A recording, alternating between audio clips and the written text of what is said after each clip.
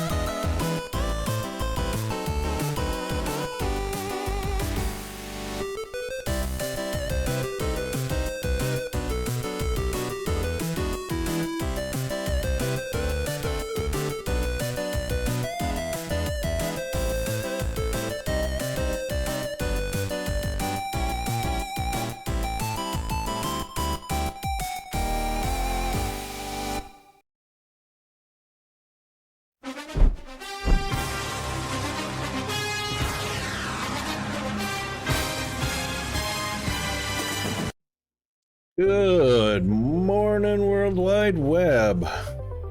How is everyone doing? We are live here in the Rockwool Studios from behind the not-so-golden microphone in far north Queensland, Australia, the island continent. And it is still a Taco Tuesday in the UK, Europe, and Africa. Only 15 minutes to go till they start their hump day, and a solid Taco Tuesday in the US and Canada. And it's a good morning to Skash, who was first in. Sorry I don't have a first command. Welcome on in. Hope you're doing well. Hope everyone's doing well this morning. It's a nice and cool and overcast morning, as you can see, out into our front of the house. Yeah, hump day, midweek madness. Let's see, speaking of midweek madness, let's see what is, since Steam didn't start anyway. How nice. Come on, Steam. Huh. Sheesh Louise.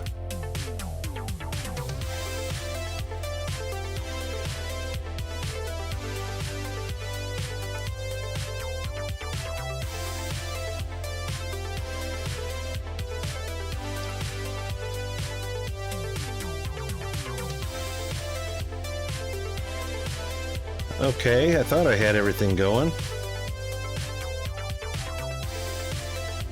Well, almost smooth as glass, but not.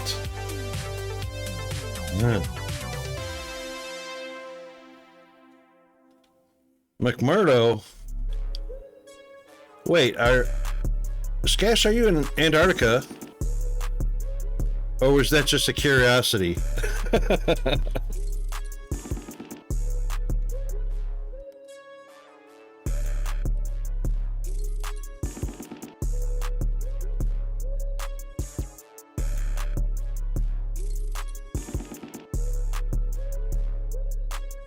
There it goes. Wondered what took so long. Midweek deals. A skating sim.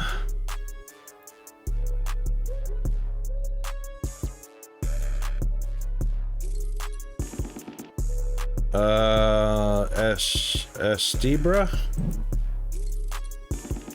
Tiny Build Publisher Sale. And Raw Fury Publisher Sale.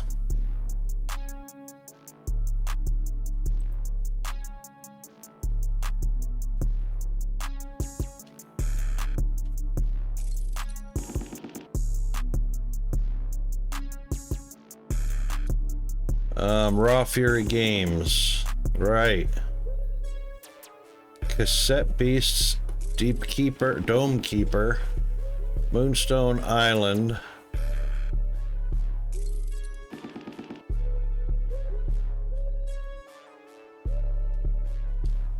These are very obscure titles. Of course, there are deals on the obscure titles. Townscaper, I got that one. $3.51. That ain't too bad. Timescaper is a time sink though. Few tower defense games.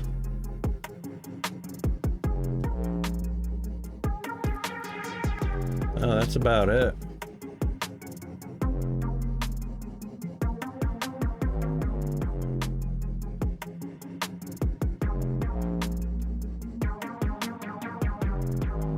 Per Aspera.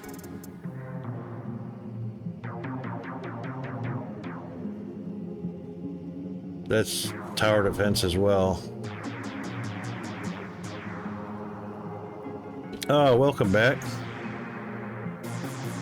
Herrix, how are you doing? Which one's a Godo game? The Per Aspera or the what was the other one I mentioned?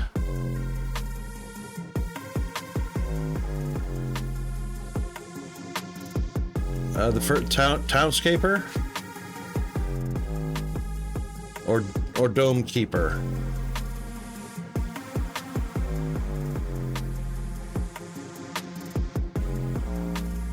The Perispera, have you played that one? That one looks interesting.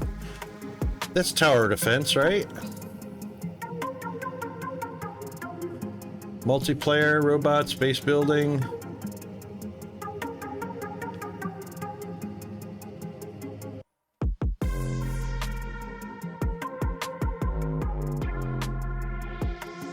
Oh, you know what? That looks like Risk. Remember that board game Risk?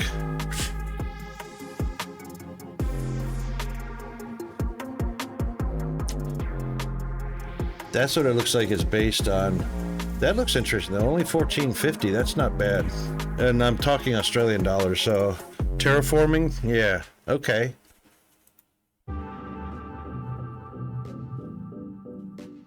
All right, I might have to take a look at some of that. Looks fairly interesting. I love how Steam has this live, now broadcasting, watch the developer play, and it's not live at all. It never is. It always says live, and they're not.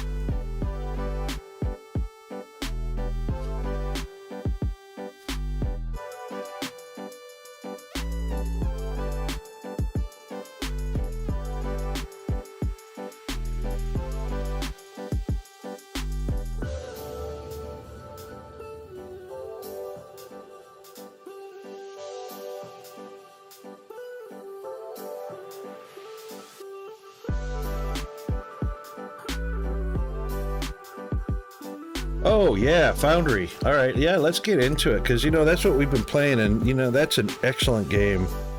I mean, it's got its limitations, but it is really an excellent game.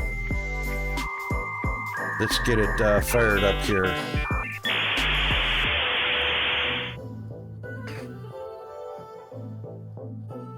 That's right, Scash. The chat's never monitored. Plus, you know, nobody answers the chat anyway. You know. Yes, Chris, that was hilarious. By the way, for you, those of you that don't know, NASA has issued an apology to the aliens to say they're sorry, and they launched the rocket Apollo G.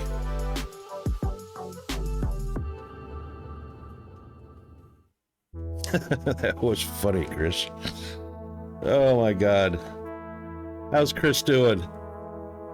That was seriously funny. That, you know, that's something to wake up to.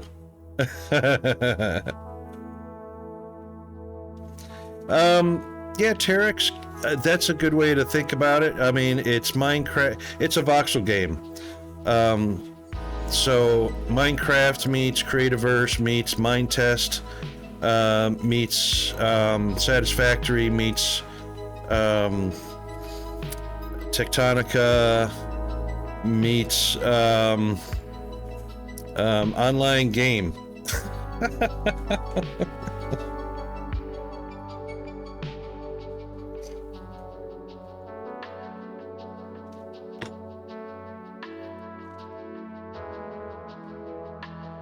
The Navy can do remorse code? That's right.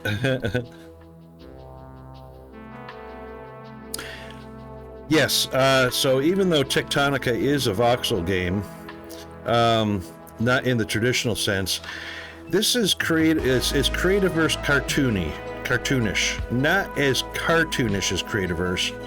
It's close, but it leans toward more detail like Satisfactory, more cartoonish than Minecraft, obviously. But yeah, I mean, there's what, 30 plus voxel games on the internet right now that have come out over the past, what, 30 years? And this is one of them.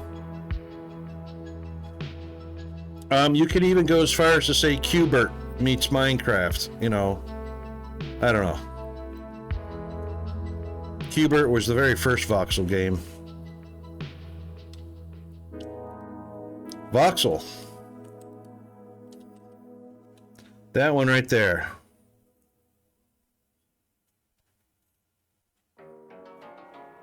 Yeah.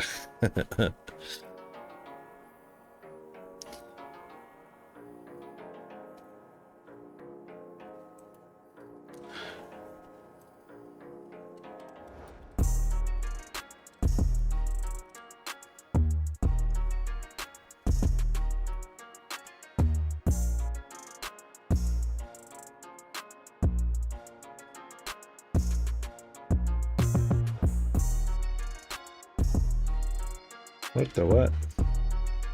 What the what? What just happened there? Seriously?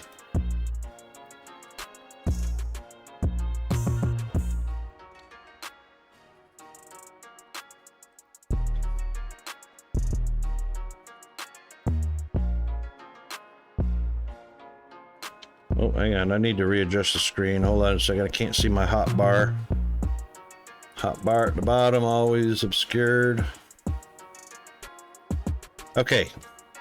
Now, where were we at? Right. So we were cleaning up this ridiculous bus line. And we were creating factory modules. So we got the first one set up. So machinery parts, they're going to go vertical. This one, we're going to be doing conveyor belts, which can now go vertical if it needs to, which comes on over with foundation to make red science. Red science goes straight up to the science. Yay!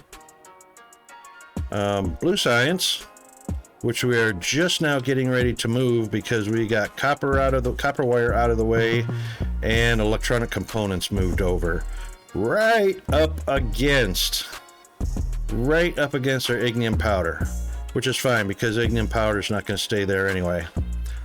Just needed the space to get the electronic components in there and then squeeze in the copper wire with comfortable enough room to get around. Okay. So that'll help eliminate the spaghetti mess. Absolutely help to eliminate that. And so we have our iron plates being made in this monster of a behemoth building. And we have iron rods being made on the other side. And we're having to watch our olemic oil because we are depleting veins of olemic, one right after the other.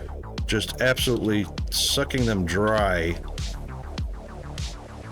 because we're painting robots. Now, Firehammer hit on the answer, the solution yesterday. And he's right, but sadly it's the part of the game that we're going to probably not enjoy as much, and that is don't make robots. And it addresses several issues. One is your olemic oil disappears like it's evaporating in the hot sun. And also it helps with the see, when we quit yesterday, we were at 5.6 million. I mean, not when we quit. When we were playing yesterday, we were at 5.6 million. We're down to 4.2 million. And I've only got 3 pumps on it. So it's disappearing. So this one is just about done. That one dried up and nothing flat. This one dried up and nothing flat. And now we're having to look even further out. This one's 62 meters, or down at 62 meters, so about 70 meters underground. These are wicked far away from the base. The next closest one would probably be here, which is at 80 meters depth. That sounds like the Eurythmics. Yep, that's a remake. But anyway, yeah, so don't make robots, just make maintenance drones. You can make massive amounts of maintenance drones.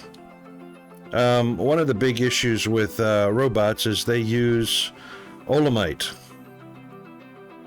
to make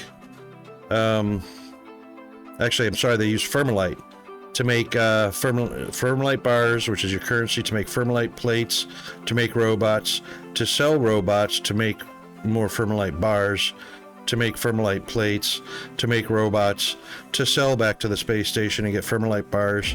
You know, it's a vicious little circle with a negative net value.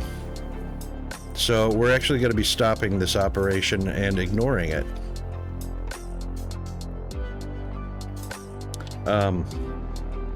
As fun it is to watch, robots get put together, have their torsos, stuffed with a head on top, snap a couple arms on, snap a couple legs on, weld them up, paint them, and sell them for a net loss. Yeah.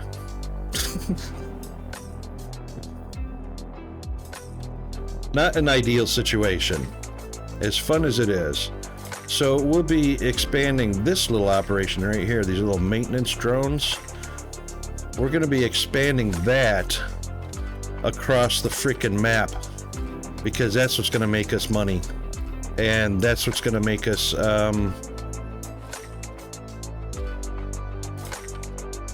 that's what's going to keep that whole, loop from spiraling, going into a death spiral. Make and sell maintenance drones. But see, we need the Fermilite for the science. So Fermilite goes into making yellow science. So that's why we're going to make the maintenance drones, to get our Fermilite bars to make our yellow science. And then I won't need, 600,000 liters of Fermilite liquid, which we're down to 585,000 liters of Fermilite liquid. We won't need that to make our Fermilite bars or Fermilite plates, which make the robots. So, yeah, we save a lot. All right, let's get our blue science moved on over, which is only going to be 3 machines, so 2 inputs, 1 output.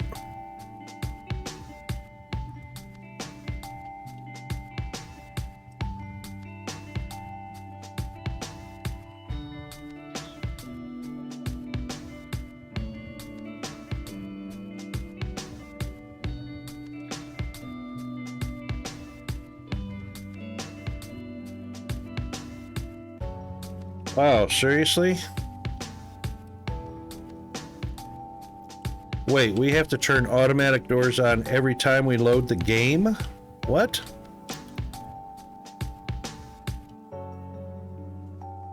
No. That's just rocket derping. Yeah, that's just rocket derping.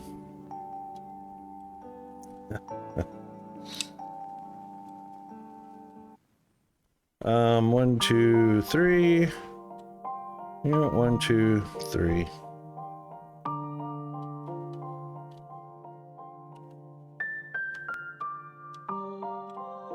Missed it by that much. Alright, so I'm just using that as a marker just to keep it nice and lined up on the front of the building, because it kind of looks cool. But anyway.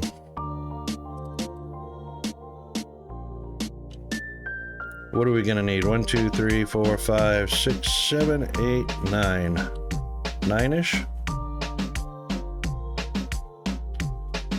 How about that?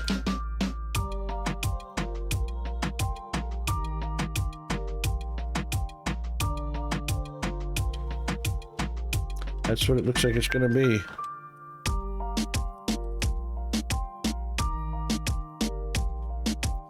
All right, so we will leave a walk path, a belt. Hang on. This is one of these ones where we can do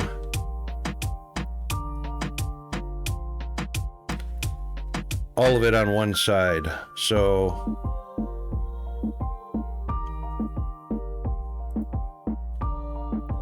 we can actually do 2 ingredients and an output.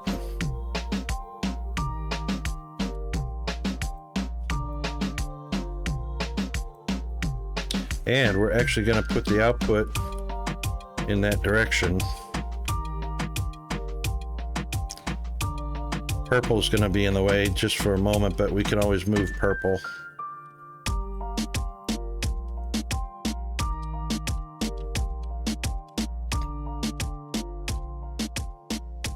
Machine parts and rods.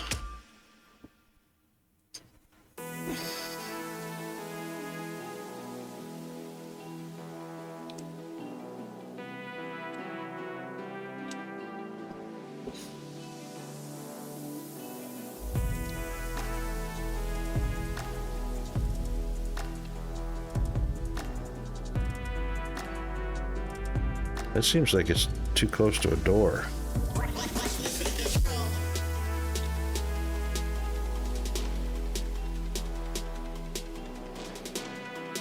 Let's give it some walk room. Yeah, a little bit of walk room. Okay. So we will have an input of something, another input of something, and an output.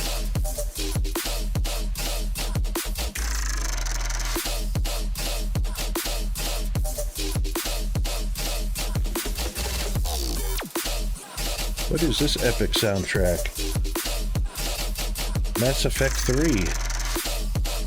Leaving Earth.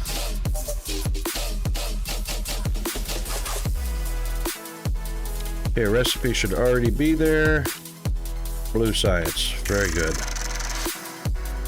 2 per minute, which is not going to be a huge amount, so what we're going to do is a bunch of them. 2, 4, 6, 8, 10, 12, 14.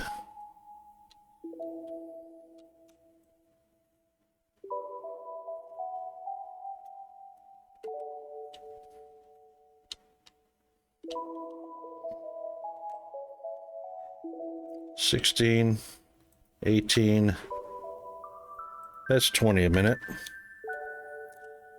That's 20 a minute blue. And like I mentioned yesterday, it's just going to be a really long apartment building, complex style, long, skinny, and tall.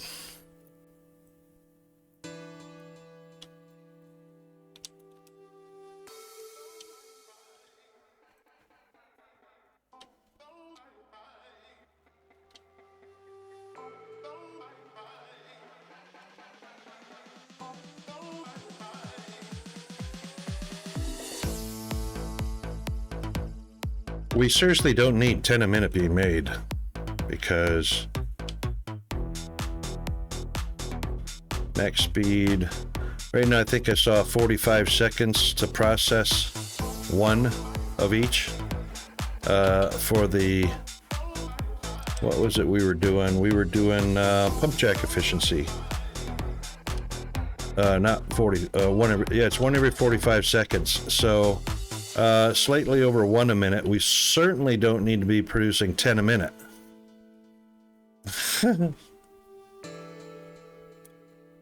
Even if I put the other 3 buildings, which we do need to do, 10 labs maximum. Where's my labs?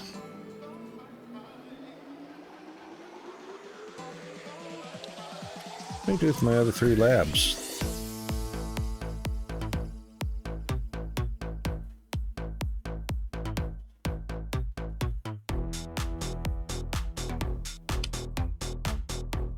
There they are.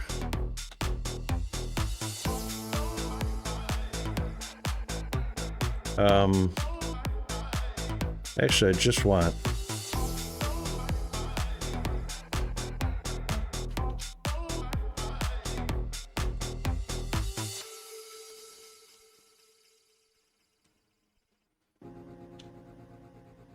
so the most you can have is 10 labs producing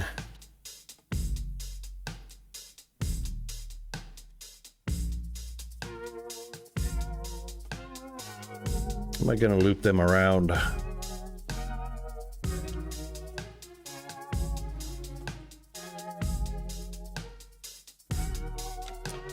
1, 2, 3, 4.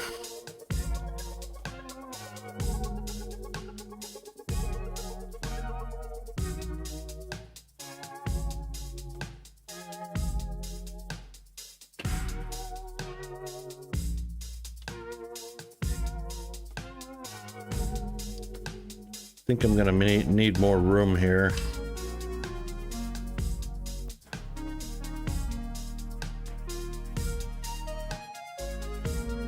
Quite possibly.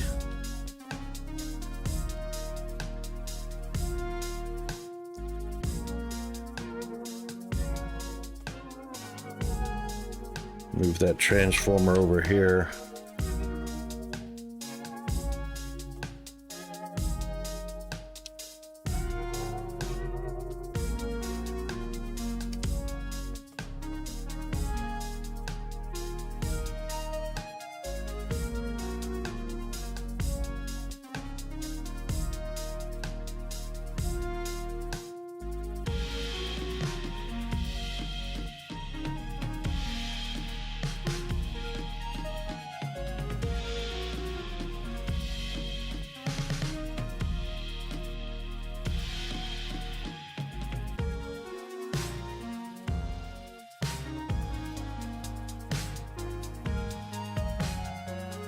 What? Maximum 16 meters? Really? Seriously? Oy vey.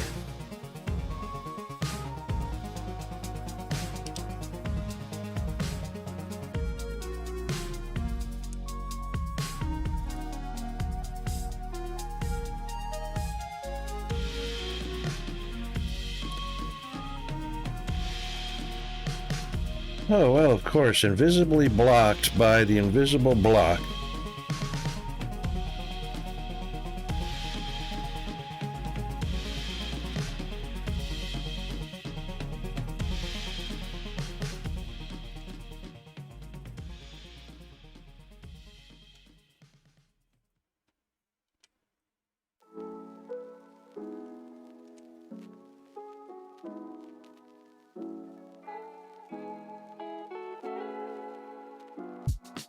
All right, so the way this will work out is that we'll eventually go back down that way. Wrong way.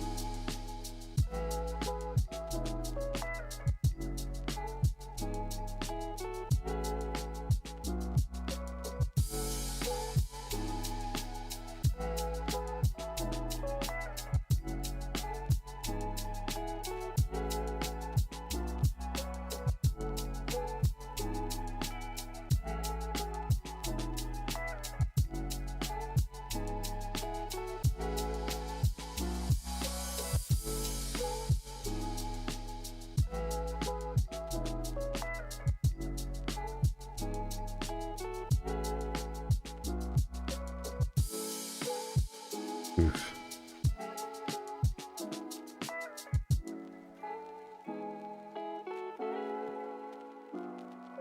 Okay. So these two will loop around. The reason that belt's empty is that Science Pack 6 hasn't dropped yet. Coming up in the next update, but I'm just making room for it.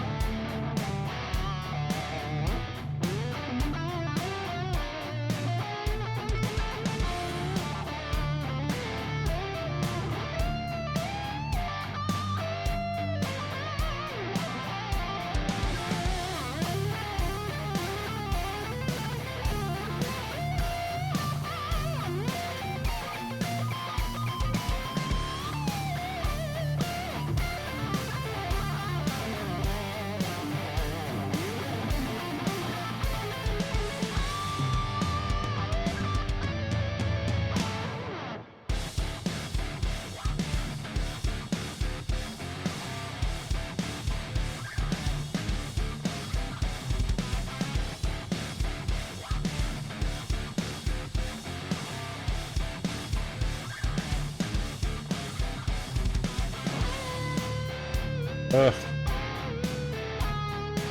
I do have them facing the wrong way. Oh my god. Alright, fine. Keep them consistently facing the wrong way.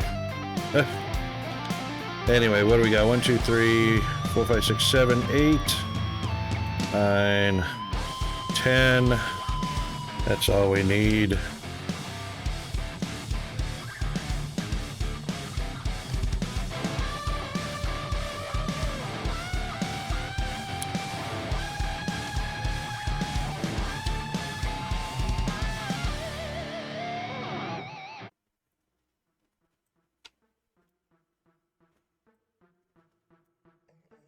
There we go.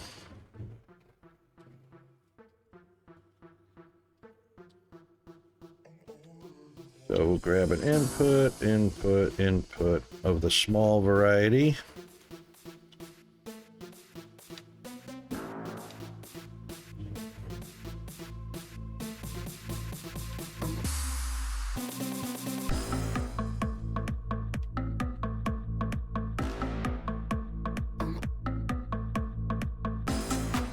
And then the really big one. Oopa.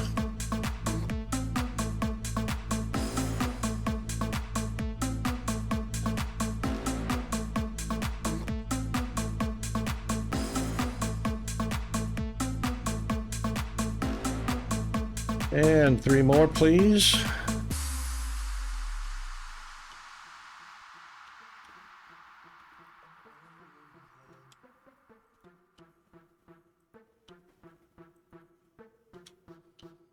All right. There we go. Total research servers 10. Max speed 1000.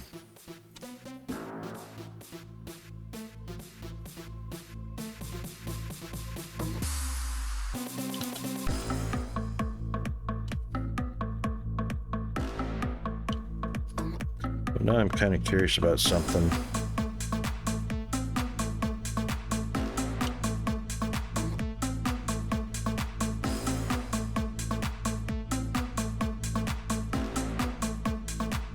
Just kind of curious about something.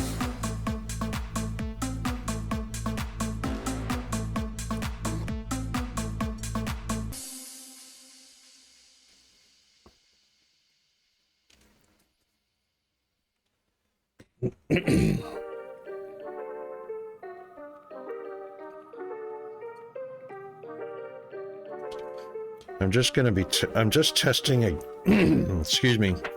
Just testing against something that I was told. Not that I don't disbelieve anybody. Not that I don't trust anybody. Oops. But I also don't like to,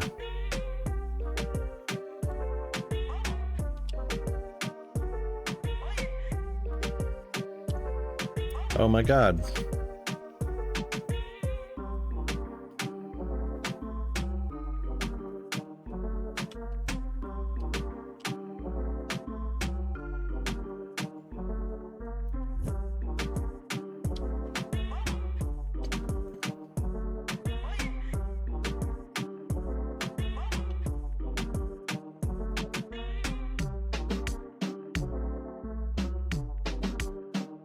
Where's my purple science?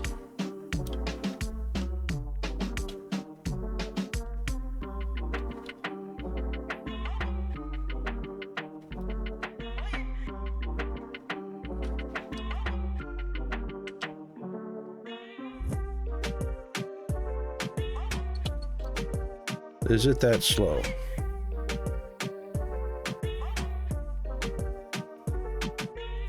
Oh, there it is right there.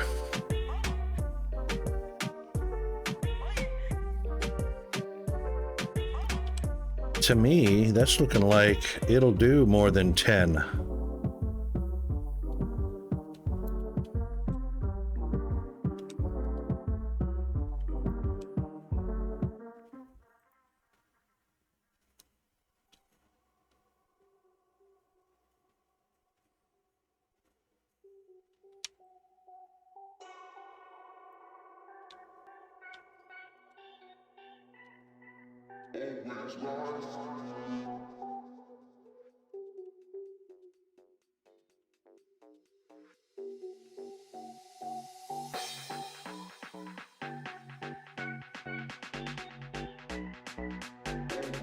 That's 1400%.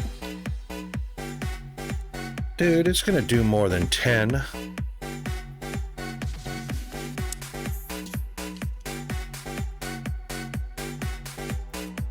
I think somebody was reading something wrong because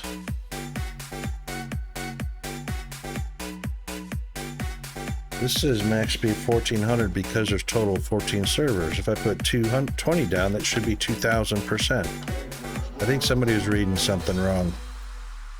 So we're not limited to 10.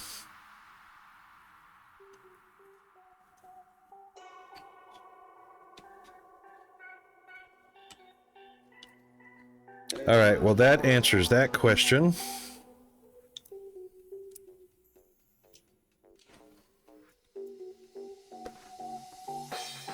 And we're definitely not going to spiral into ourselves and end up in a dead end. So this obviously will come out this way till we hit mountains.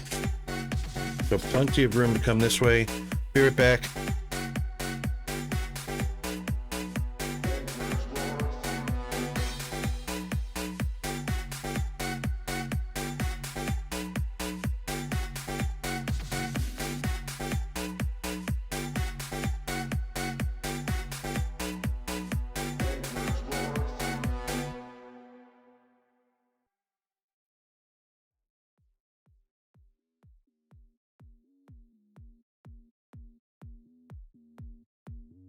Analyze.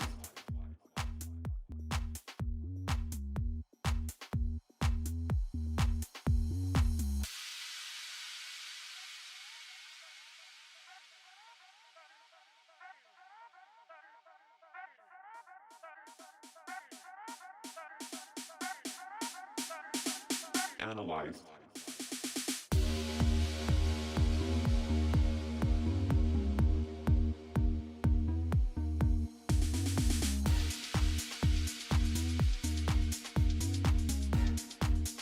All right, sorry about that. I'm back. Yeah, just forgot to turn off a burner on the stove. I thought I smelled something hot.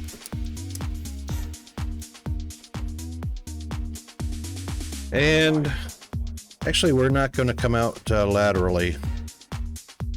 We're just going to be going vertically. Analyze. So the way this is going to work. Analyze. Analyze.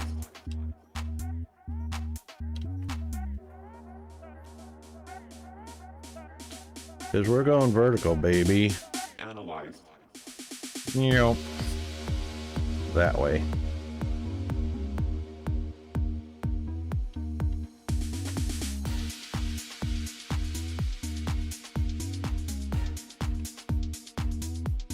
So the way this is truly gonna work out.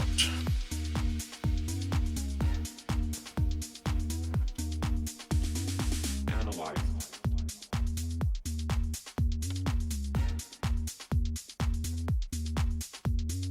Analyze.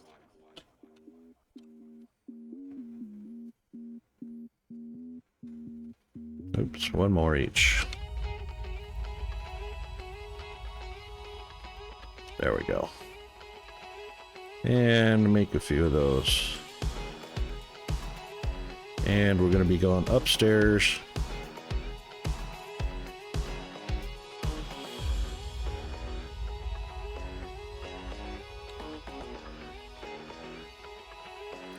What's our building height here? We have 1, 2, 3, 4. So we should be able to... it's going to be a pretty compact, but that's all right. There's no smokestack. There's, you know, nothing like that. We can literally... It is going to be like a server farm, a laboratory.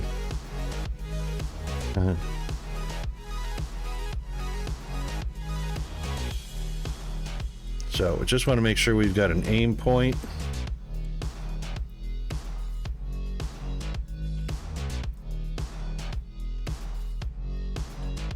And one more.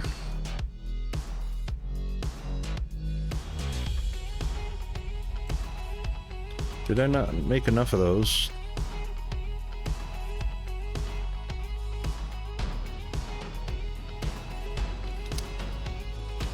Ah. Machinery parts. And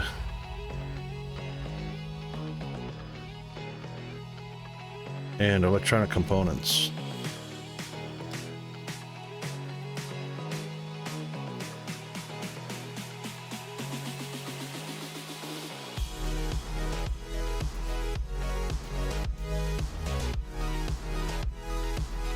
We've got plenty of those.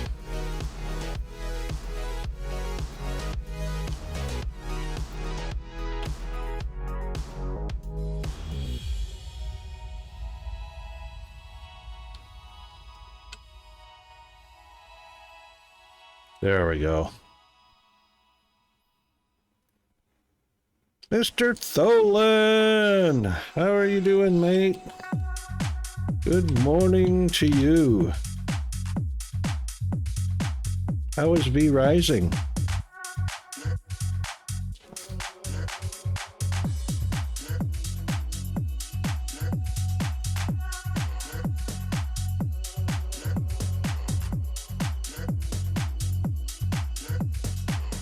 Doing well. Are you is that that's the multiplayer, right?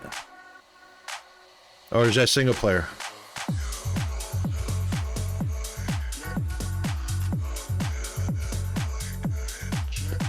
Very cool.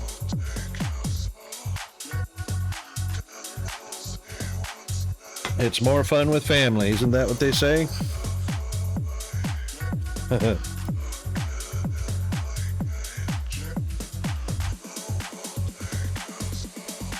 If Peanut would get himself ungrounded, we could do more stuff like that.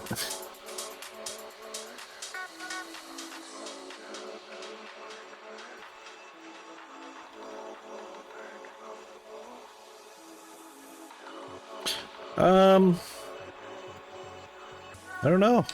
Is this end game?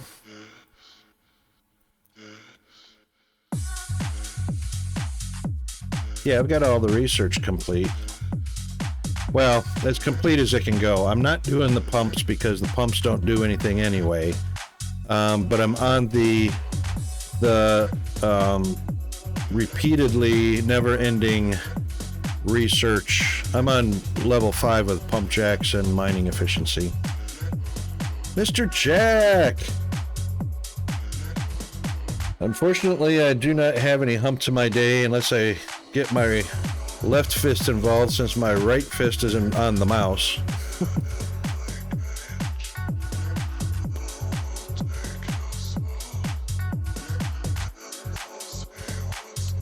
Yep, I reckon that's where we're going to go with that.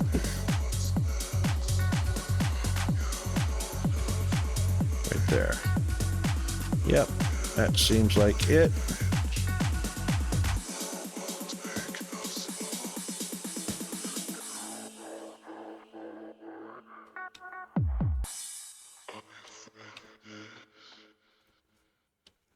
Is that right? No, of course. They had to go one extra rocket.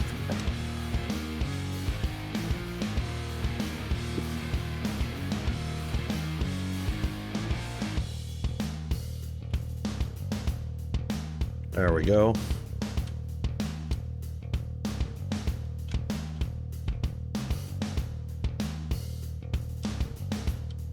That works for me.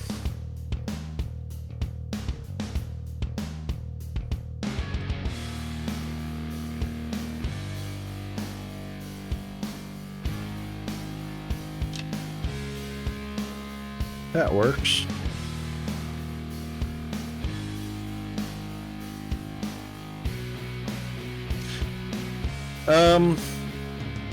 I don't believe so yet, though, Tholen. Even though I'm at the end of the research tree, Science Pack 6 is dropping shortly. The devs have a roadmap that show a whole lot more content coming out. And I fully expected the fact that early access was not going to be the complete game. And the devs confirmed this is not the complete game that we're playing. We're playing just a part of it. Kind of like the alpha and the beta. Alpha and beta we only had up through Science Pack 3. So they've got more content released for the early access, but there's more on the way. All right, so at the end of the research tree currently, you can get up to building the modular buildings, such as these blast furnaces and the hot air stoves and the air handlers. All of that's going to contribute to your production. So basically the way this is right now is a single hot air stove is fed the pure ferrite or the pure technum, which turns it into molten metal.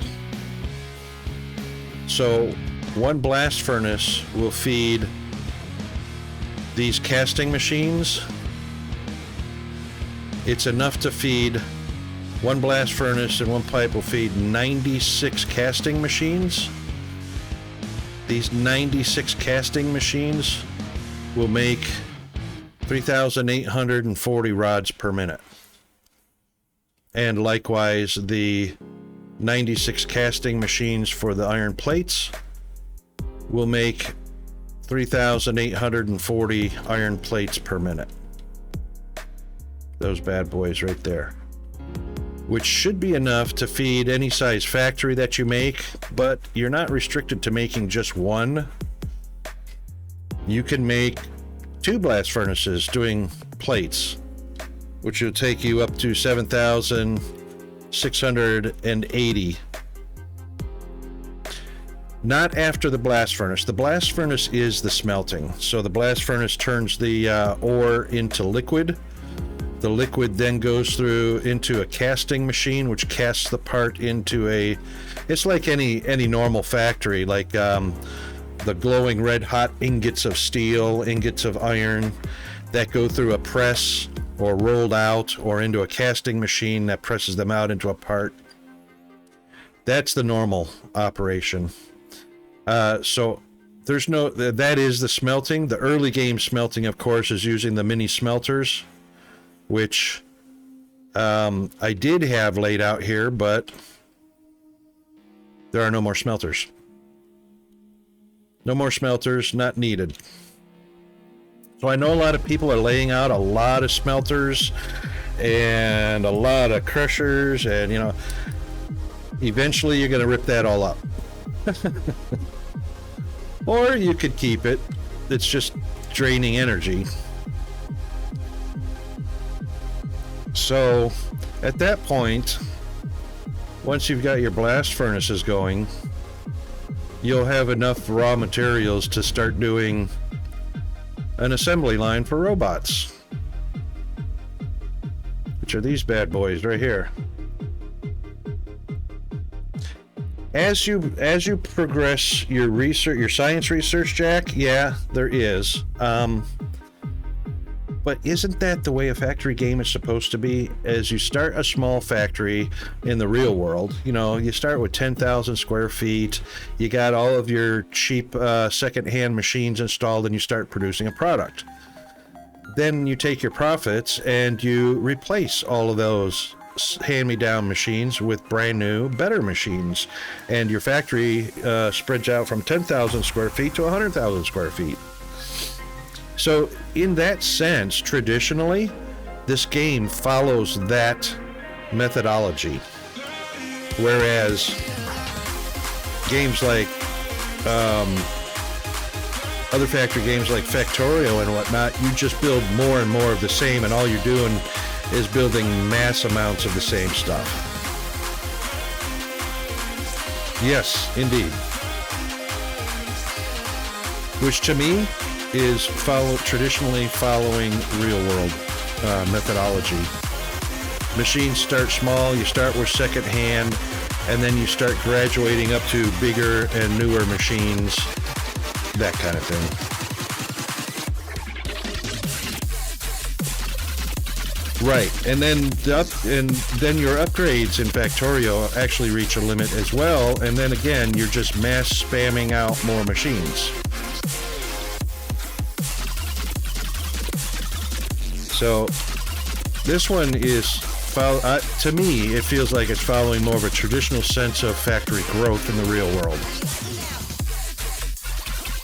Yeah, for now, until somebody develops something new for it, and adds it into the game. And of course, air transport's going to become a thing. Now, we've got the transport of the ships up to the space station because, we're on a moon, and we are making materials, and we are sending it up to the spaceship. But we still have our product moving across the moon, which we use the cargo ships for, which kind of replaces trains. Their quality says I'll fix it. All right.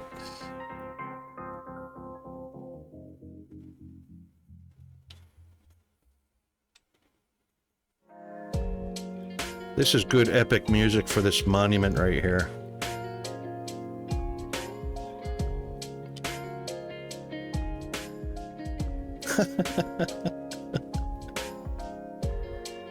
Yeah,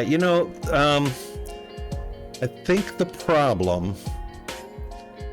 See, in Minecraft, you have minecarts. Those are the trains. In Satisfactory, we have trains. Actually, I think and Factorio has trains. Factorio is a flat map. There's nothing to worry about. It's a flat terrain, it's a flat map. In Minecraft, we have minecarts. In this game, we'd have to have minecarts. Trains wouldn't work because the terrain is so... The geography varies so much. You've got a lot of mountainous area. Trains would have to be going on ramps just like minecarts did. But cargo ships are the trains of this game. So they go up above the 250 meter limit that you can build in. Fly on over to wherever on your map. Go get whatever you need and fly back. And you don't have to lay any groundwork for that. That's the nice thing. You don't have to lay any ground mechanics for trains. So I actually have this cargo ship pad,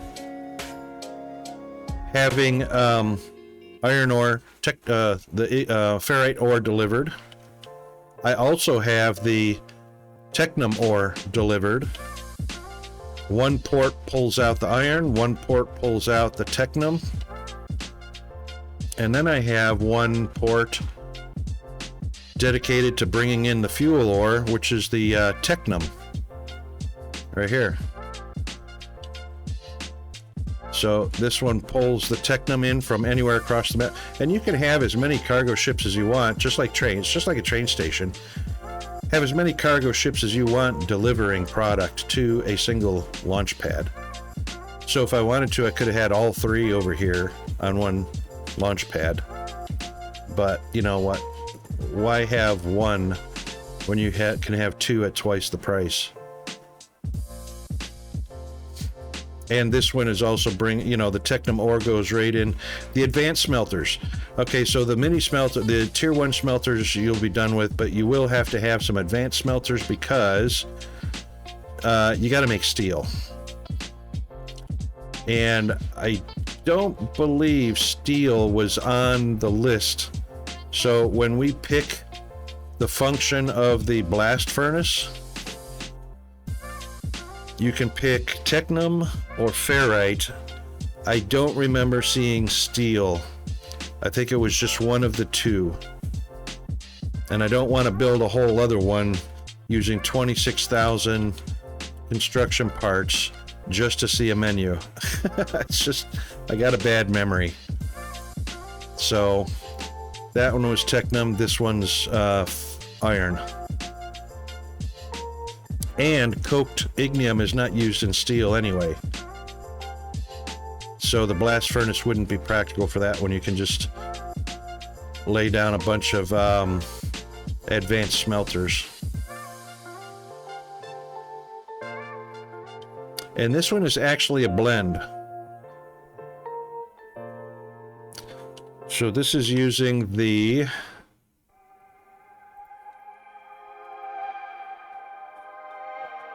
advanced xenoferrite and ignium blend to make the tier 2 steel beams.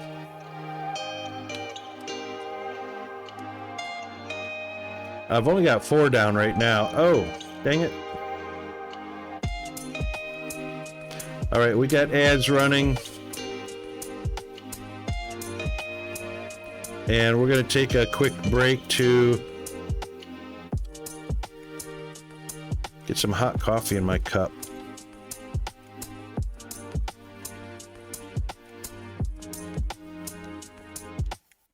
And we'll be right back.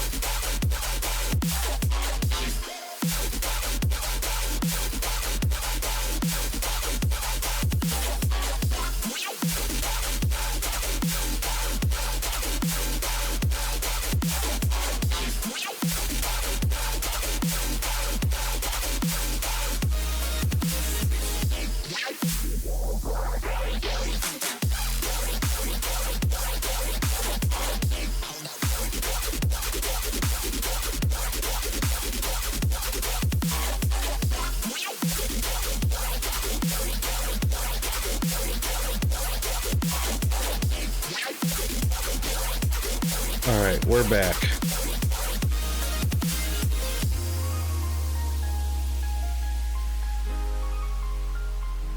All right, so for anyone that was curious why I have this layout where the chat is above me, the main screen is off to the right, my cam does not superimpose the game. The reason for that is for people that might be watching on, say, a TV. Let's just do this. and maybe you can see this a little better, hopefully. This is, get the reflection out of there. That's my TV in the living room. So when you're watching on a TV, you don't have a chat off to the side unless you get on your remote, scroll down, press a button, and reveal the chat. So this way people can watch on their TV, they can see the chat, and they can see the entire game without any interference. So if someone wanted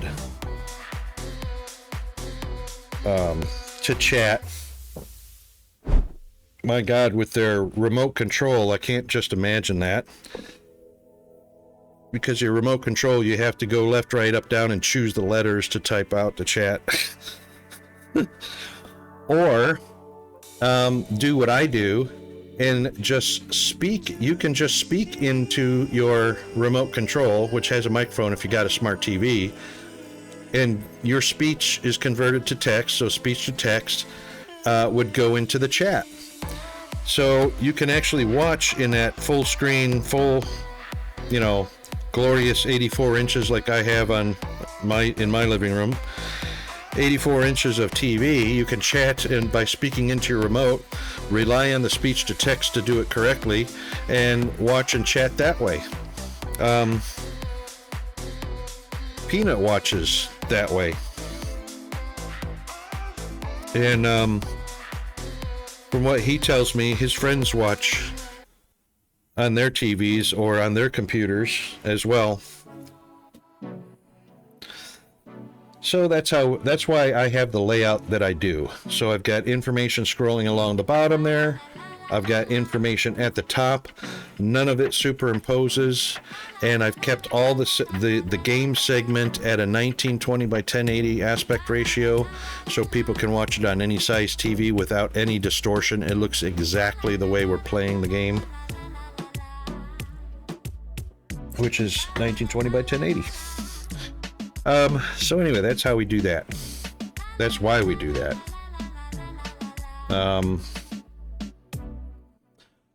Right. All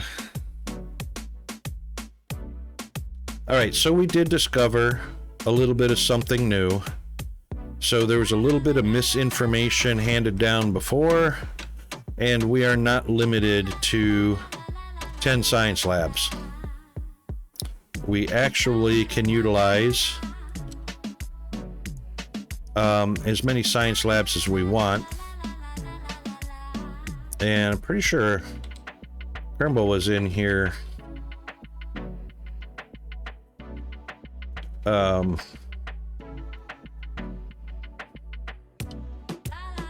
yesterday. This actually needs to be one block wider because we are needing to put wall on something, so we'll put it on one more lane of block.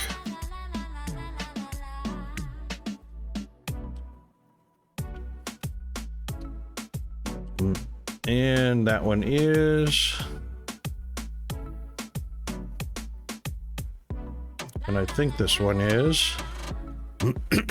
We'll see. We'll have to see what that looks like in just a second.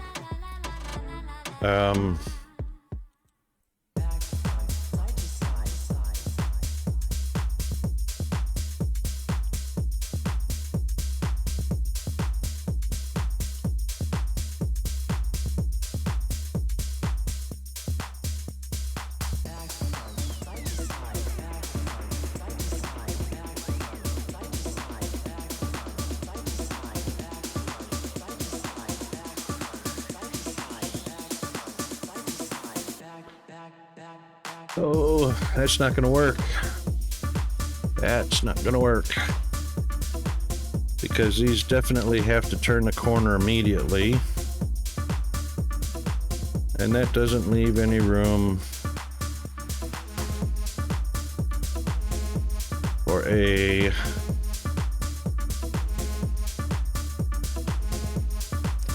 three by three. So we're gonna need 5. So dang it.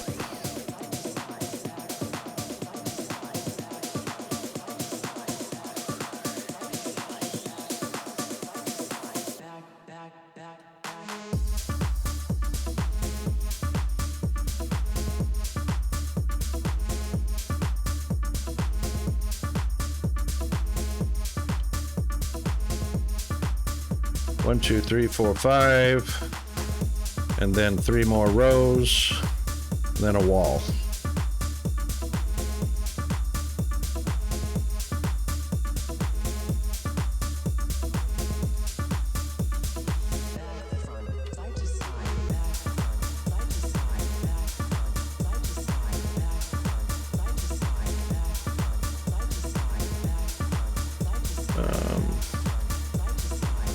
Where did I put? Did I not put my?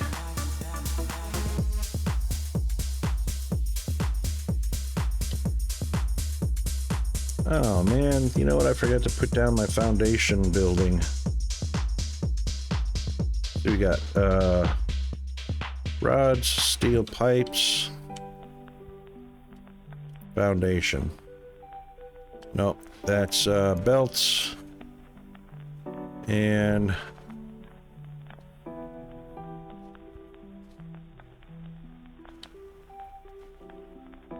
what do I do with my foundation?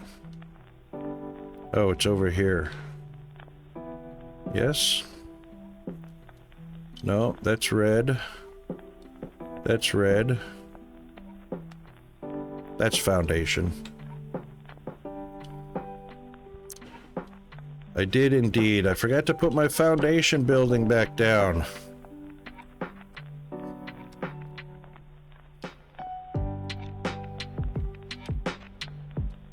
Oy vey. Not that one. That one.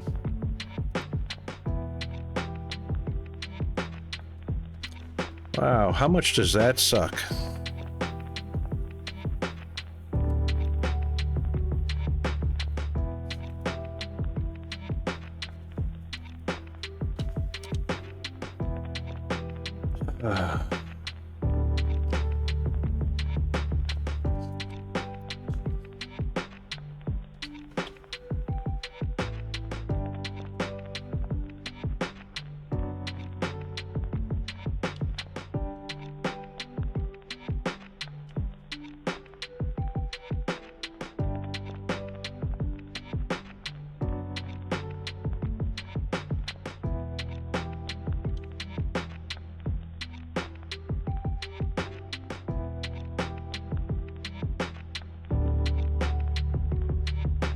It does suck a little bit.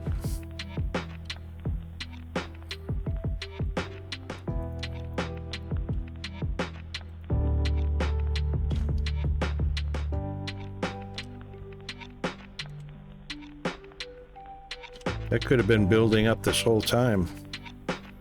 But anyway.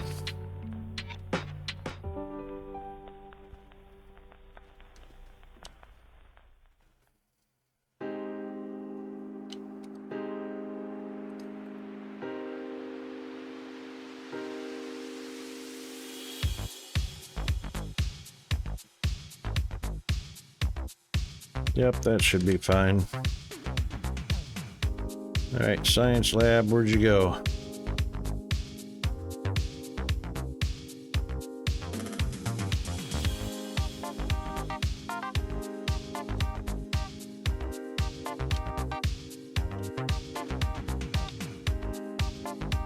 Now, just to stay consistent.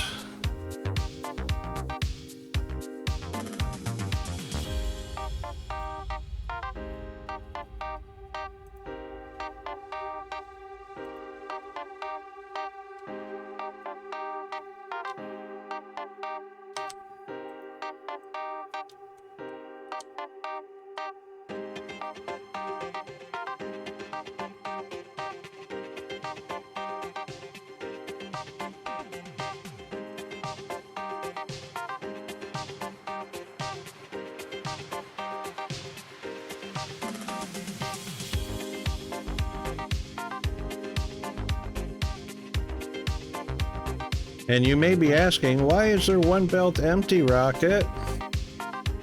Because that's the 6th science pack we're waiting to drop from the next update. Meanwhile, there are only 5 active science packs.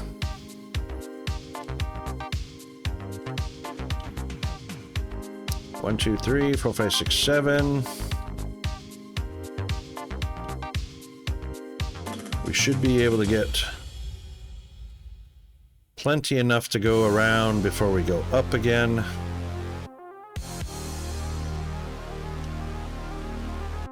So the way that will work,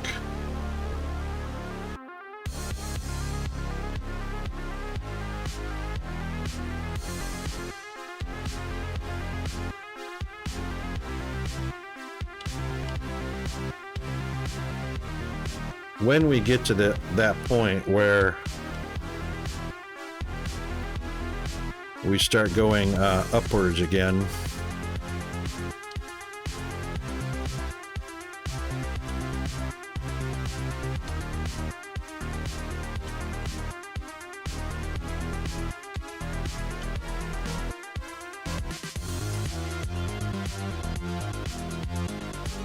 that should come out to right there. Yep.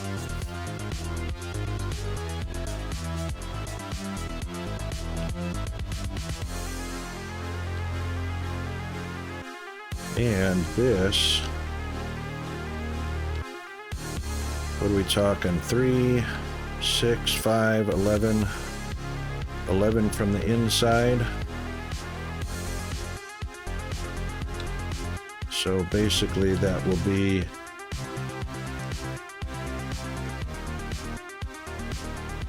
one, two, three. 3 on the outside. 1, 2, 3, 4. 5. 1, 2, 3, 4, 5. And more, 3 more belts. That's just still too wide. Why is that? We got 3.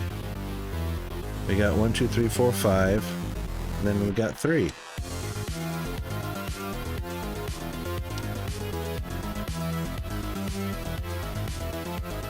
Oh. That's why we're 1 off.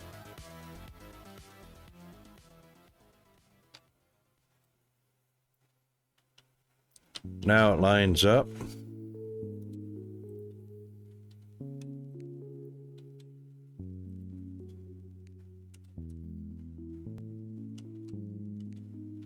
Beautiful.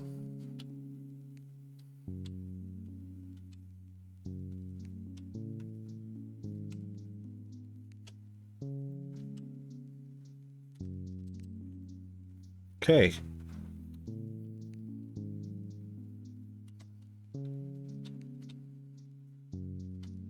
And of course, this one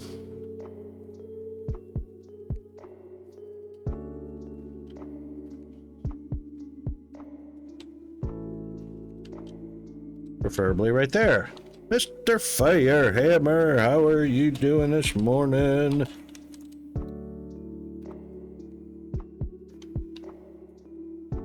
Oh. And here is where blueprints would make... Yes, indeed. Absolutely. Especially when you have arthritis in the knuckles and the wrists. Absolutely. I mean, even without blueprints, a cut and paste. I'd settle with a cut and paste. You know, Q is fine to copy a single object, but I would just love to highlight an area and cut and paste, even if we don't have blueprints. Just let me cut and paste because, oh my God. You are so right about that. And you know what? I think you had to run off to work yesterday, but I had a look-see about your monumental idea. And going through my own factory, 100% agree. Don't worry about making robots. This is a cosmetic.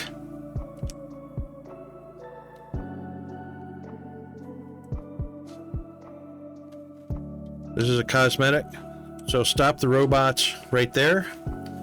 And we only need to make maintenance drones. Massive amounts of maintenance drones will give us all of the Thermalite we need to do science for.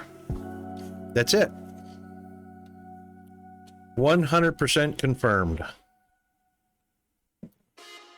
And that's an excellent solution, because otherwise you end up with the negative outcome or negative value loop of robots and Thermalite plates and robots and Thermalite plates and robots and Thermalite. It's just a never-ending loop. And it's a death spiral because it's got a negative value. You only get 200 Thermalites per bar. 200 Thermalite bars per robot. So, you nailed it. I wish I could give you one of those celebratory thingamajobbies on screen that I don't have set up in OBS.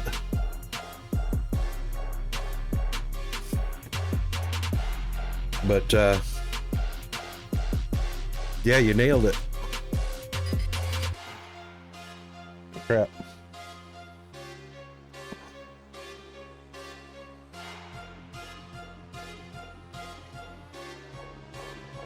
Oh, he did? Okay.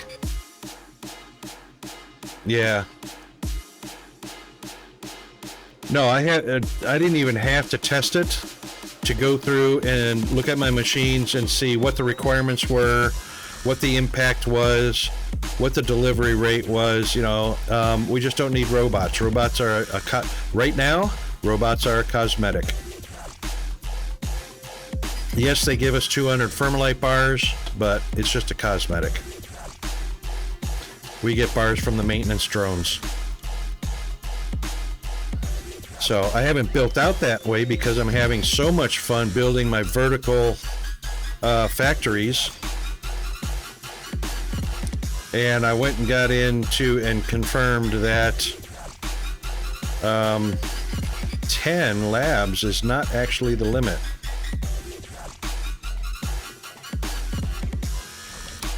So even though these say 9 max 900%, you can actually go past 10.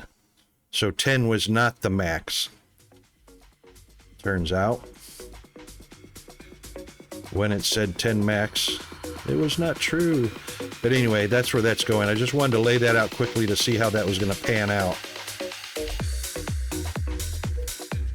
But anyway, we stopped our blue science to move this over. So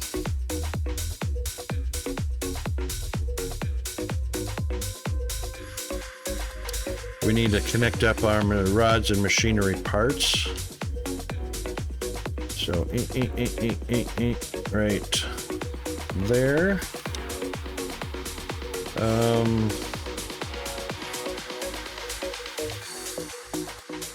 Which one's first? Machinery parts are first.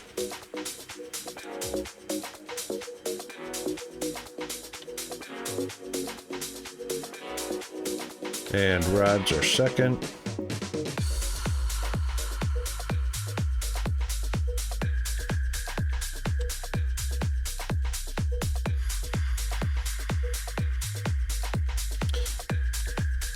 I'm not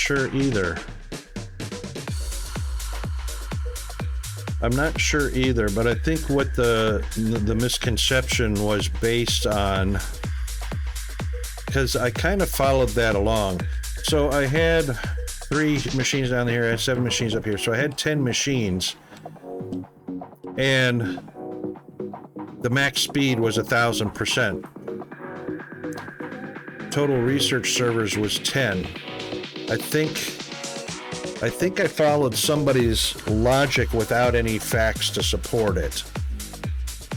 That there was 10 machines that someone assumed was the max to get 1,000%, which is true. You'd max 10 times 100 is 1,000. But I think the misconception or the assumption was that was the maximum machines and the maximum speed that the labs could do.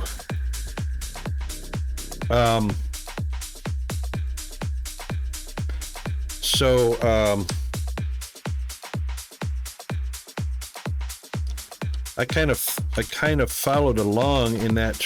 I mean, I wasn't going to call anybody a liar because I didn't test it. You know what I mean? I didn't test it, so I wasn't going to call anybody a liar. I just kind of went with it. And see, this is still saying 9. Oh, it is 9. Because we've got 9 machines down.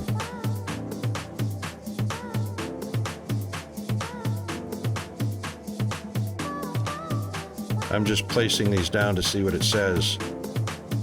Right, okay, so 14 machines max speed is 1400%. So basically what confused somebody is this is an unneeded statement, max speed. It's not max speed. It's total speed. So 14 servers times 100% is a total speed of 1400. You see what I'm saying? Yeah, 1,000 machines in play to get 10,000 or 100,000%. Yep. So I think there was a misconception and a misaligned assumption about that. So there we go. It's just I just don't think I'd use the word max because it's too easy for people to zone in on that or home in on that word max and throw the whole train of thought off. So if you just say total speed and current speed, I think would be just would remove any confusion. It would remove any temptation to be confused. You know what I mean? That's just me. I'm all about prevention. So if you word something properly, you can prevent confusion immediately, right off the bat, right up front. If the word max were going to be used, I would logically think that that's the maximum speed, no matter how many machines you place, that's the maximum speed the game can reach. That's what max means to me. Otherwise, I'm just going to use current and total. You know, current working machines, total capacity. That kind of thing. Like total capacity of electricity or something, power. But yeah, completely rewording that would be... Yeah, if you math that out, if we get 1,000 research...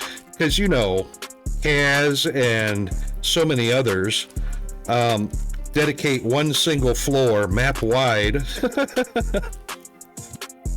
1,000 servers at 100%, add 2 zeros, so 100,000%.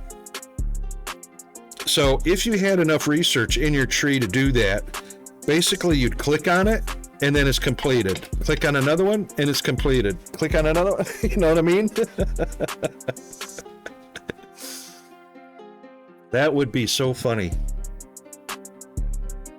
You know, B.L. Andrews, you know, he's the type of guy that uses the entire map to make screws. You know, what is it? 2.5 million screws a minute or something like that. With 5? Hell no. B.L. Andrews took Satisfactory to its absolute limits. And he literally bought enough hardware power to break Satisfactory, to find the limits of Satisfactory. And, you know, dedicating an entire level of foundation to one item, like screws. And he did that with Christmas trees too, gifts. Yeah, he did 1 million gifts a minute. Yeah, he finished it. Yeah. But, you know, game breaking, because, you know, it drops FPS down to like 4 or 5 FPS.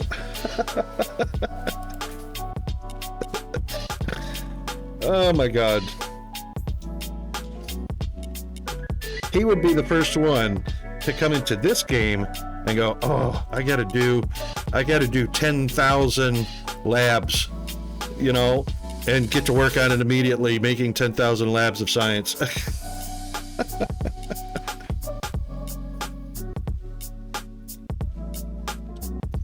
That's the thing.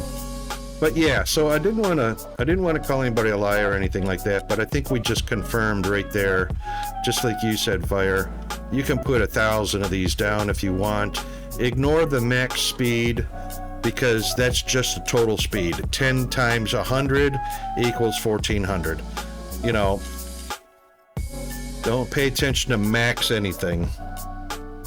Just total speed.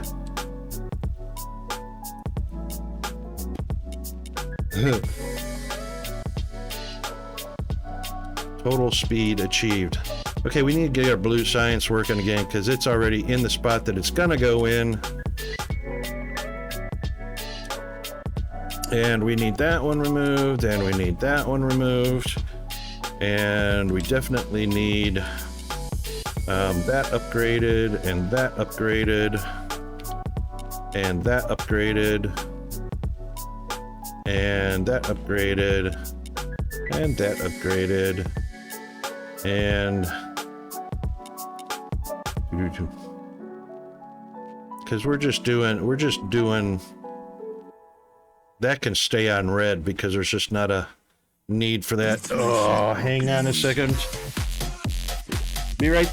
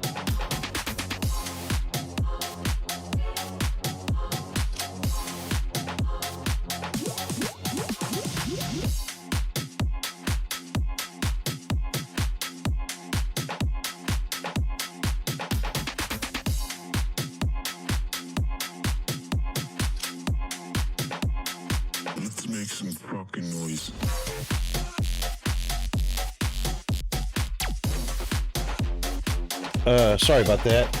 You know, I get interrupted, but you know, I don't mind the interruptions. The amount of friendly neighbors that I have are awesome. Not the ones with the dogs next door, but all the others. The fact that I live in a tropical environment, so there's everything, it's a very botanical region. I live in the Tablelands, right on the coast of far north Queensland, right at one of nature's, or the world's 7 wonders, the Great Barrier Reef. Because it's so botanical, everybody around me, neighbors, are growing something different. So I got a neighbor that's growing mangoes and lychees. I got a neighbor that's growing star fruit and dragon fruit. Got a neighbor that's growing mangoes and limes. And I get bags all the time from them. I haven't been to the store to buy fruit other than apples and bananas. Apples and bananas. I haven't been to the store to buy fruit in over a year. Because people are growing them, and of course their trees produce so much, they don't want it to go to waste, so they hand it out to their neighbors, and I'm one of them. And it's just it's amazing. And it's, you know, and the stores wouldn't buy it anyway, because if there's a single black mark, or there's a single scar, or there's a little bit of deformity to the fruit, stores don't accept it. And that's where farmers lose tons of money, because nature doesn't produce perfect looking, perfect shaped, perfect colored fruit every single time. And the stores won't buy it. So farmers lose a great portion of their crops to the store's bullshit. because the stores won't buy it. And that's why farmers market exists.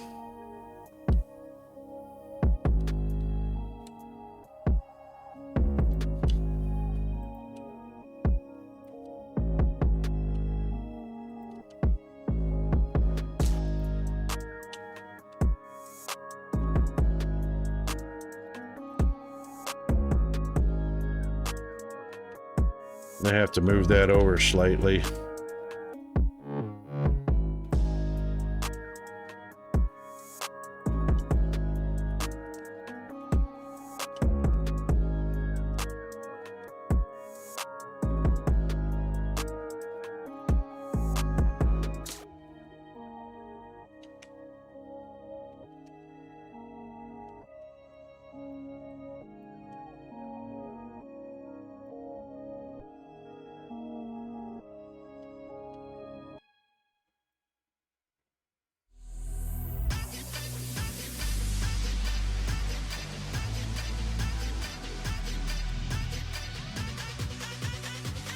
Supposed to be an up.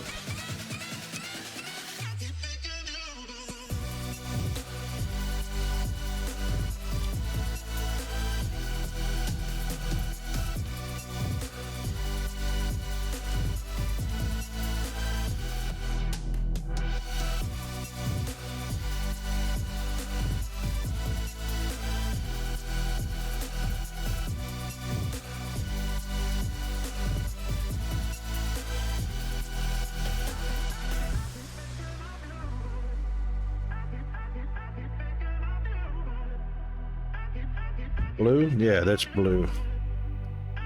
Yep.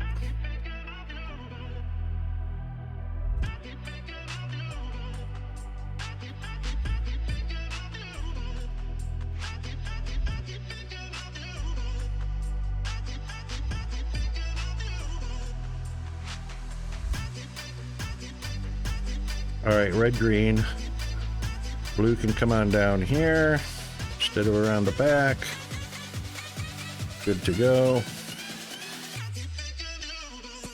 All right.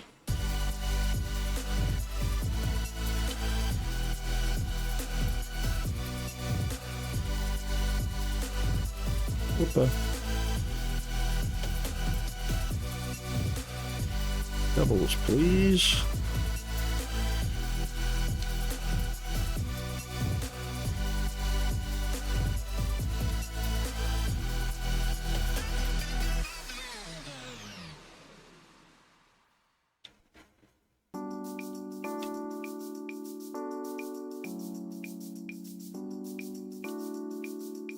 Oh, well, all right, we'll fix those in just a second. Jeez.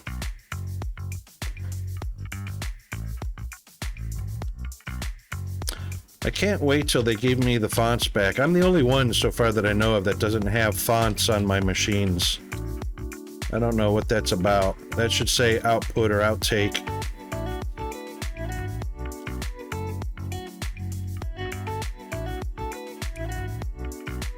Need a few more of those.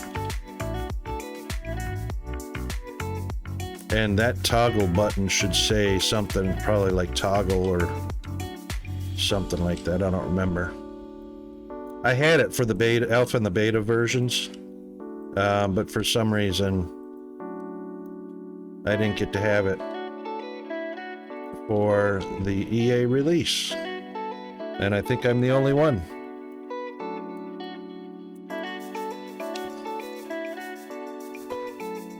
But, you know, Rocket's always the one that gets something that's broken.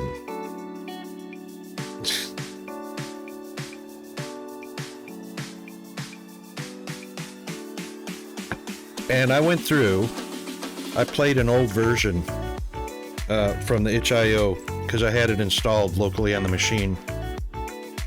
Played one of the alpha or beta versions. I don't remember which one I loaded up.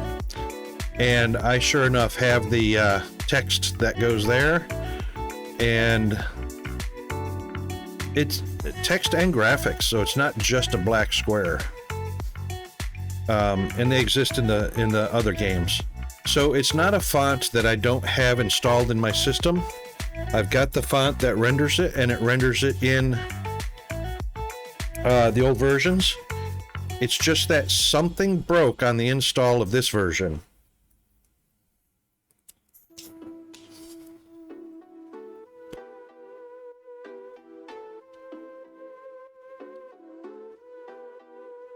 No, it's not settings because it was immediate. I installed the game, and immediately, as soon as I started playing it, and I put down a assembler and a loader, it was immediately not there. So I had all the default settings, and I haven't changed any settings, actually. The only setting I changed was I toggled my sprint mode on and off. That's it. I've actually got all the default settings except for, at this point, I've already lowered some graphic settings, unfortunately. Otherwise, and actually the sprint mode was a keybind. Was it a keybind? No, it wasn't. It was out in the, I toggled auto climb, and sprint was, oh, and I changed the hotbar keys from 3 to 10.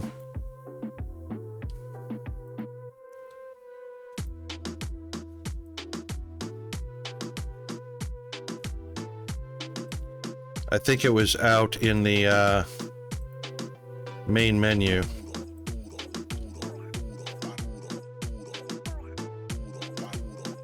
Yeah, and the thing is, oh,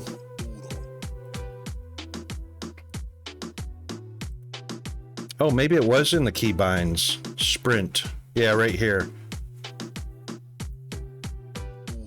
The toggle for, so you can press left shift to sprint, but if you want to toggle it on and off, I used the back tick, I think. Back quote. That's the only, and this was blank before. Yeah, so nothing else, and I wouldn't be able to change a font setting anyway. And I went through and I did a performance test in Steam to check the, to verify the integrity of the install files, and all the install files verified.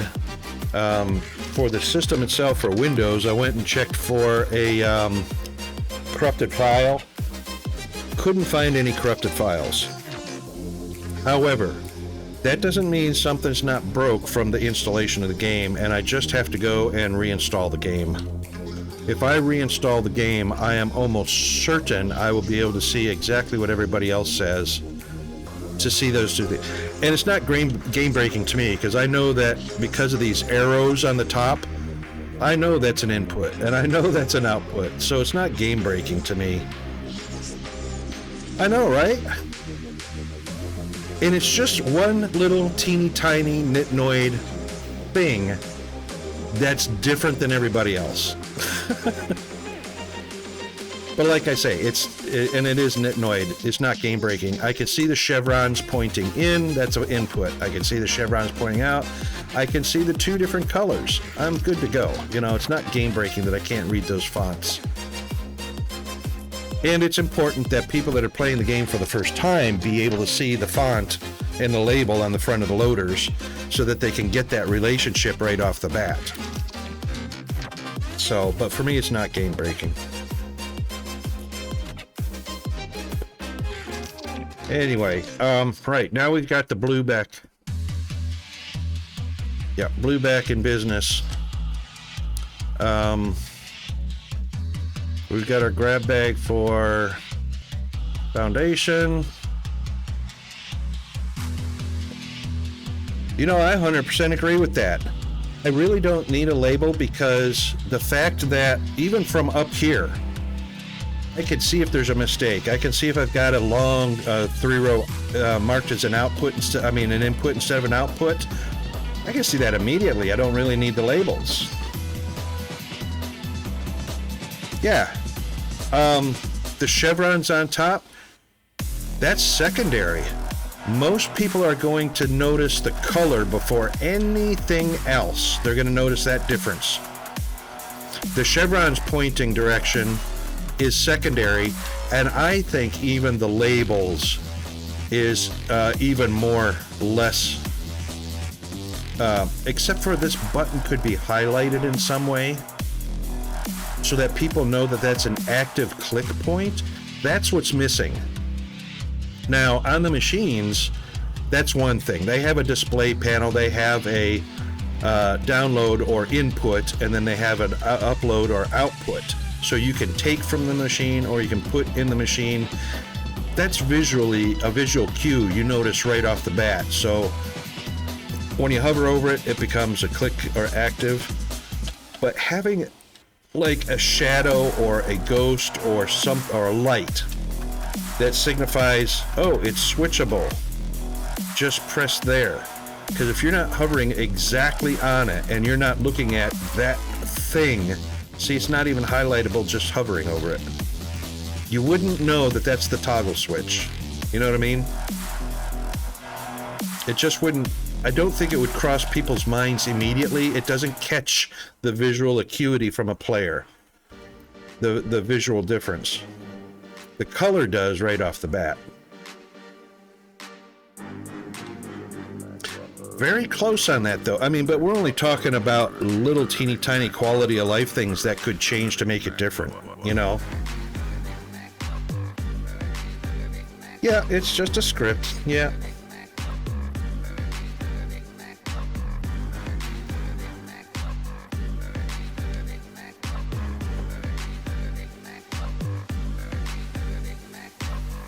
Yeah, and the thing is, it's even though somebody may not have a background in programming, for programmers, we might have a million lines of code, but it's not hard to troubleshoot because you can search terms in your code.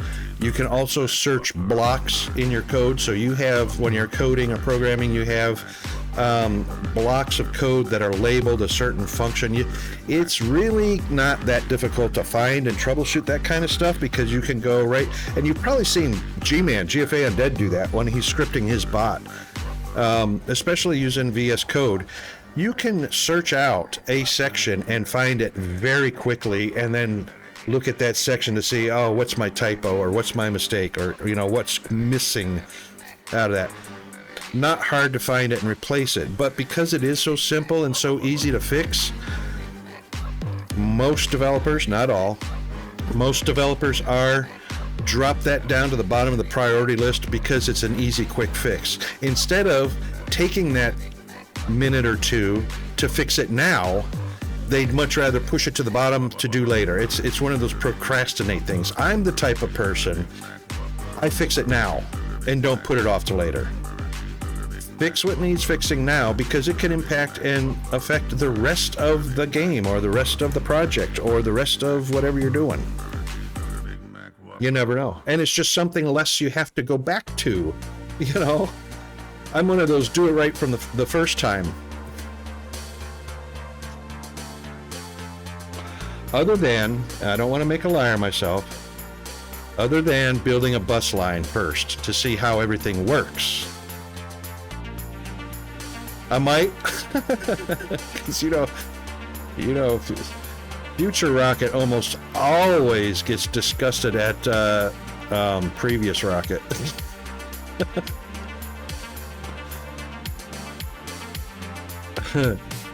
But anyway, okay, so this is all removable now.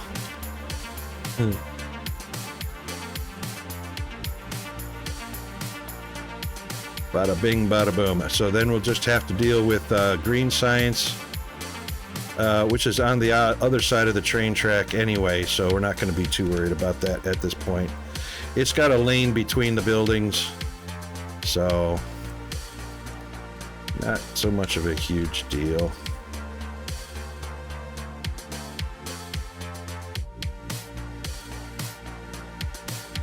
Actually, scratch that. Let's go from right there all the way down. Whoops, careful. Careful how far you go with that.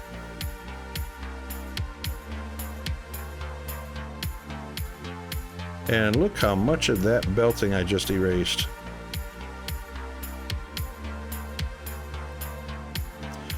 Oh my God, Smoke on the Water remake. Check this tune out, guys. Future Us is always with the F.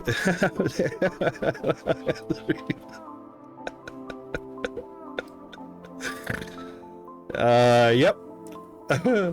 So true.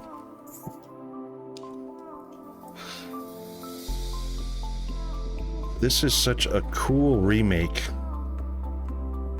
Now, by the way, if you don't want the automatic updating, because I'm using a tier 3 belt right here, if you don't want the automated, just press X and it'll allow you to place in there. Otherwise, if you don't have X on, it'll auto snap.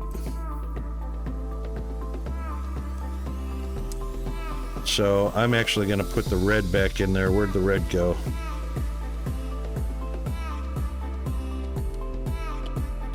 Pressing X turns auto snap on and off. So if you can't get something to snap properly, press X and you can manually place it where you want. And that'll also prevent automatic upgrading if you've got a higher tier hovering over the top of a lower tier something.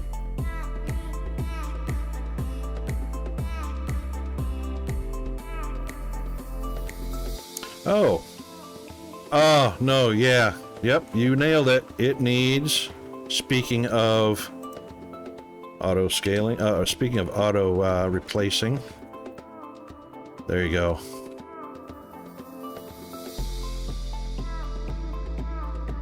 Oh, one little belt.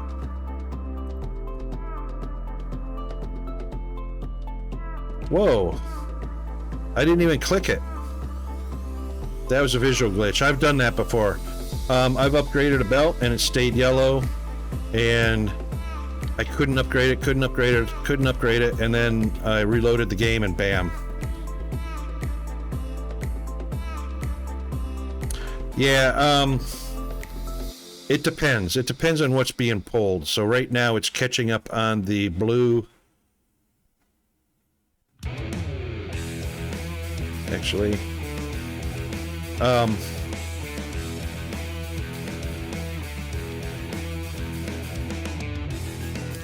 yeah, they're pausing. They're pausing, so the belt's saturated and then idle for moments. Rods, on the other hand, I need to put some more, add to what's going to eventually be 96 casting machines here to make sure we get a saturated belt of rods, because that doesn't need to have any gaps on it.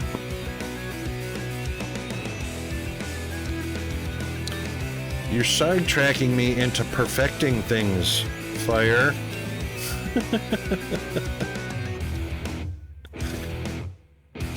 I'm trying to move a factory over. No, never. Never. That's not what I want. I want foundation.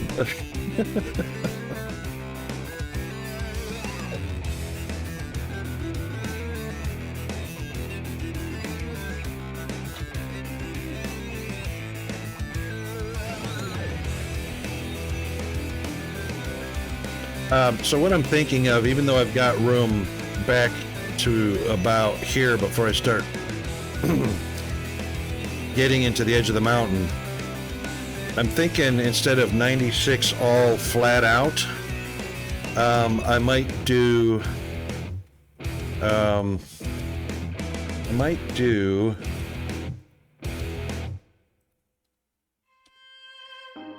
might do 6 floors of 16.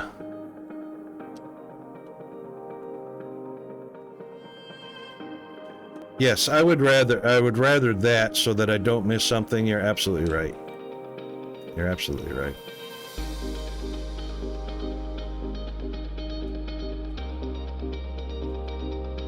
Yeah.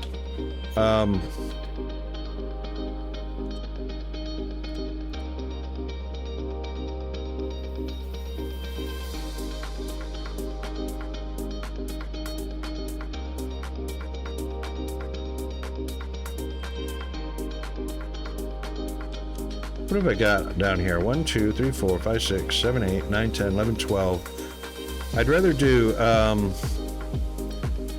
6 floors of 16, taking in consideration the height.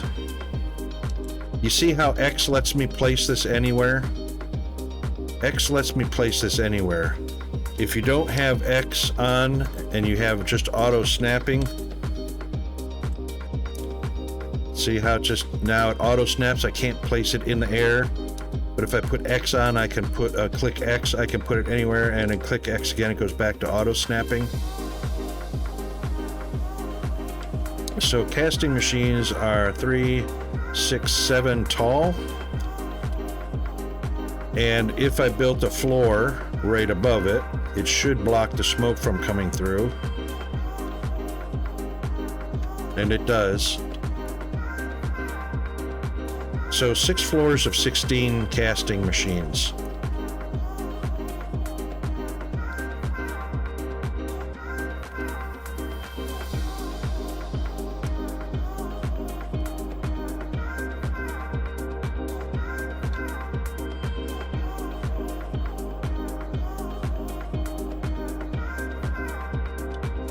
$13, $14, $15, $16. And 6 floors of 16 is 96 casting machines, so that will be all the blast furnace can handle.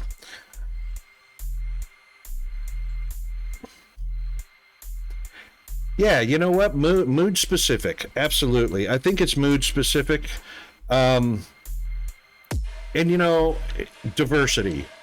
So I might have something splayed out on the cardinal points across the map on one level. I may have some that are verticality, going straight up. It just depends on a mood and maybe aesthetic. Maybe just an aesthetic. Maybe some buildings look more aesthetically pleasing in a particular area or setting versus having a farm field full of foundation laid out, you know?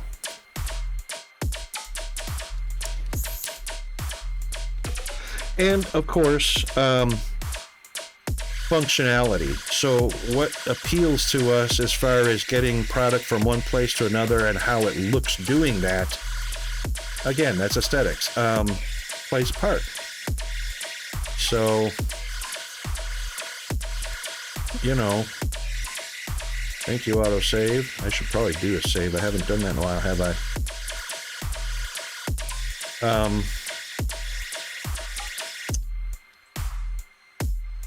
Look at what Rocket just did. Output, please.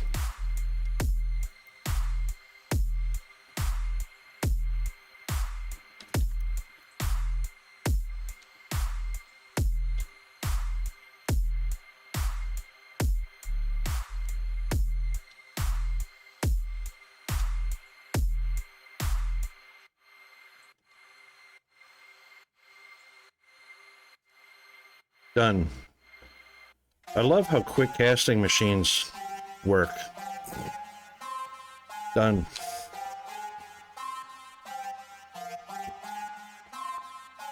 Yeah, exactly. Exactly. Because, you know, it's just a game. So if you're not heavily focused on, oh my God, it's got to be efficient. I've got to be the most efficient. I've got to be able to show this off of how efficient I am. You know, if you're not doing that, then symmetrical and aesthetically pleasing is the way to go. Sometimes efficiency is what you want. Uh-oh, I cut something off. I cut something off. I can see it because the electronics are not saturated.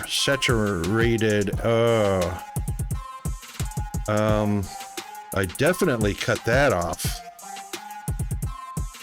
I cut off my belt manufacturing. And we're gonna move that down a little bit too, to make that far more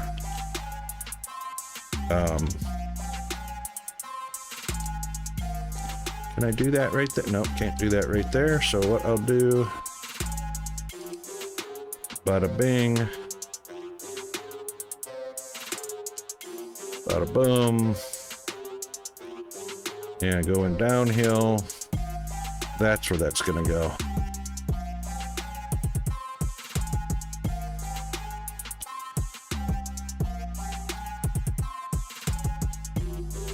And it's not gonna be right here.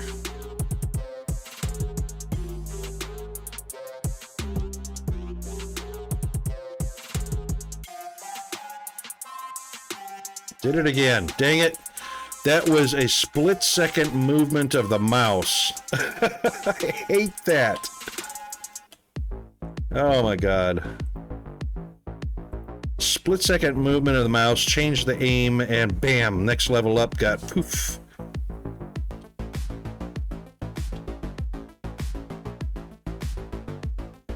No, not ads. All right, that's all right. I gotta go. I gotta do a bio break and a hydrate too. Anyway, so, right, and then we'll come back and we'll check out to see what I broke on my. Oh, it looks like the rods. It's the gap in the rods. Never mind. Did I pop those down? I popped those down without putting a dang recipe in. All right, fine. We're going to go on break right after I copy that recipe and put it there, there, there, and there. And now they're producing rods. No, I copied the wrong one. No, I didn't. There. Beautiful. All right, that'll fill the gap.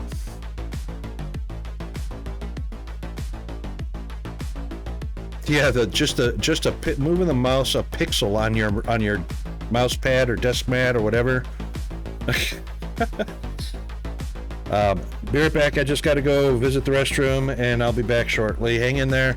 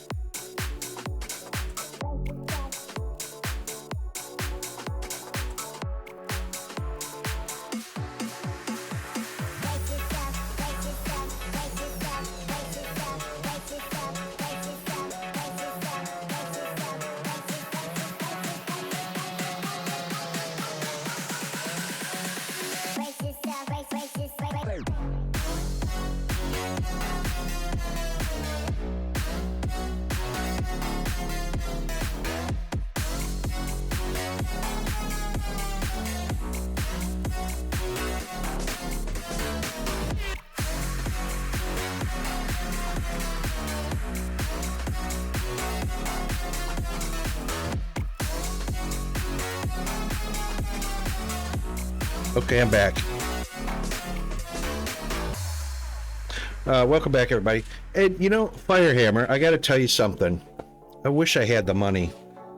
I wish I had the money. Thank you, sir. There are some mice, because I'm using optics, not the roller ball. Some optical mice have a sensitivity that you can set that delays the movement of the mouse pointer. So right now, the mouse pointer is moving exactly in sync with where the little optical infrared is pointing down at the surface it's sitting on, and it moves.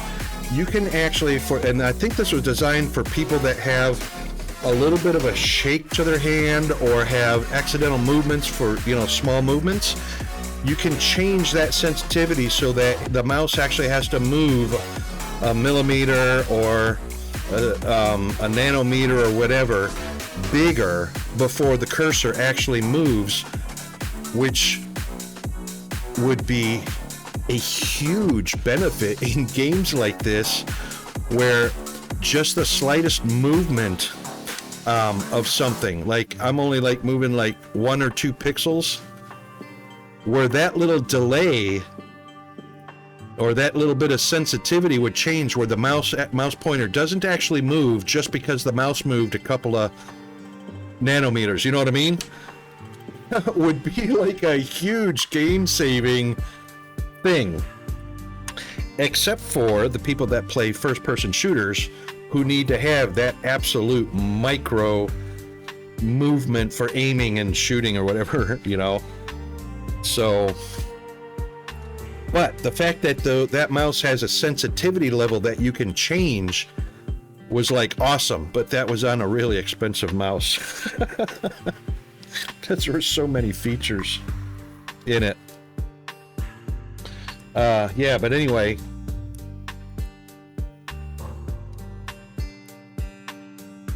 Yes, you know, and when you have, like, that's exactly right, arthritis. Sometimes a little tiny movement due to the pain in your wrist or your knuckles or something like that, they have an impact on whatever you're doing. Yeah. People with Parkinson's. As Parkinson's coming on, you have that very, very, very slight shake to your hands, you know, or any other kind of nervous condition. Yeah, but you know, and the thing is those little features in a mouse, that smoke shouldn't be coming up through here. That's actually scaled 1 above.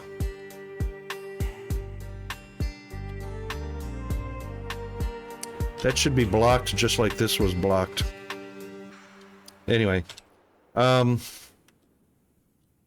we go. Did we fill our gap in the rods? Yep, rods are saturated. Rods are saturated so the electronics can catch up again. Sheesh. All right, what do we pull? We're pulling a lot off for copper right now. Hang on, why is that just every other? I got my balance switched. Oh, it is every other. There it goes. Oh, what is this? Is this visual? Look at that. I'm showing solid, every other, every other, every other, every other, solid, solid, solid. Oh, that's why, because of that splitter. Never mind. Never mind.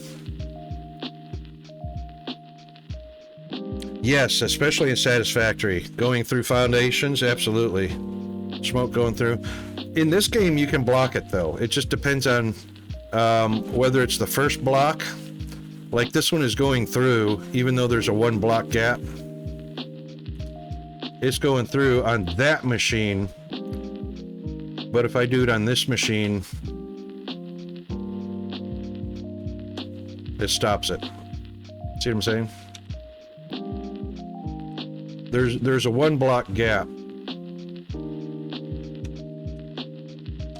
And 1 block. It just depends on what machine it is, I reckon. That's why I know I can build right on top of this and go 6 high with it, and without the smoke translating through it.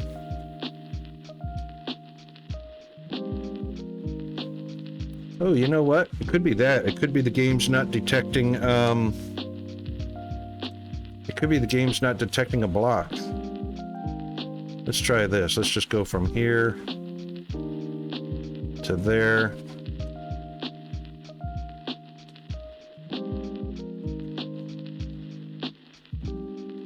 Actually, I want to try something.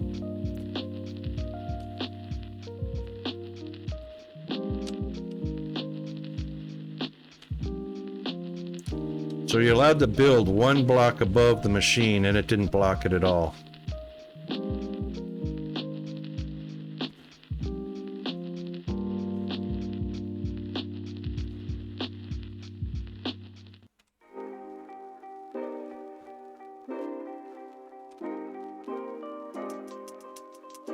Yeah, they just whatever code they use to program the detection of a block above that's associated with this machine didn't get copied or didn't get put in for this machine. That's all it is. That's all right.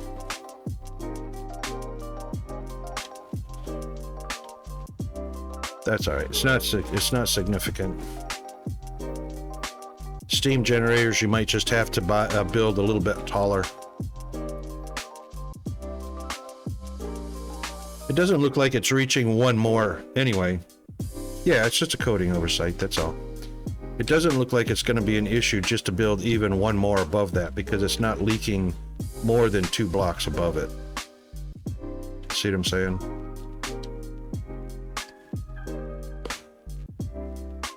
Very tiny bit.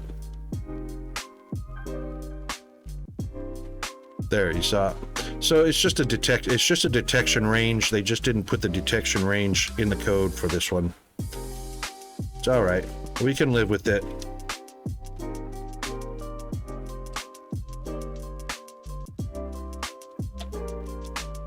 Quite livable. All right, so we got all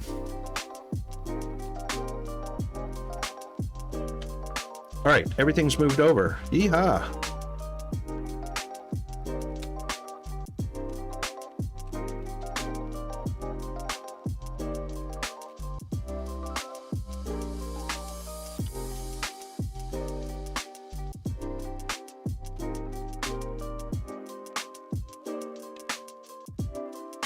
We were going to move the purple science over.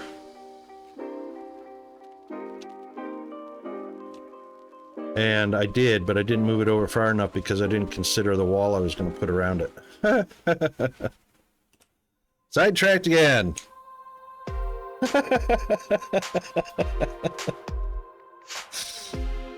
Oh my God, you play so heavily into my ADHD.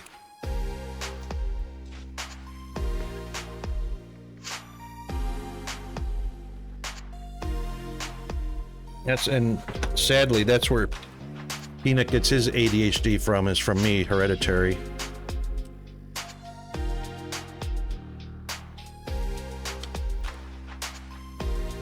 All right, so what we need is this actually needs to be coming down this lane here. And move this once again. Oh, did you notice that while I'm in the shadow and I get my deconstruction, you notice how my how this is all dark and black? And I thought, oh, they broke the graphics visual. I thought that was broken until I moved over here into the sunlight.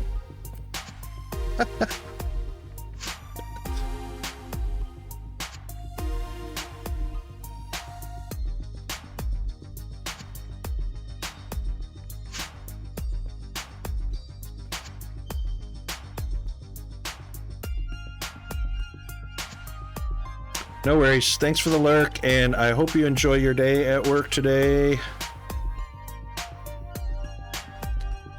All right, let's do that, that, and we're going to be backing up 2 lanes. 1, 2, and then we'll put our ramp back going up right on the edge, right there.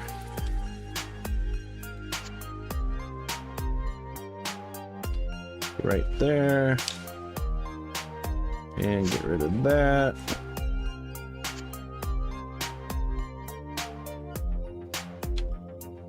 Fill that in as much as it can be filled in, and then we can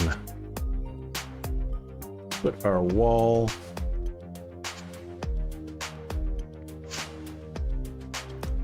I could probably live with a half wall, but that's all right.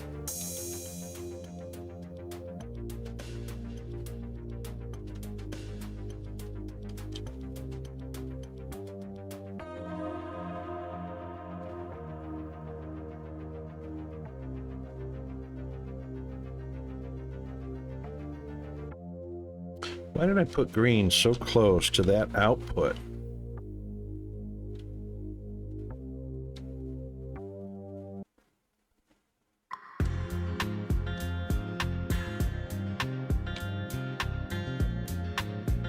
That actually can be moved over to in between.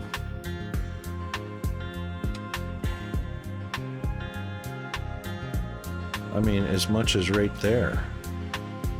Which that would probably be ideal anyway.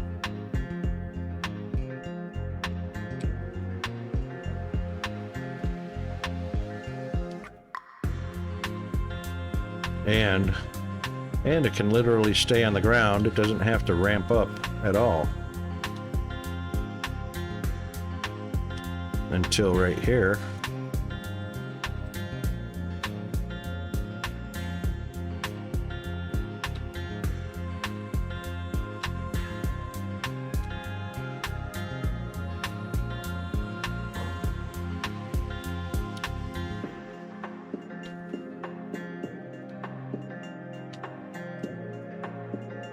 Oop, oop, oop, oop, oop.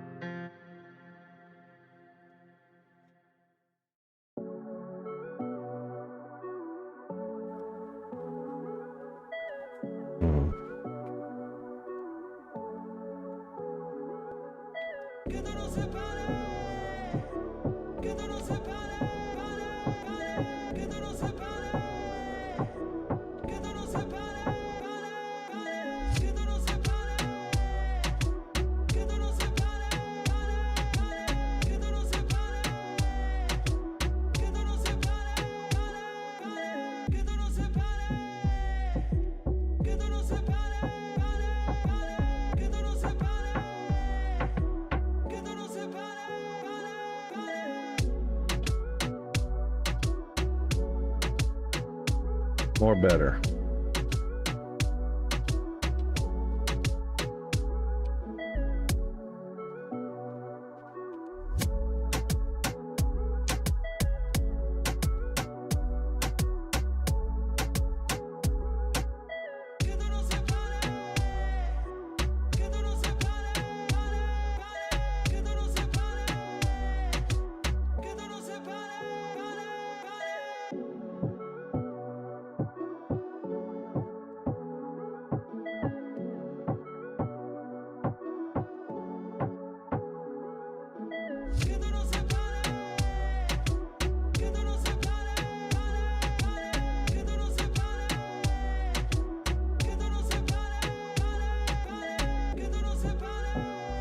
There we go. No extras laying around in the inventory. Very good. Okay.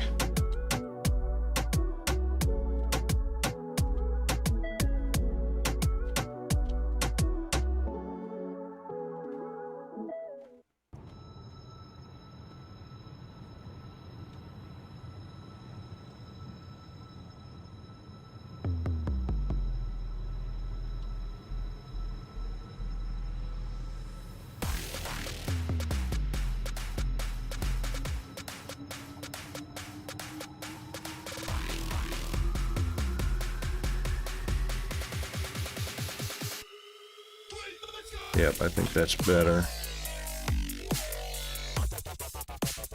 Mr. Kembo, hola, good morning, hello, how are you today?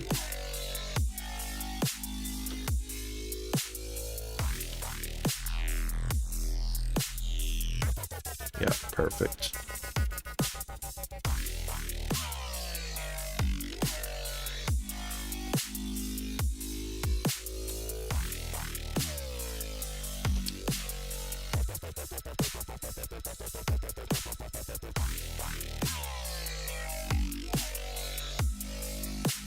That should work. We're gonna have to probably use a couple of Do I have windows? That's not what I want. Where's those funky looking windows I had? Those.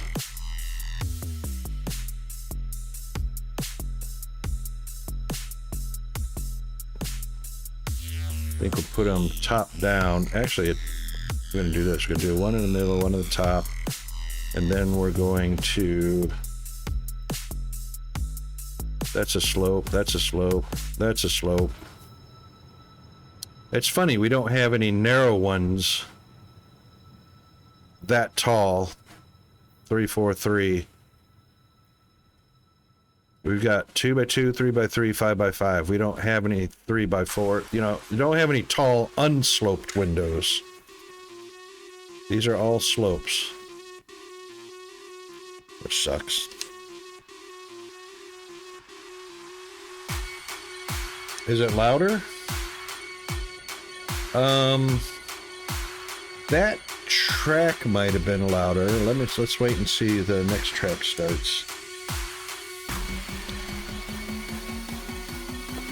One thing I've noticed about Spotify is it doesn't balance the audio output volume across everything that you're playing. So that leaves it up to the people that are recording the audio track and uploading it to Spotify to be the ones in control of whether it's the proper gain and volume output of the audio track, which is stupid. The application itself should be able to apply auto volume balancing to balance the level of music across the board. And I really hate that about Samsung TV, which allows their commercial volume level to be controlled by the people that upload it and produce the commercial and don't auto balance the volume. Because, oh my God, some of the ads are so freaking loud. It's unbelievable. Unbelievable. Why do I have 2 concrete in my pocket?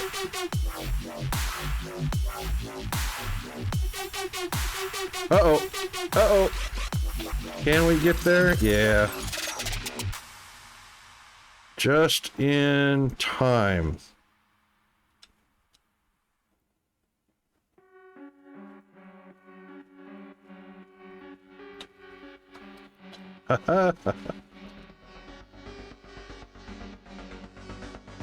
Oh, it's just in time.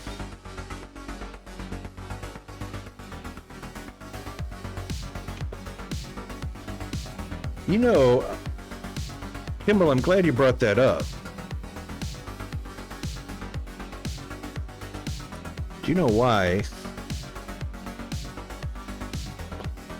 Because in OBS,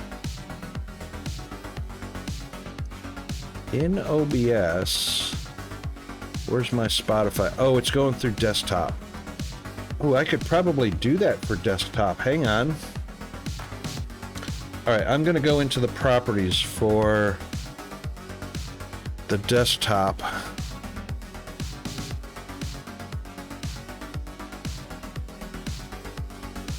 Oh, no kidding. Advanced audio, nope, that's not going to let me.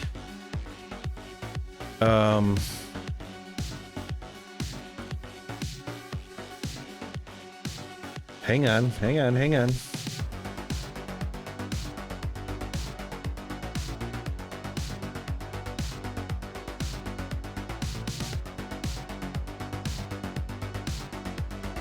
Nope, that one's not even working.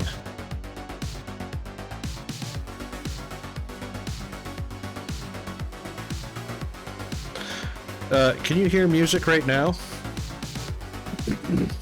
It's probably pretty faint.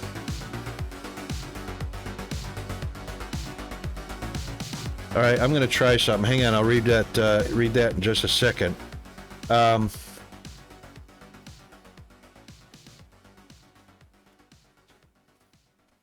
you still hear it?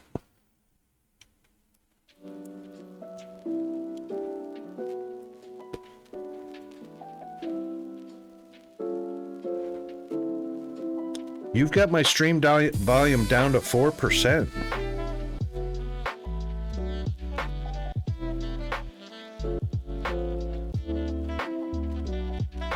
Is that the tab volume or is that the actual in-stream volume slider?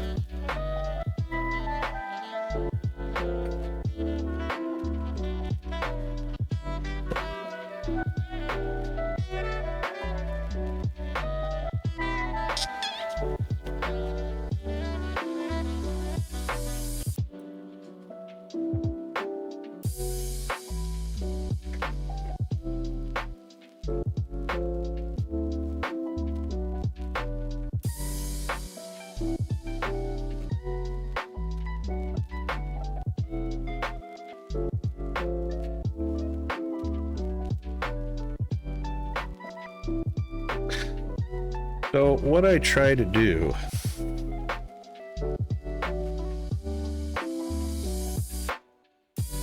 the in-stream volume slider next to the mute button, right? You've got that down on 4%. Now your tab also has a volume control. So if you're using Google Chrome as your browser tab should have a little speaker next to the favorite icon at the very top of the tab that says that audio is playing. Oh, it's Firefox. Okay. Google Chrome has a little thing where you can actually adjust the volume of that tab regardless of the in-game, Twitch having its own volume slider in there. That might be a small advantage of Chrome over Firefox. Right. Okay, so the way I set this up is my microphone sensitivity is at 90%. My audio tracks, my audio for microphone and music is set at 90%. And then I go into my living room and I go onto my laptop and I put my laptop system volume at 85%. I put my TV at what we watch TV shows at the volume that we watch TV channels, movies, and whatnot. That volume is a number 25. That doesn't mean 25%, but it's at 25. So that's what we listen to all other things at that volume level. And then I pull up the stream on it, which is on right now, and I listen to the stream at that volume without touching any volume controls. If I can hear my stream clearly and I can hear the music clearly across my laptop and across my TV without adjusting any volumes, then I know that my OBS settings are all set at a nominal volume. So now users that view the stream can either turn up their TV or turn down their TV or turn up their Twitch or turn down their Twitch. That gives them room to go either way, up or down. So I stream at that nominal audio level across the board. And I let individuals adjust their levels because so many people have no experience with audio control in their streams. And they either have their mic is too low, or their music is too low, or their Discord is too low, or something is too high. They don't have that experience to balance that all out. So I get as close to nominal as possible. Sorry, I forgot about my camera. I get it as close to nominal as possible broadcasting, so that you only need to make minor adjustments to your TV or make minor adjustments on your laptop or make minor adjustments in Twitch to get to that level that you're comfortable with. Unfortunately, once you've attained that and you go to watch other streamers, something's all wrong because streamers don't abide by an industry standard volume or audio control. That's what that's all about.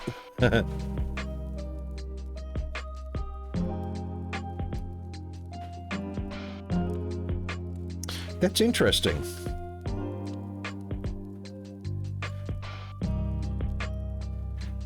That tells me, did you reboot your machine between yesterday and today?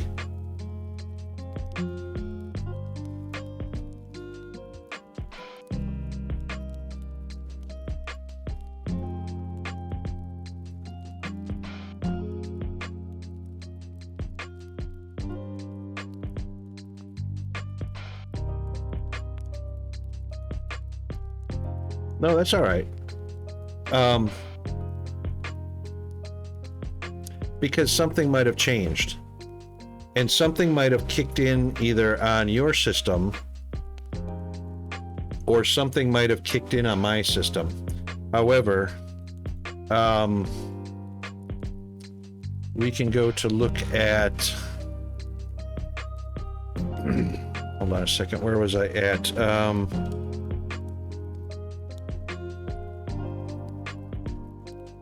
Let's try something.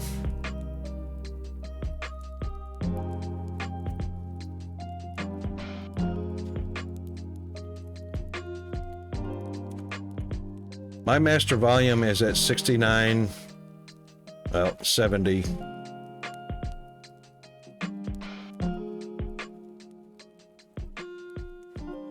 My microphone sensitivity is at 100% so that it picks up my voice from the nominal 6 inches I am from my microphone.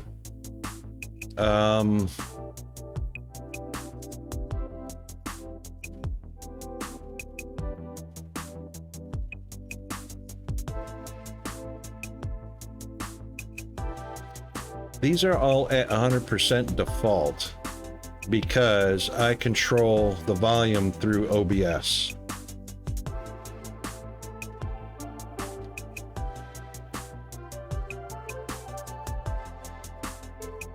So everything is default at 100%. The master volume is at 70%.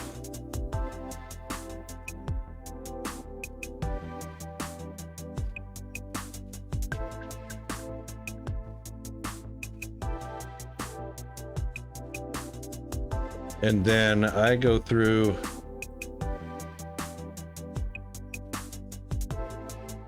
OBS. So this is my microphone volume, which I typically have right above the green into the yellow without going, as long as I'm not going into the red with anything. My mic should be the priority audio and the desktop sounds should be the background.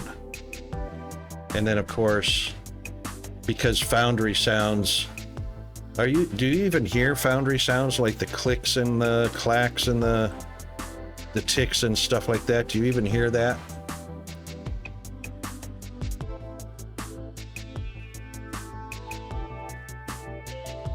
Do you hear when I do? Yep, you hear that? Okay, so that means even though I've got the Foundry audio channel turned off or muted. Yep. I have the game sounds are actually going through the desktop audio here, which is where Spotify is going as well. Jeeves has his own channel. Some of the games have their own channel. Stream Tunes is playing. You can't hear that because that's actually going through channel 2 to the VOD. So Spotify does not go through to the VOD. So when people go watch the VOD later, they don't hear Spotify, they hear Stream Tunes, which is all copyright free music.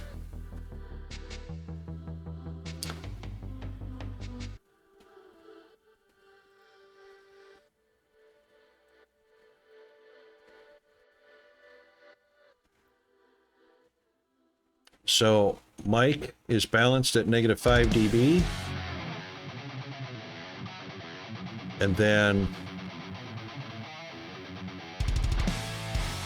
it might be desktop audio because no, actually desktop audio has been at 0. You know what? I might adjust that a little bit to see what happens.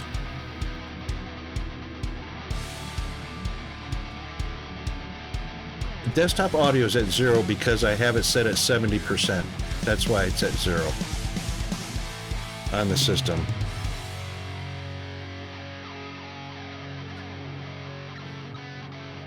Yep, okay. Discord audio is set quite low because Discord tends to be a very high volume input, so I've got that set even lower than my microphone.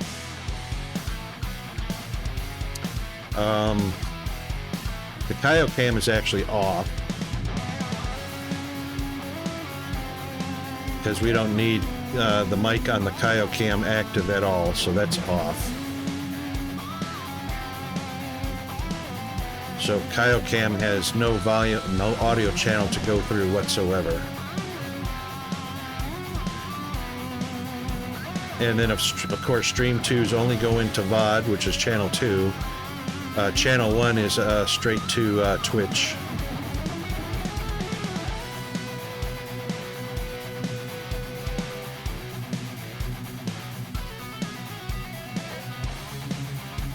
Actually, for Kaiyocam, I can change that to monitor only and mute output. That way I don't have to worry about it at all, ever.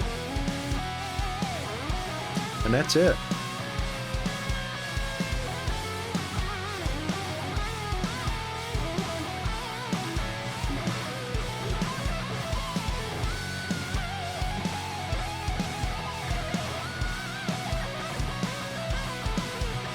Except that the music is actually coming through the desktop audio, and funny enough, I'll show you this.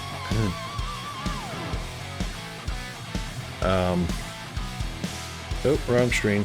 Sorry. Funny enough, here's the volume for the music. It's at 50%. 50%, plus it's going through the desktop audio and not through a channel of its own.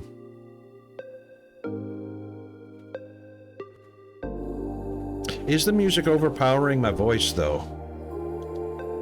Is the microphone the priority, or is the music the priority audio source you hear?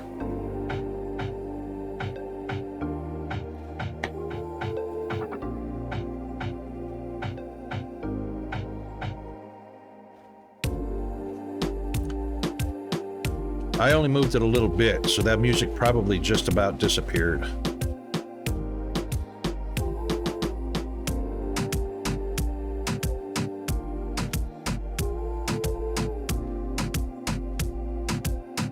Still loud. Okay.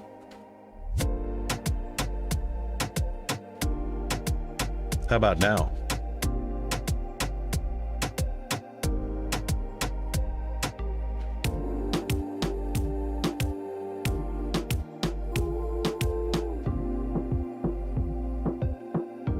That was too much, right? And you see I'm only down right around about the 25% mark. All right, so we'll go 1/3.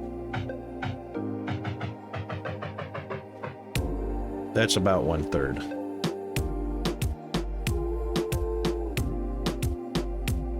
Yep. Hang on, it's changing tunes.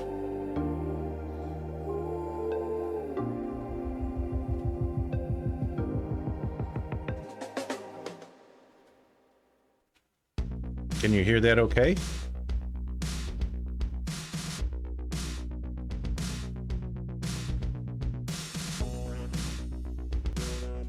All right, we'll go with that for a little bit.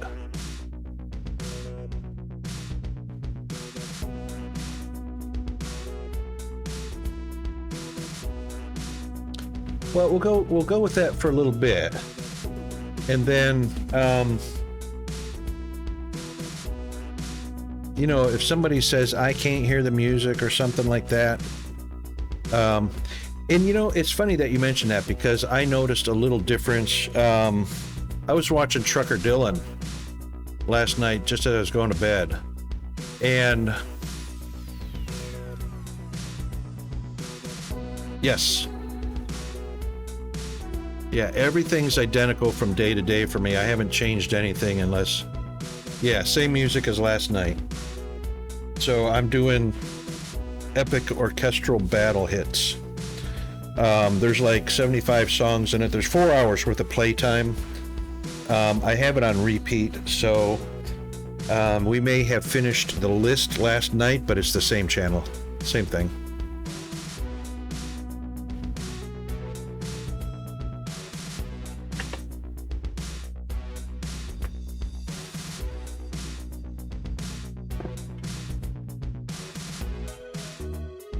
So are you now back to nominal settings for your volume controls? in hearing everything fine?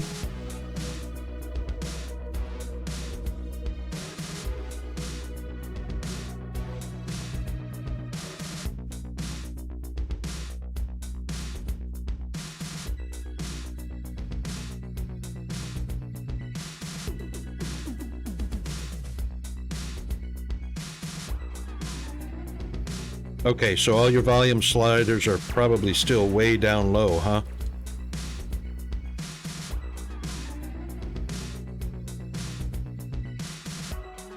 No, I was just wondering if you were adjusting your volume sliders back up to something normal, so that you could hear the stream at normal volumes and whatnot. Just out of curiosity, what OS are you running?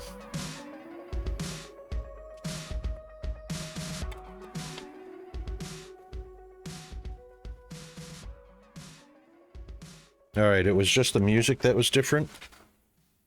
That's interesting.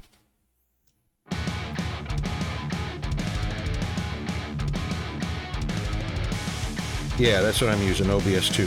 So I can actually go into the properties for the scene, and if I have mic and audio tracks in that scene and whatnot, I can go in and add the filter called compression. And what the compression will do is it will clip the really loud sounds. So like for the microphone, if I get too close or I get too loud myself, the compression will clip that volume and bring it back down. It's kind of like auto volume adjusting.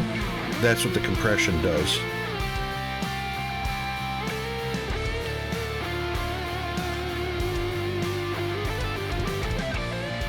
And I can add that filter to any audio channel that I've got going through the scene. Sadly, I can't add it directly to the audio mixer. I have to add it to the scene, that audio channel to the scene, and then add compression or filtering of any kind in the scene for it. That's the only thing I don't like about OBS in their audio mixer.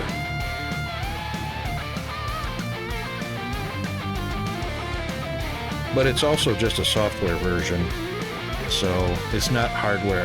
I would love to have a hardware audio mixer. They're expensive, though.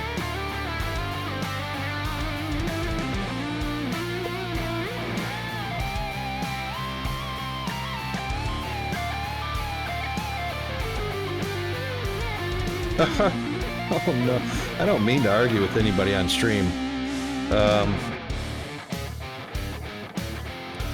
But I will give people as much suggestion as possible about how they approach something and how much they know about something that they're getting involved in, because people tend to get involved. They tend to get in over their head, get in deep.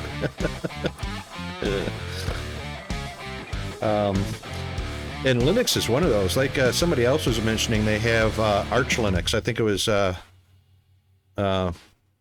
Fueled.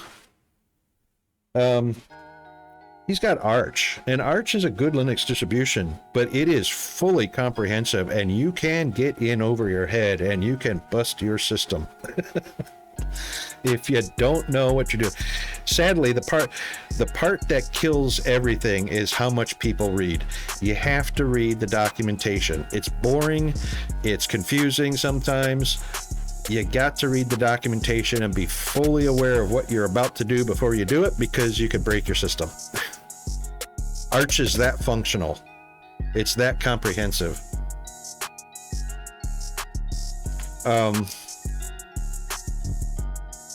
Every Linux distribution is going to be different. Debian is pretty user-friendly. But still, if you don't know what you're doing on Debian, or if you don't know what you're doing on Slack, or if you don't know what you're doing on Fedora or Parrot or Pop! OS or Peppermint or Linux Mint, I mean, you can get in over your head and you can break things. Some of the OSs are built so that it's less likely you're going to break it. Thank you very much, mate. So, sometimes I do, sometimes I don't. Yeah, and it had. So what I do is I'm one of those people. Oh, look at that FPF hit. FPS. I'm one of those people. I don't like to eat on stream. Drinking a coffee is one thing. Drinking water is one thing. I don't like to eat on stream or on camera. It's hard for me to watch other people eat. So that's right, Skash is right. If I hog too much of the cam, it'll break. So I let the cam cool off. Yeah, that's what it is.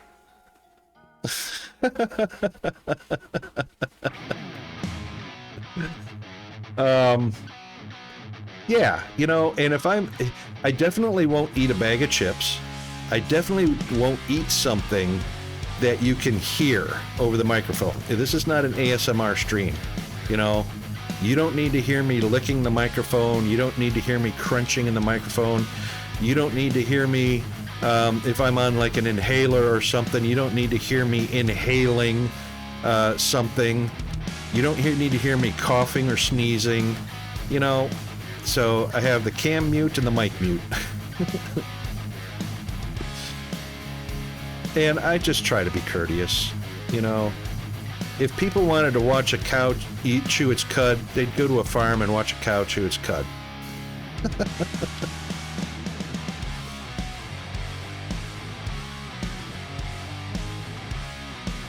Well, okay, there you go, Skash, and that's another conscientious move, you know. Smoking, yeah, turn the cam off. Don't blow into the microphone, that kind of thing. That's just a conscientious courtesy thing that you do for your stream. And I think there are more people that appreciate that than there are people that it doesn't bother either way. You know what I mean?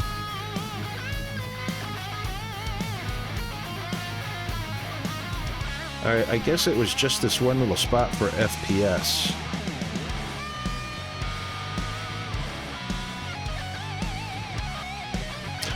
Construction materials. Okay, so let me just give you a little idea.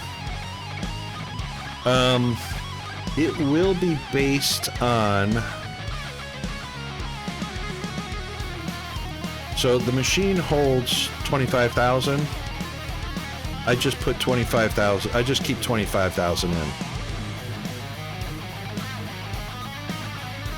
I don't have any construction site rubble. I didn't tear anything down. But I just keep mine stocked up at 25,000. The belt's saturated, and I am using one assembler. There it is. One tier 2 assembler. Because it makes... Oh, this is the one I was looking for yesterday with the 6 items, the 6 recipe items. It makes 320 a minute.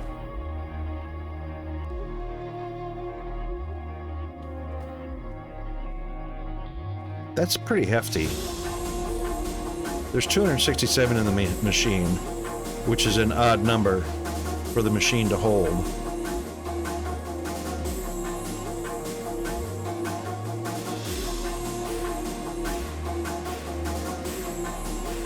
Correct. So this maintenance material is only used when you do a modular building. So the radio tower, and depending on how many levels you do of a modular, so this could have been just one, or it could have been 2 or 3 or 4, whatever.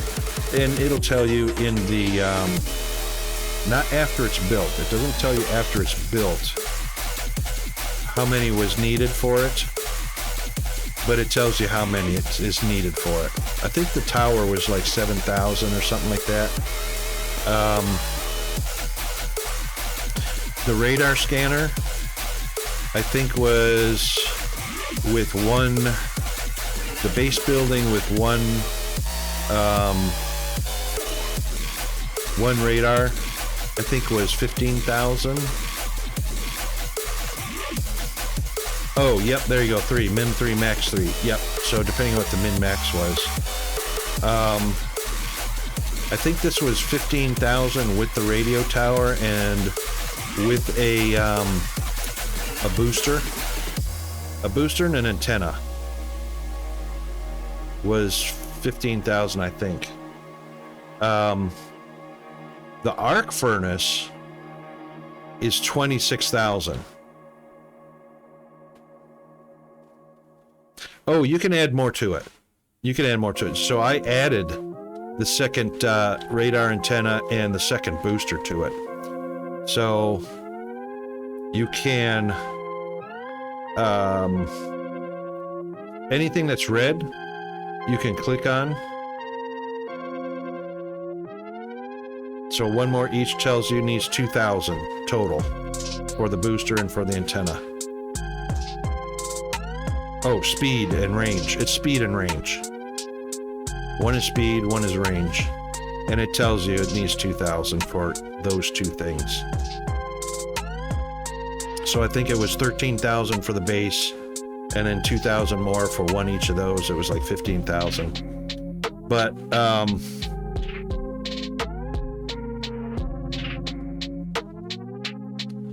the blast furnace was 26,000 because I built it full height, and the stove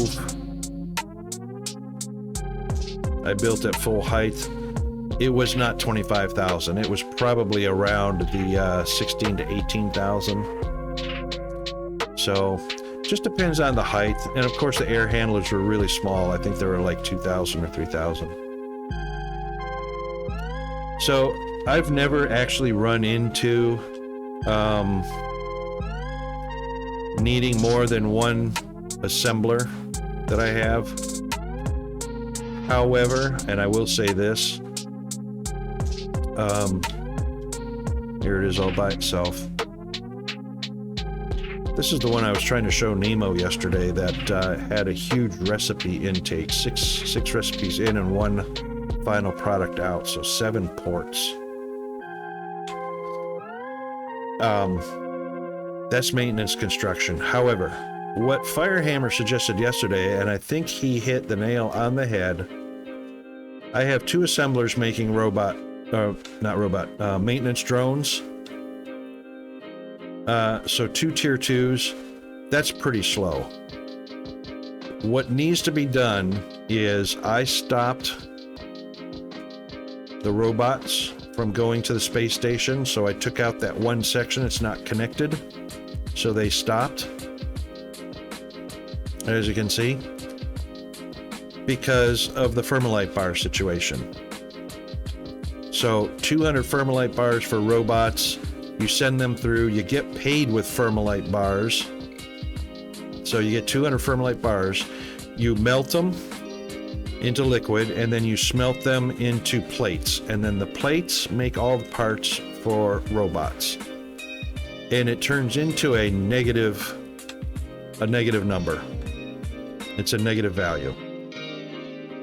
So turn off the robot manufacturing, because I can get paid Thermalite bars right here that I need for the yellow science. I can get paid for that just by making maintenance drones. And the maintenance drones I should spam across the map, because maintenance drones do not require any Thermalite of any kind. Just machinery parts, electronic components, circuit boards, and energy cells. That's it.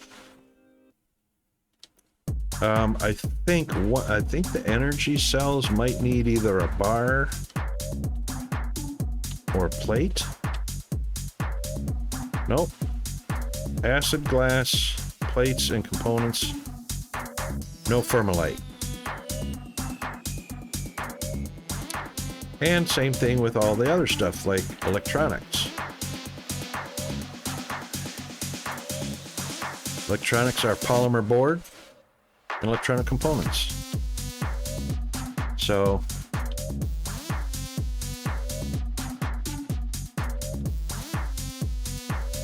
yes, that's the only issue I've run into right now that I'm really kind of annoyed about, is the fact that the oil mines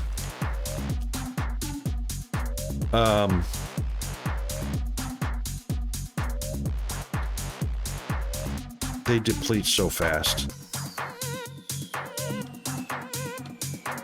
Now, this one only takes 120 per minute acid. And as far as acid production goes, fortunately, that one's not a significantly heavy one.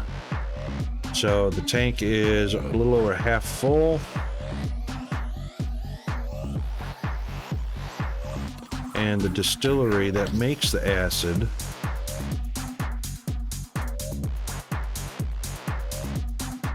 wait a minute, is it a distillery? No, it's a chemical plant.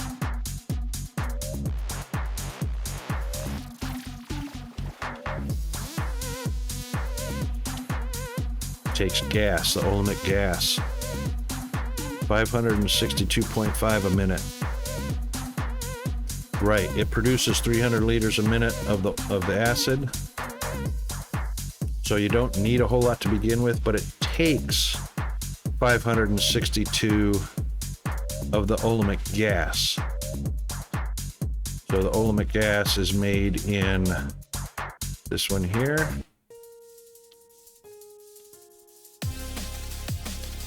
It's made at $13.50 a minute, but it needs $1,500 a minute of the oil. So it's a little less than 1-to-1, which is good. I would hate it if it was 1-to-2. Or actually 1-to-2 would be better, but it's less than 1-to-1.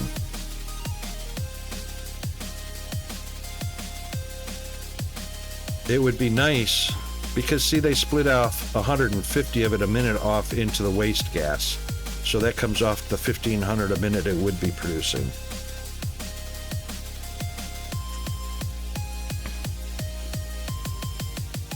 Yeah, two processors, chemical processors for 5 assemblies, yep.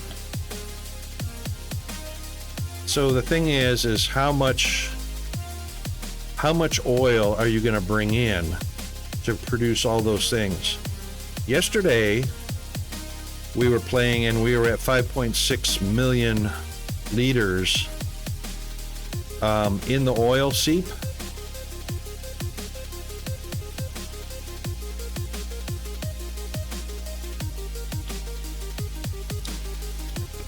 We were at 5.6 million liters at the oil seep.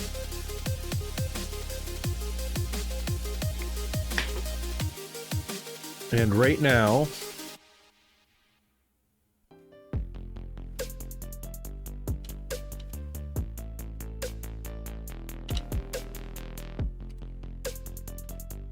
we're at 3.9 million. So between this time yesterday and today, 24 hours real time, that's probably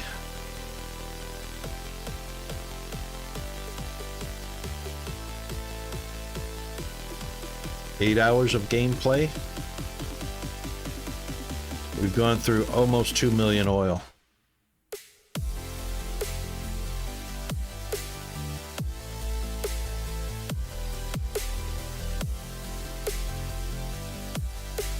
Now I'm hoping that because I shut off my robot production line, my robot assembly line, I'm hoping that shutting that off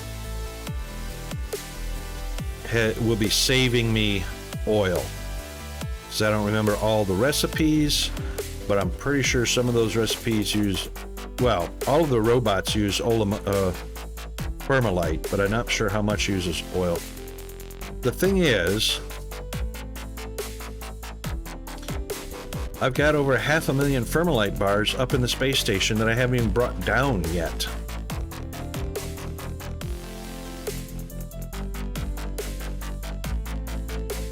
I mean, they're coming down, but they're only coming down at 250 at a time.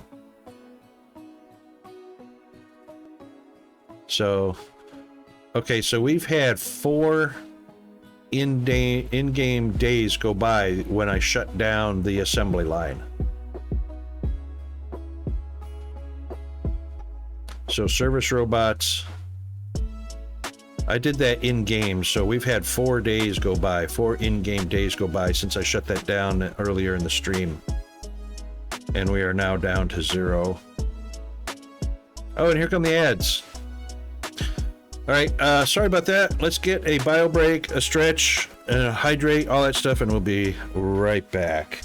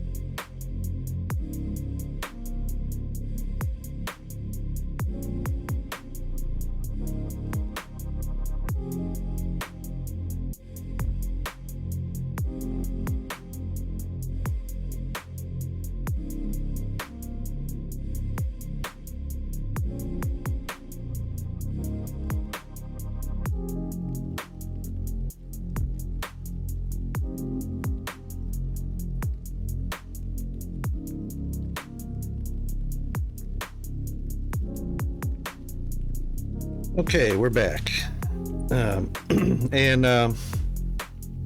Sorry about that.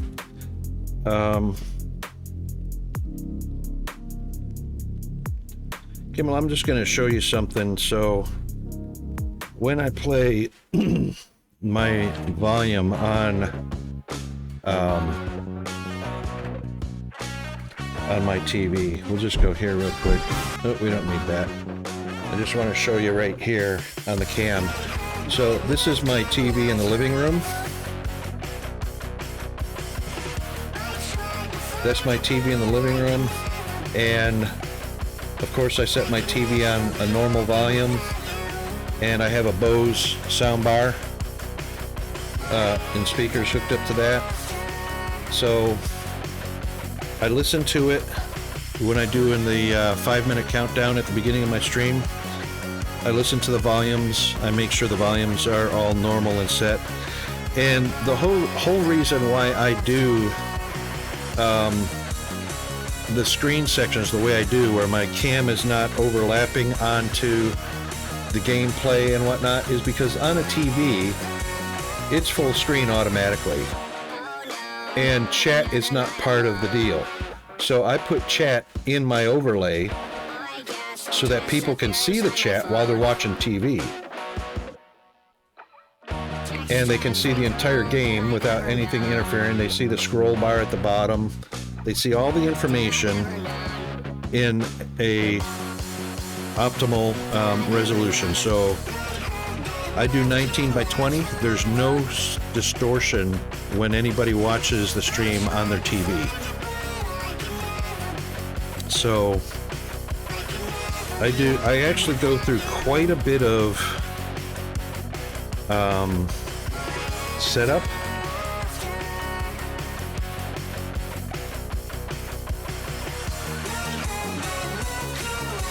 Hang on a second.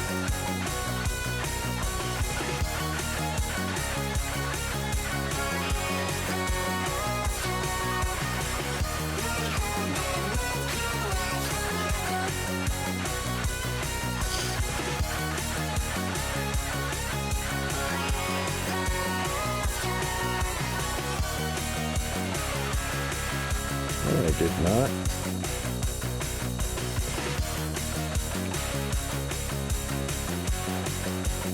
Oh, I was near there. Never mind. Yeah, so I just I go through a lot of trouble setting up volume levels and what people can see on different devices or might see on different devices, and I just make sure that everything is nominal as possible.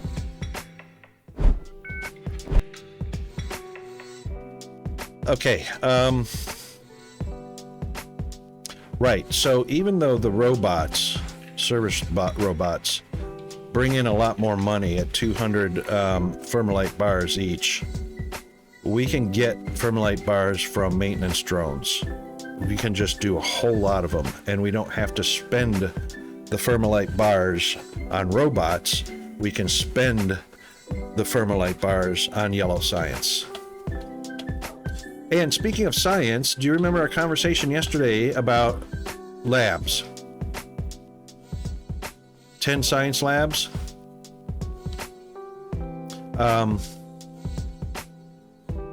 Earlier on, I amended I amended the information that we had discussed yesterday. I amended that today. So it turns out we were looking at information based on what we were handed down, and that I had 10 research servers set down, and it said a max speed of 1400.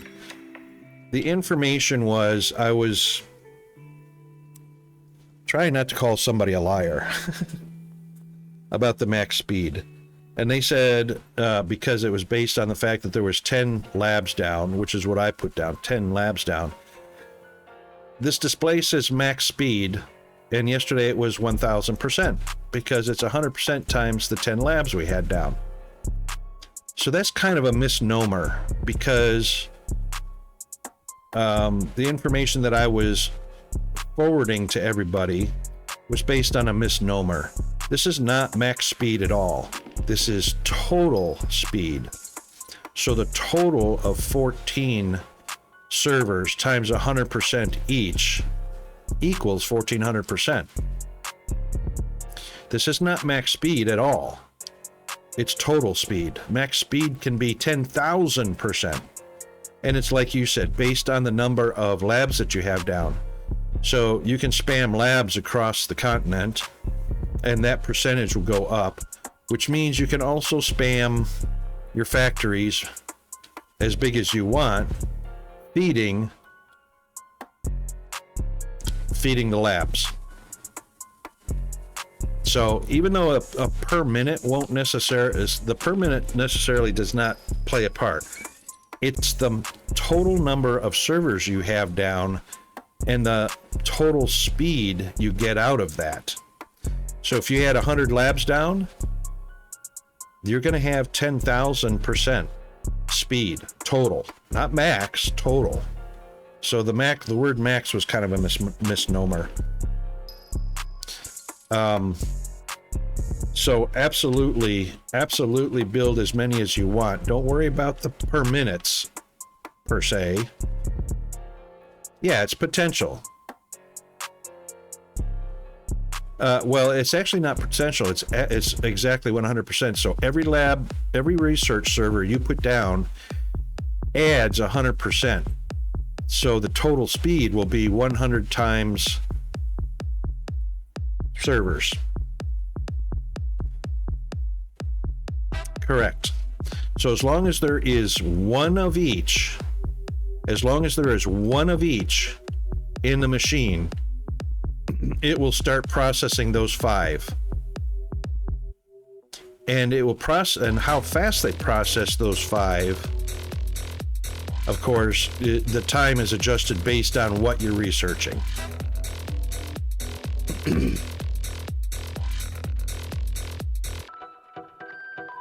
Active research, yeah, they're none are active. I'm not researching anything. See the top right here? So those go active, and the speed will match. Well, let's do something, because we're always doing, pump jack's up to 1250. Mining is up to 1,000. Mining I'm not so worried about. So if I start that, I have 8 active research servers, because 8 machines have at least one of everything up through Service Pack 5. So that's 800%. Which is, again, it's 100% times the research servers.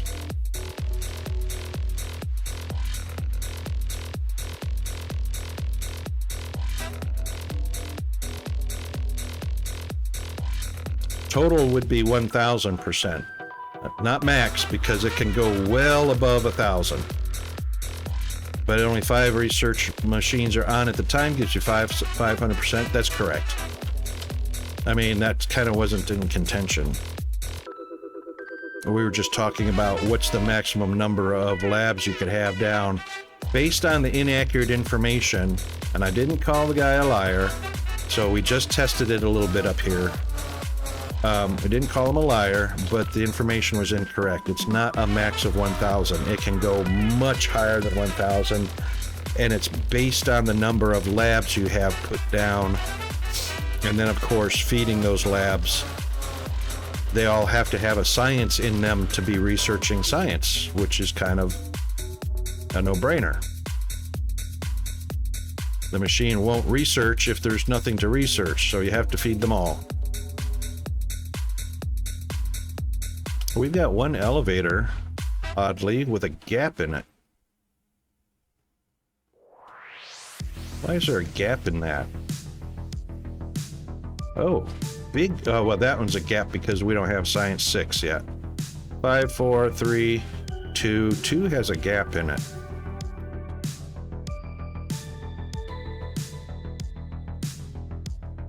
That's really weird, considering blue is saturated.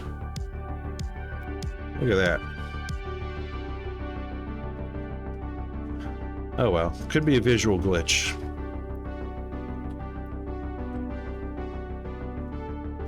But yeah, so what we're going to do is based on the new information, which is directly based on what you were talking about yesterday, is even though there's 7 on this floor, this is the beginning of a line. So I brought it up, and we're going to do a circle. We're going to go around so that we have 2 rows of labs on each floor. So it'll come in there, loop around here, go on here, and then go up to the next floor and do a whole nother set, and then we just go forever. But at the same time, it's a limited need, like the construction materials, although the quantity is much higher. But once all your research is completed, there is no use for science packs anymore until new content. Almost. Yes, the ore is there. These 2, so I've completed everything. I've completed the whole tree, with the exception of the pumps because the pumps don't do anything. The mining efficiency and the pump jack efficiency. So I'm at level 5 pump jack efficiency, and I'm at level 5 mining efficiency. So if we did another one, hang on. If we did another one, I need 1,000 for that one. If I did pump jack efficiency up to 6, I need 1,250. So these can be researched repeatedly. Those are the only two, the ones with these little yellow bar graphs. Everything else is done.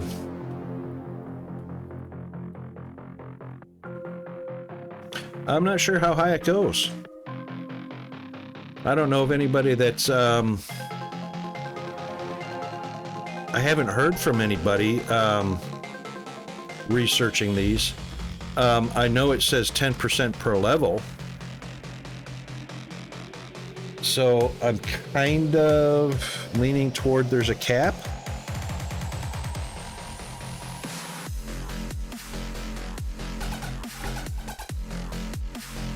I don't think the tower does science research.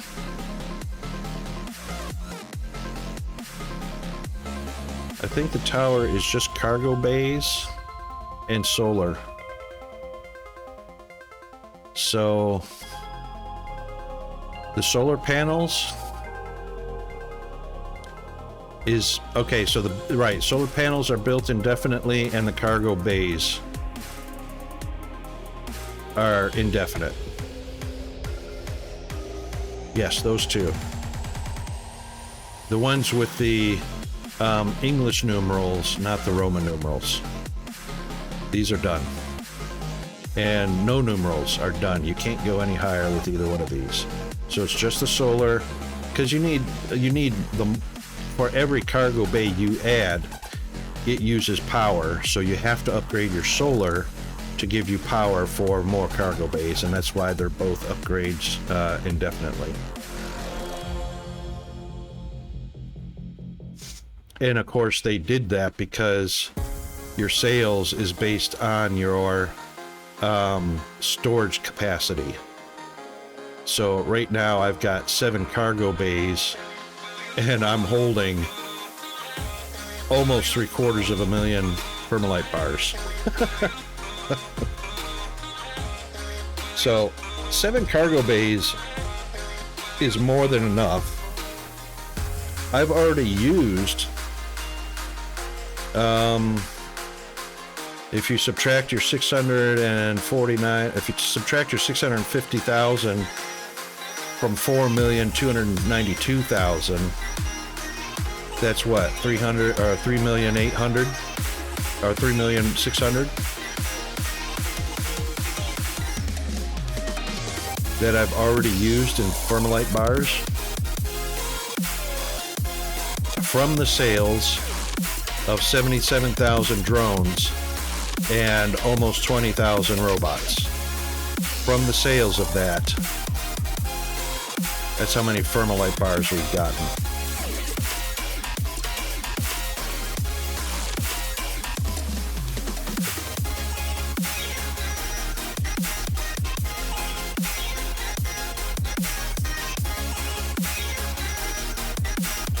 So yeah, so those two are upgradable, and your pump jack and your mining efficiency are upgradable indefinitely. I can't swear to the pump jack indefinite. It just says can be researched repeatedly. I'm not sure what the cap or the top level of that is. Both of those are 45 seconds each base.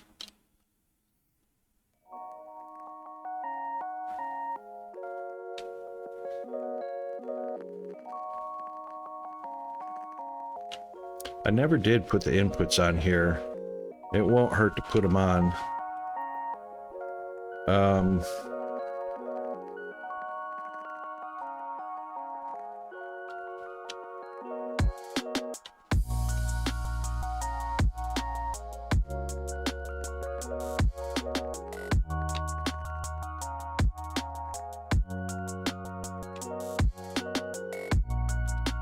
They're not going to do much but fill up the machine since the outputs are already stacked.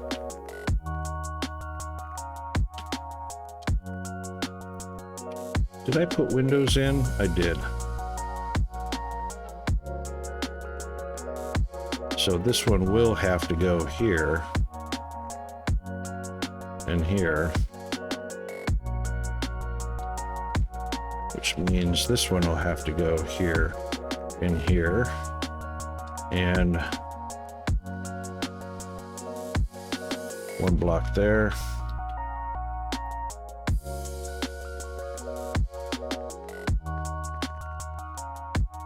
And then of course those will go there.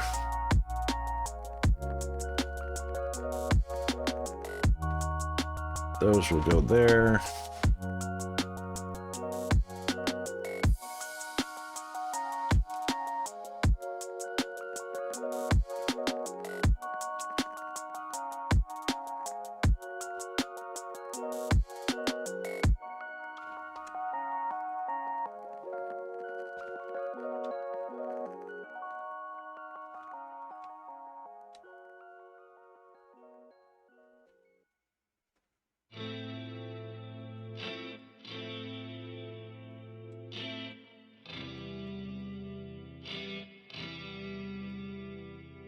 I don't have a door. I don't have a door.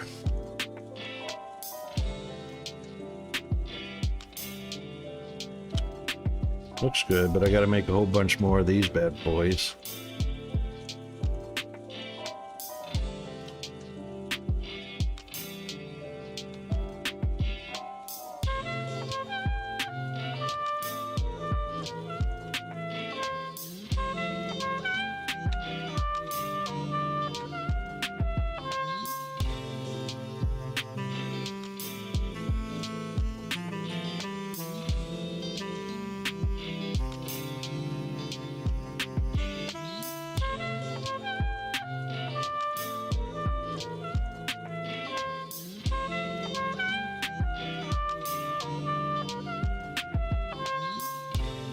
There we go. And of course we will need one of these. Actually, we probably don't need one of those.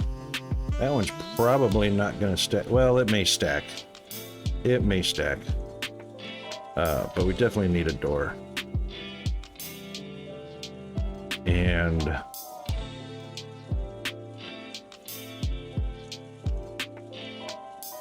I don't have a door.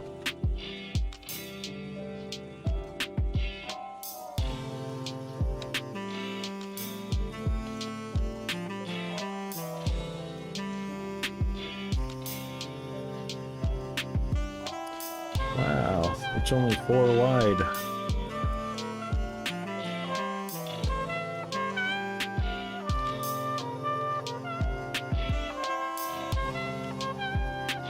I sure didn't leave a lot of room. Well, yeah, I left 1 lane walkway all the way around.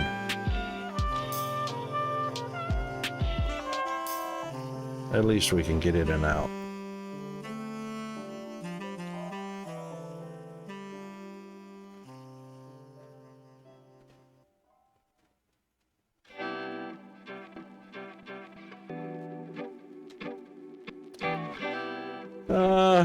That kind of sucks.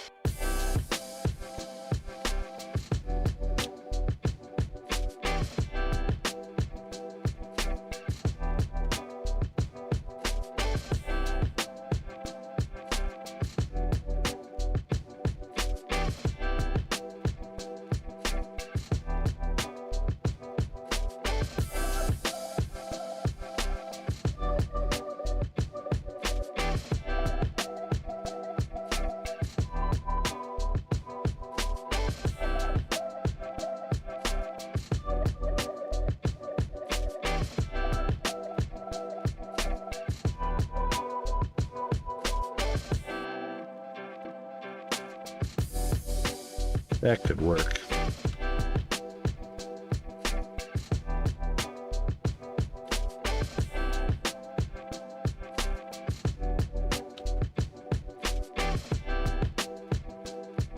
Want to know what happens when your mods are trolls and they catch you forgetting to turn off your stream? I already know, because I have forgotten to turn off my stream a couple times. And I trolled somebody else that did that. Pumpkinhead. I know Pumpkinhead. He was doing My Little Pony.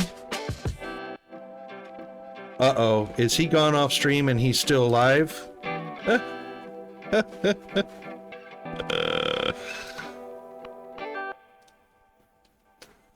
Oh no. Poor Pumpkin.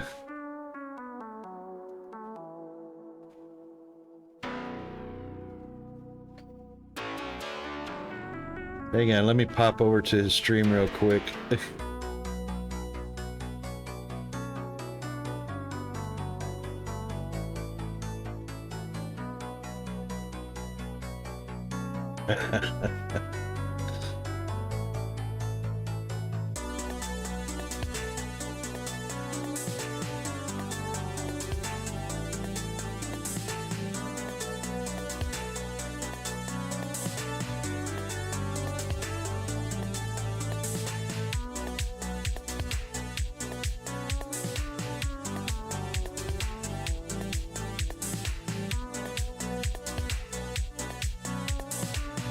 Watching Pumpkinhead, watching Taco.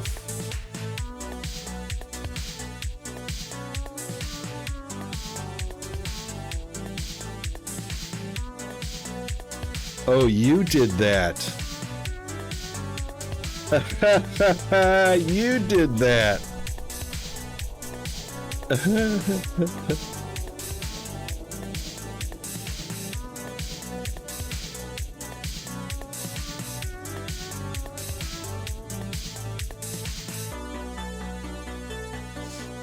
Brony and the Dark Cloud.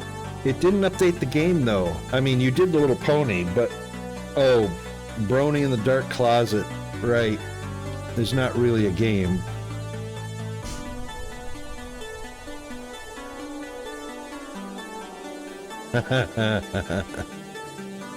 Oh, the stream title. Oh, that's the stream title, right?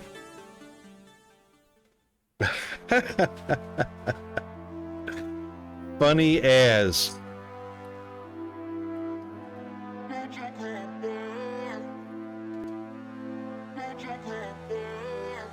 That'll teach him. Does Annette, does he save his Twitch? What you call it? Does he save his?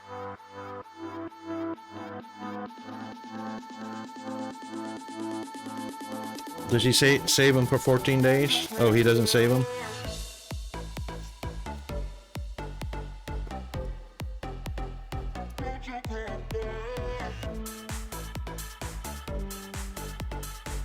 Righto. Mine go to Twitch for 14 days, but I also share them over on YouTube so that they persist.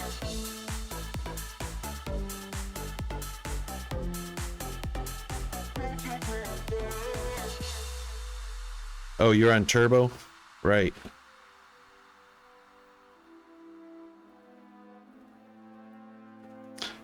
I'm in Prime too, but I only get to it. I thought the deal was you had to be partner to have them save for longer on Twitch. I think you get that with Turbo. Not partner. I can't remember.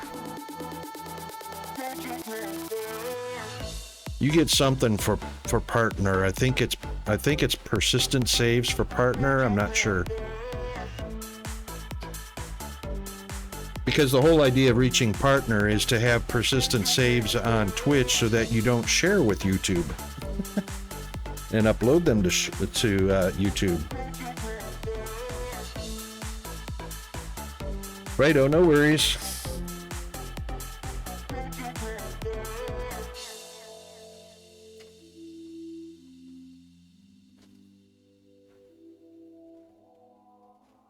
Yeah, they do need to pay us, absolutely. I'm just an affiliate. I don't ever plan to go on beyond affiliate, though.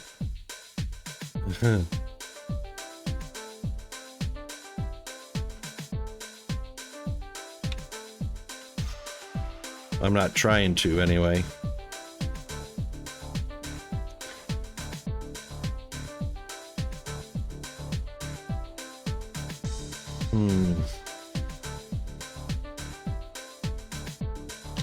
I think that's the way we're going to go with that one.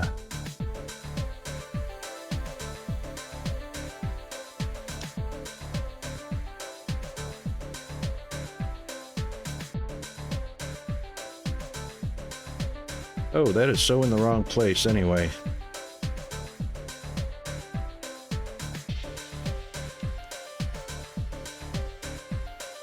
Yep, so this needs to be... Yep, one back. And then we'll do one at the bottom, one at the top, separate it. And then we'll do one at the top, and then the bottom can be the pillars. So we'll just grab those.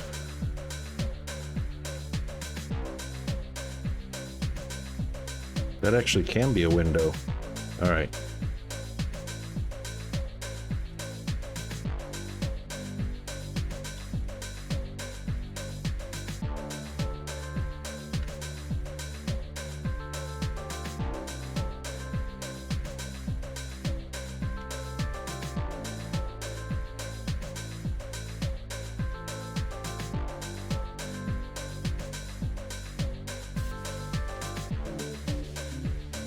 Yep, that works.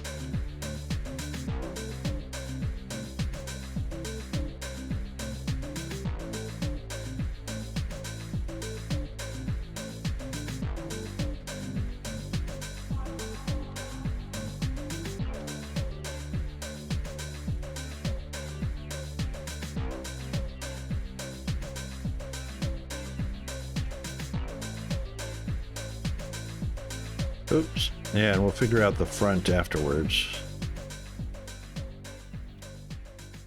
Thank you, autosave.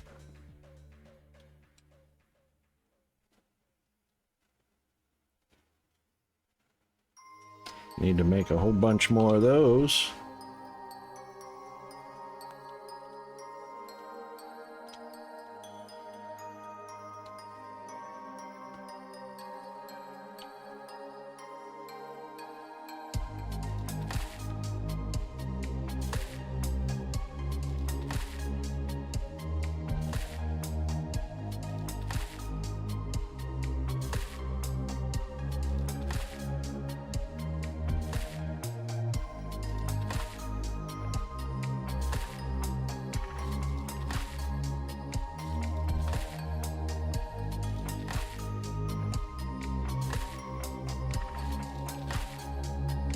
That looks nice.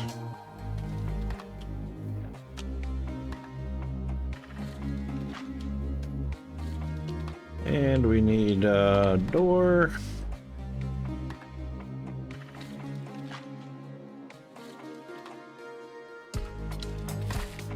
Where'd it go?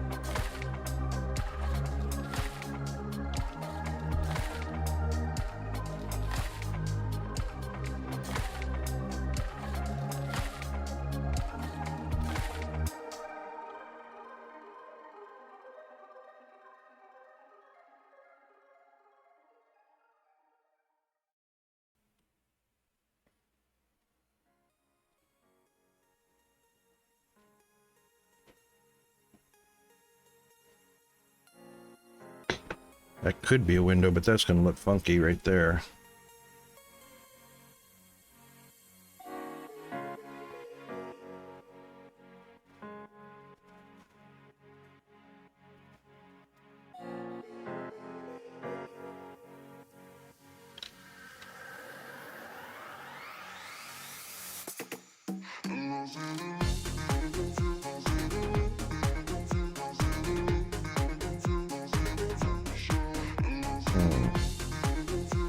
guess that's all right.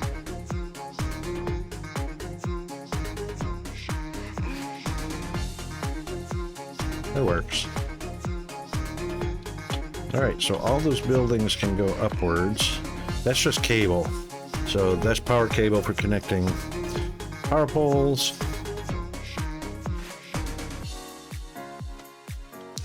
And that is green science plus advanced machinery parts.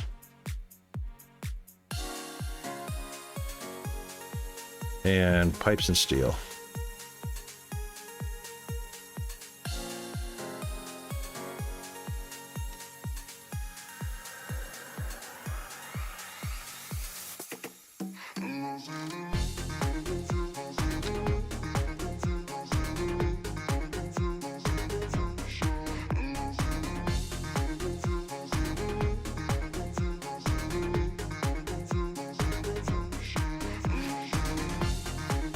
Okay, that being done,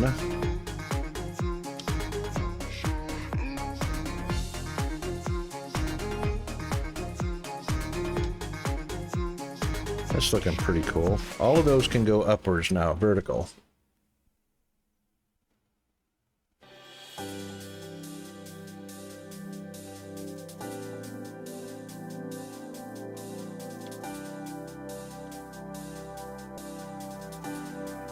Not sure how we're gonna move and expand those, but we probably will.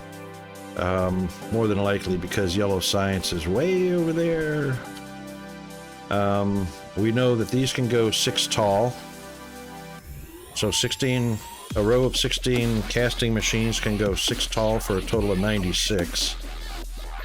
And that'll make our iron rods. Not sure what that building is going to look like yet.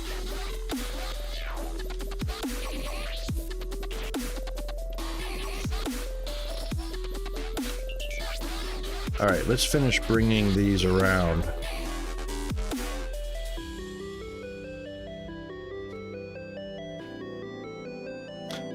How many? Casting machine, elevator, storage. I don't have any of the research labs, servers, whatever they're called.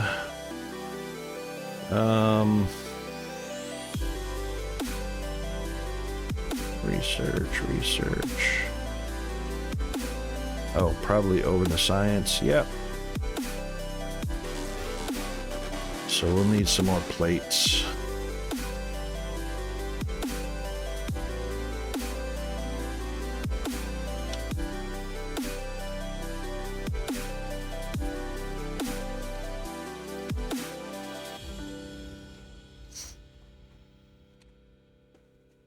There we go.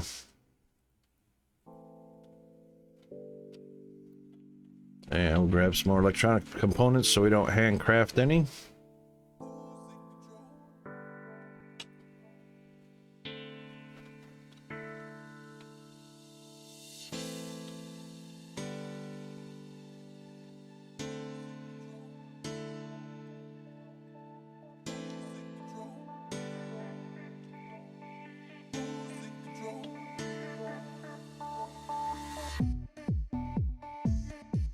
Also, these are in the wrong place anyway.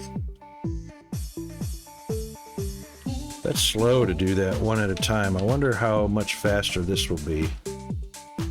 Let's do this. I wonder if this... Oh, that's much faster than sitting there going clink, clink, clink, clink. So much faster.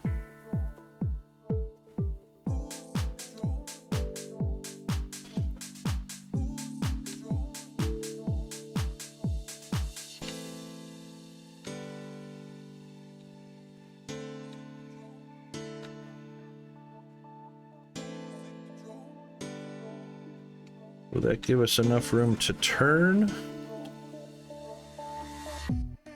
Let's see how much room we need to turn. Let's grab a few more stacks of belts.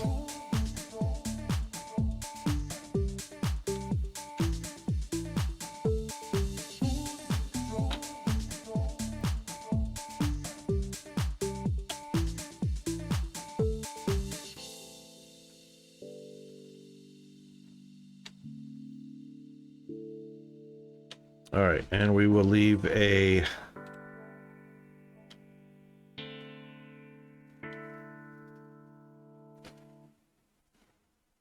let's see, 1, 2, 3, 1, 2, 3. So the last slot will be used to put the loader, and let's do the outside one first. We'll leave one lane for a wall, and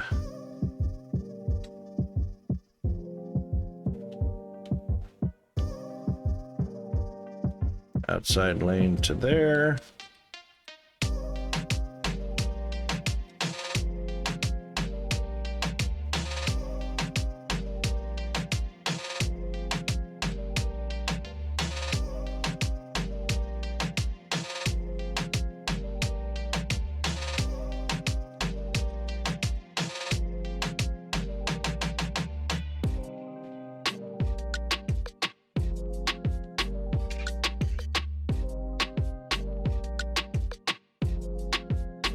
Yep.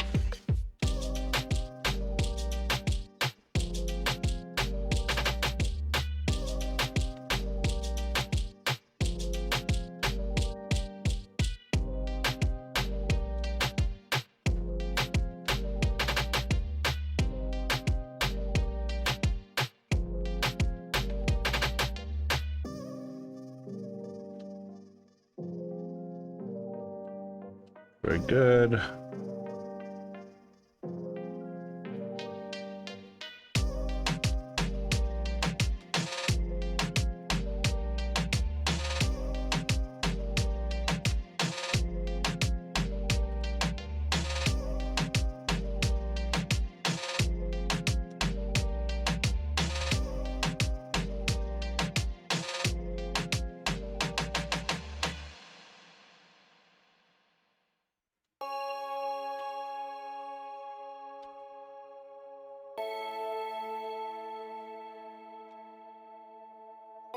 That means one more building can fit in there.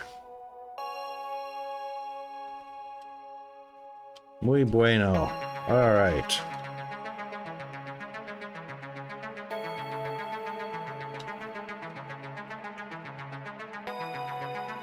And that means the outside lane can actually turn. Not there.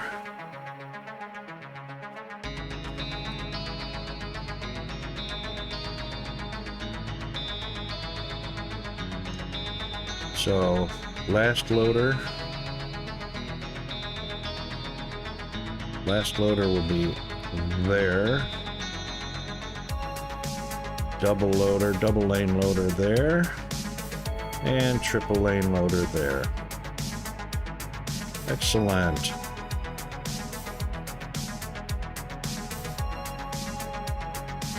Now, the research lab is a 3x3. That leaves a loader lane and a loader lane. That's perfect. All right, so outside lane.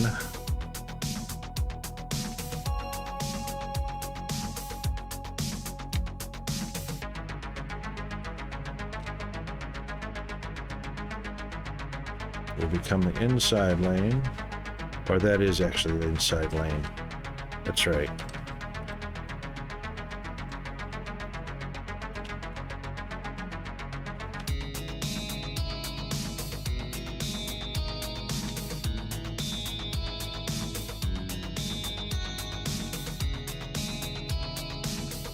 Perfect.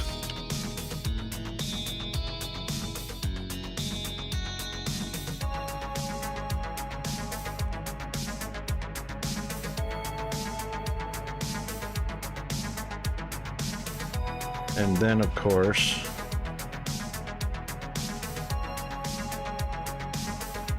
we just have to remember that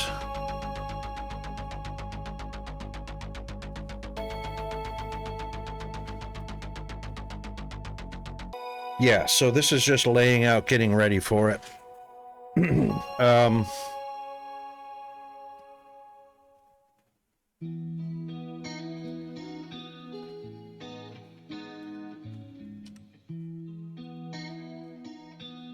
So I'm just getting an idea of how this is going to lay out.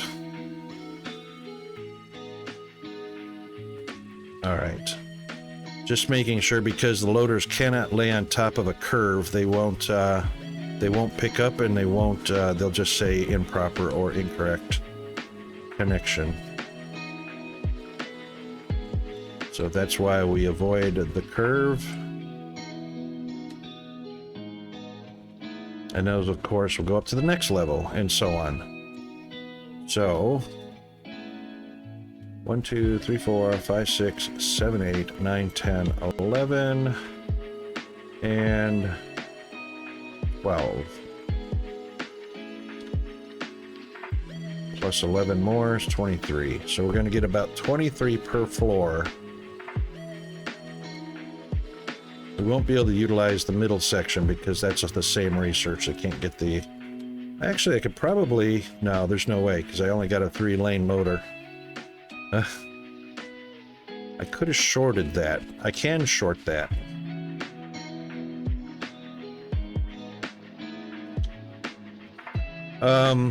Actually, I am probably not going to do the T3 assemblers. I'm going to do all T1s. I know I've got some T2s out here. Like these two T2s are making yellow. But they are going to be T1s. So just like the two T1s making Science Pack 5, there's a reason for that. There's a reason for that. I'll show you. All right, so we'll have to take a look in the tool tips here. Power, correct. So a T1 is 50 kilowatts, and T1 is the base speed.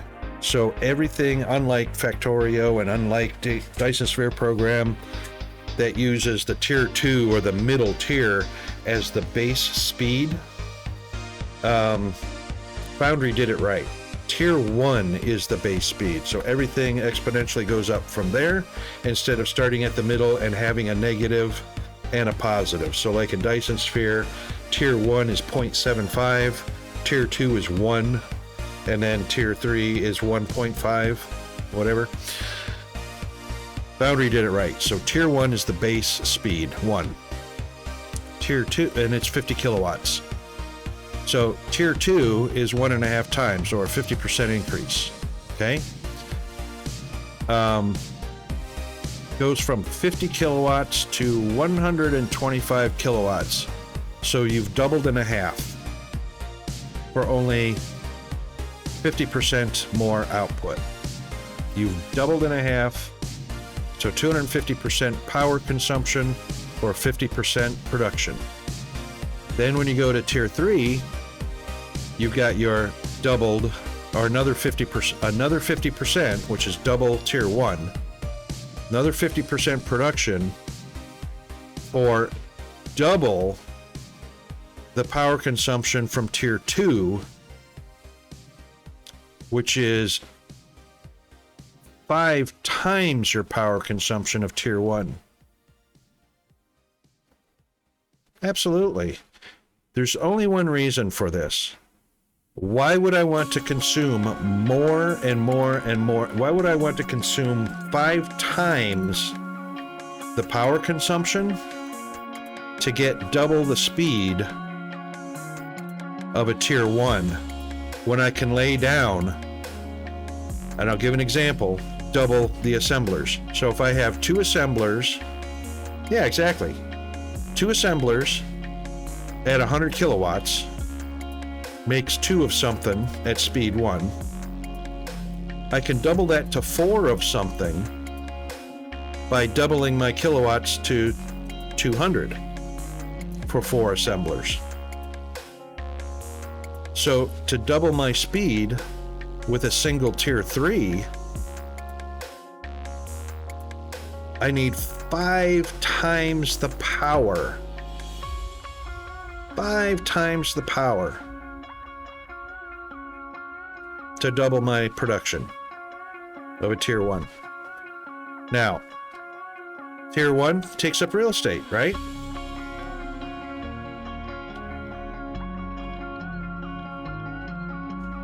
So far the machines haven't lied. So if it says it's producing 12 a minute on a tier 1, you'll definitely get 18 on tier 2. And you'll definitely get 24 on tier 3. They haven't lied. So, for example, let's use robots. Robots produce 6 a minute on a tier 2.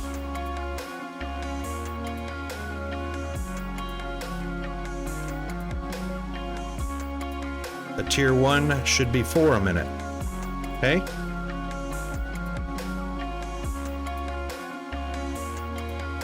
Because that's 50% less.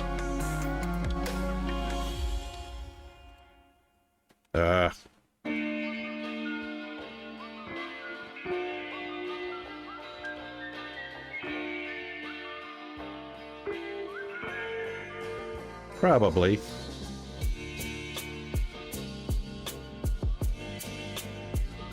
There it is, 4 a minute. Yep. So 4 a minute on a tier 1 at 50 kilowatts, or 50% more, 6 a minute, for 125% increase in power consumption. 50% speed, 125%. No, I haven't made any tier 3s. But I'll tell you right now, I've seen it already on somebody else's stream. The machines are correct. The machines and the numbers in the game are correct. So that will be, for a tier 3, that will be 8 a minute, which is double the production of a tier 1, or the same as 2 tier 1s. So 2 tier 1s will produce 8 a minute for 100 kilowatts, or you can make a tier 3. Evil Rays is up to Evil Rays is using tier 3s. He doesn't understand this yet. So he's using tier 3s, and he is getting double the maintenance drone production, so 8 a minute for 250 kilowatts instead of 100 kilowatts.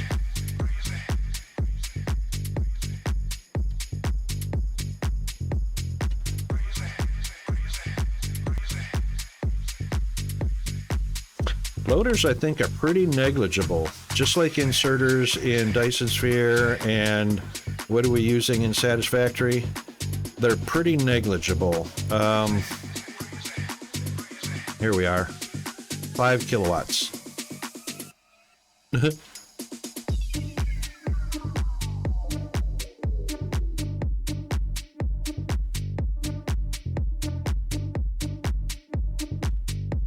And unfortunately, belts don't take any power.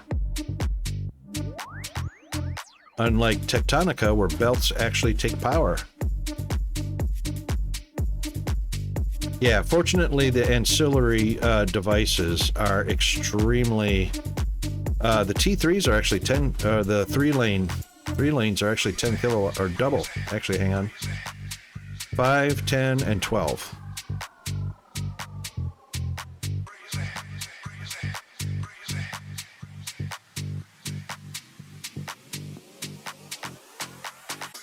There could be still 250 kilowatts for tier 3. There could be a bit of a cost savings with the loaders if you have a 3-item recipe. 5 kilowatts versus 10s and 12s. There would be a cost savings there on the loaders. I'd have to set something up fully and completely to test how much in accurate numbers that would be a cost savings in. But my suspicions anyway is going to be wasted power. An infinitely sized world. Exactly. 250 T1s is nothing. Exactly.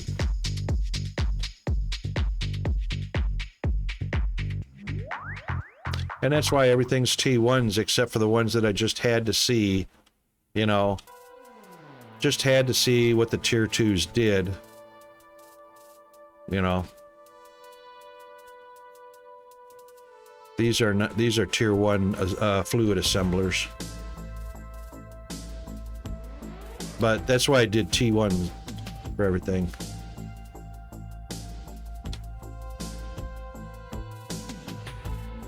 Yeah, exactly. I mean, because as long as your horizon is as far as you can see, and the closer you get to your horizon, which never happens, the map keeps going. I mean, infinite room, spam it out. That's what Firehammer and I were talking about yesterday. Don't worry about building robots. Spam your maintenance drones out across the freaking world, and you get plenty of Fermilite bars that way. Or less power. Less power. Because the assembly line takes assemblers to make all the robot parts, to put the robots together. I mean, it's a huge power drain for all of this. All of these guys, plus all of their assemblers, plus all of the raw material going into those assemblers, coming from all the other assemblers. I mean, the power consumption is exponential. Let's see what we got going right now.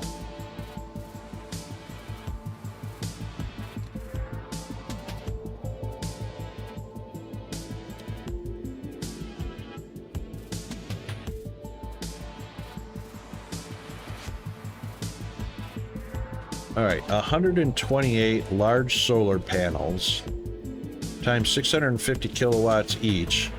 That's 83.2 megawatts. All right, and we're using all 83.2 megawatts of the solar panels. So we have steam turbines, and the way I wanted to do this first was all power running off of solar.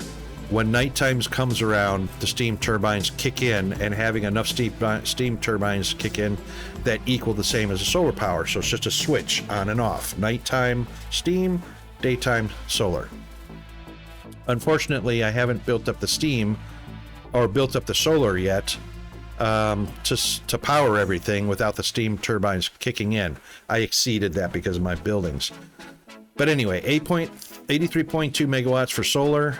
And then the steam, of course, I would build up to have another 83.2 megawatts or whatever to match the large solar. I don't use any batteries. Why use batteries? Batteries cost material and take up real estate. And of course, real estate's infinite, but batteries cost material. And then you got to figure out where to put them. Why would you use batteries? You mean use enough batteries to run the night side?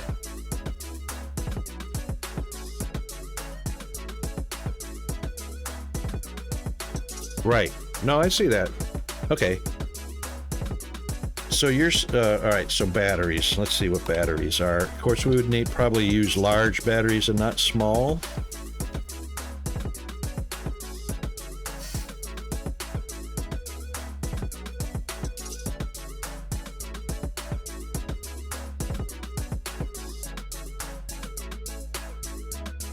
Where are batteries?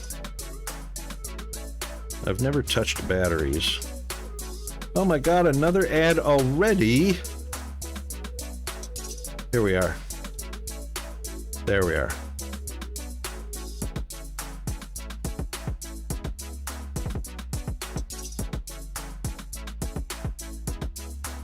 Wow. All right, we'll be right back.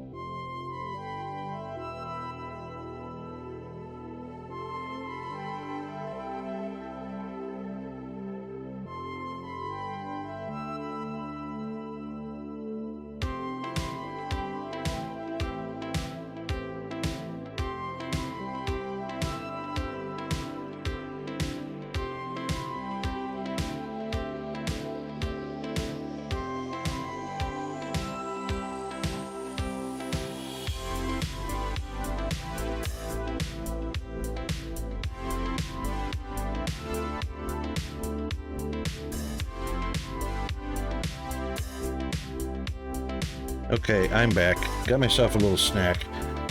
You were back already. You were back with still another minute and a half of ads to go. You know what? This is why I run my ads once an hour for the full 3 minutes to get the maximum potential from Twitch to me for ad revenue. The reason being is Twitch has a hard time delivering a full 3 minutes of ads once an hour. They'll go a minute and a half. Some people have said they've got as much as 2 minutes worth of ads. There you go, one ad. It's not how many ads, it's the time. So 1 minute worth of ads. I've heard some people say they've gotten as much as 2 minutes, but for some reason, to our benefit, Twitch is struggling to deliver 3 minutes worth of ads for the 1 hour break. So that's why I'm on 3 minute worth of ads once an hour, because the community benefits from not getting the full 3 minutes. So you know what? We'll do a bio break, we'll do a stretch, we'll do a hydrate, we'll do whatever we need during the ads. That's why I pause the gameplay for the ads. And everybody benefits. Yeah, I mean, and they could repeat some ads, but they'd catch some flack for that. So the benefits for my stream right here is you get an hour's worth of play, and for an expected 3 minutes worth of ads once an hour, you only get a portion of that, whatever that portion is. We all benefit. 1 hour of uninterrupted play, 1 break for ads. It's not the full 3 minutes. Yay, we're back to it. I get the maximum out of Twitch as an affiliate that way. Everybody benefits all the way around. Yeah, so batteries. All right. So let's say we spam. Batteries are only a gigajoule.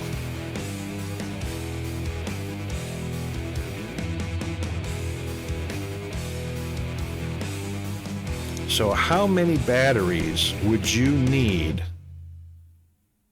to run all of the machinery that uses 120 megawatts during the day. Now remember, the daytime is 13 hours and the daytime is 11 hours. So how many large batteries would you need at 1 gigajoule each to run the entire factory for the night, and then multiply that by 10 plates, 10 circuit boards, and 20 energy cells for every single battery?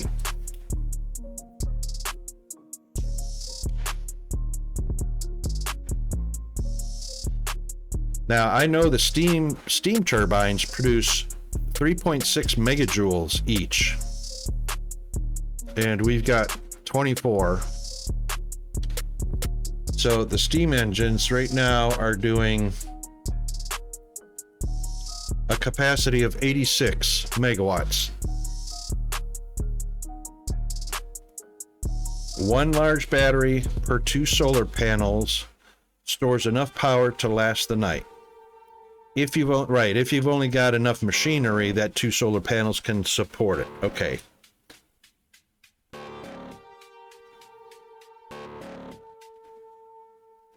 That's still a lot of freaking fuel cells. So if you've got 128 solar panels, you need 64 times 20 fuel cells. So 1,280 fuel cells.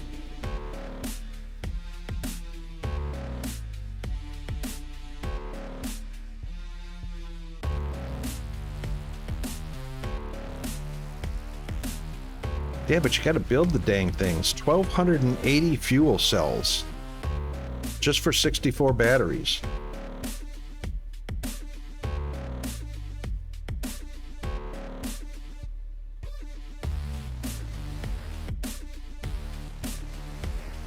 Or, what have I got here? 10. So I've got 24 steam turbines. 24, not 64.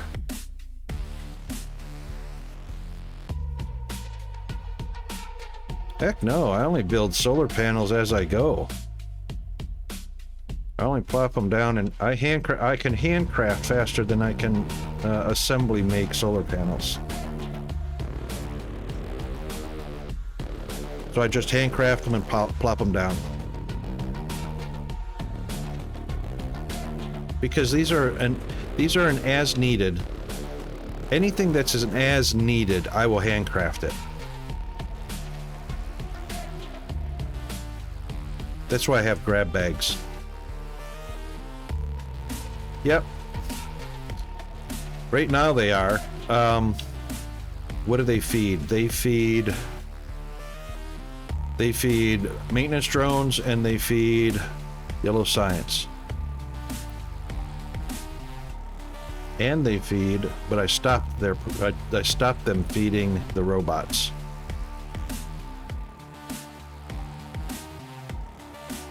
Yep, foundations as needed. I've got a grab bag of them, you know.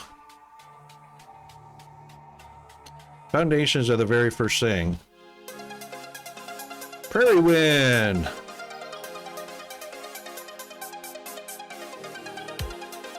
Yeah, I should do that. I should put a grab bag down here for fuel. Actually, I think I did. I did. So I've got a grab bag for fuel cells.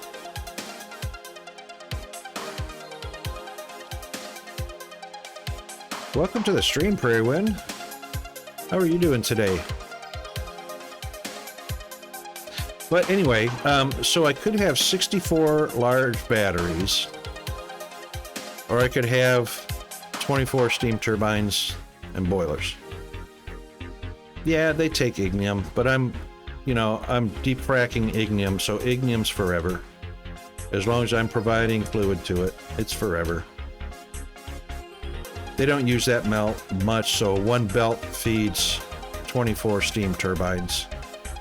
They don't snag enough off the belt to make that a significant issue. Very low, because it's only the boilers. that pull the ignium off. And oops.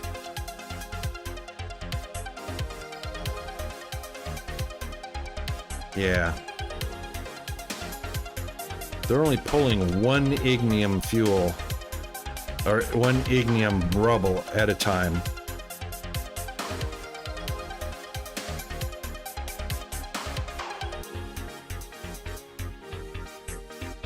Boilers are a hugely efficient conversion.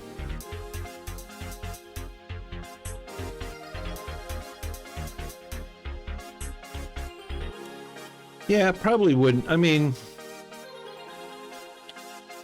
they're not big. I mean, they're not hard to make the solars, so it wouldn't hurt to have a grab bag of solars. Ferrite, I always carry those in inventory. Machine parts, I always carry those. Glass fuel cell and circuit boards. Grab bag of fuel cells, grab the circuit boards and grab some glass. But, you know, I've got glass in here. Advanced machinery parts I need to stock back up on. Circuit boards. You know, everything's there just to go bam, bam, bam. Because I use those in other things all the time anyway. So I just craft a few, which is... Fortunately, in this game versus a lot of other games, handcrafting is faster than assemblers. Until you put down more assemblers that exceed your handcrafting speed. Then you just do a grab bag.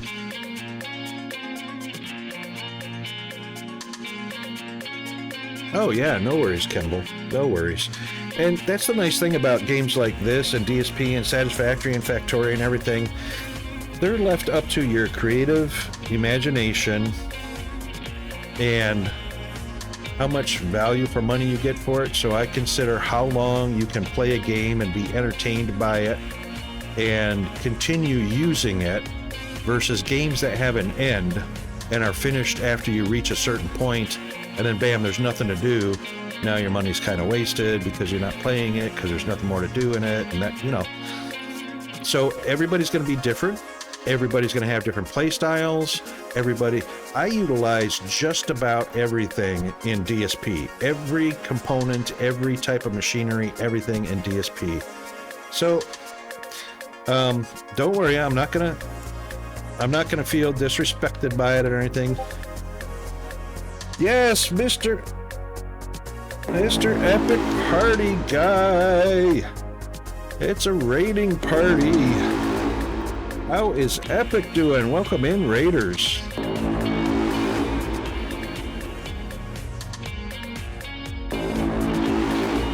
How is everybody doing? Playing some Homeworld 3? How's that going for you, Epic?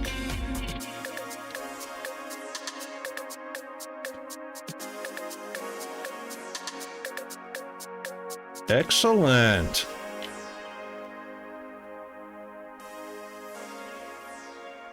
That sounds awesome. I haven't looked into that game yet. Multiplayer?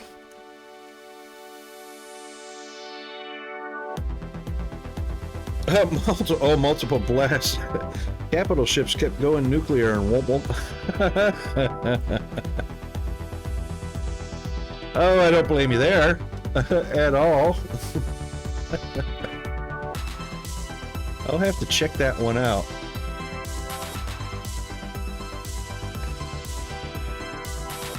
Thanks very much for the raid, by the way.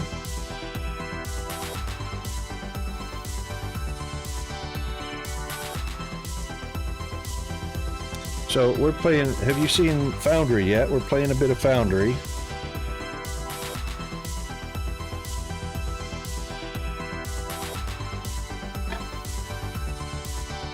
Hot for Teacher, how are you doing, mate?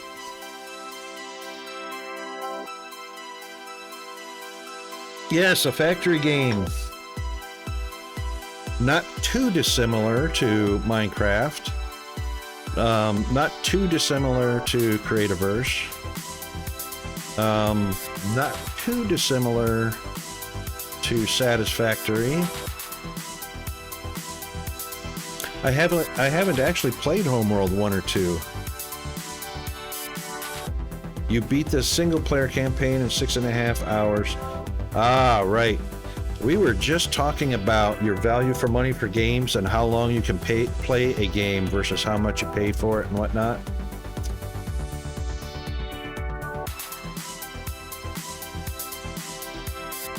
Yes, Mighty. Factory games are a big thing.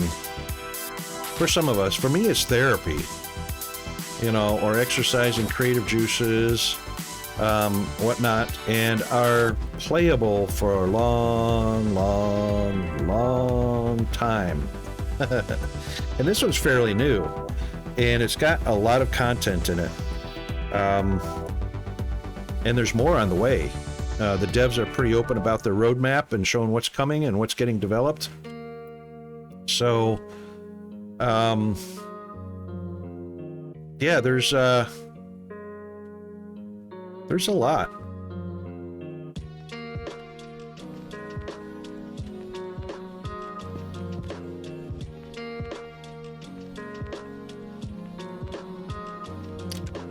I like the fact that you can actually ride along in the cargo ships if you want to.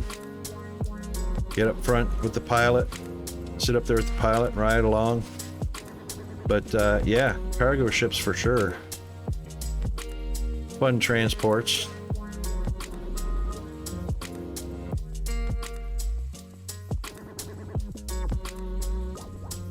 Yeah, so if you want to fly out around the map with your cargo ships, hop on a cargo ship and ride along with them. Otherwise, you can use up jetpack fuel like I'm doing and jetpack around. This is our blast furnace with our hot air stoves, 3 hot air stoves, and our blast furnace. And capable of making 3,840 iron rods or 3,840 iron plates a minute.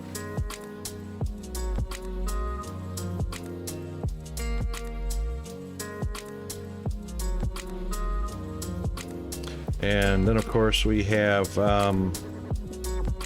there's a lot of fun stuff in this game, there's no doubt about it.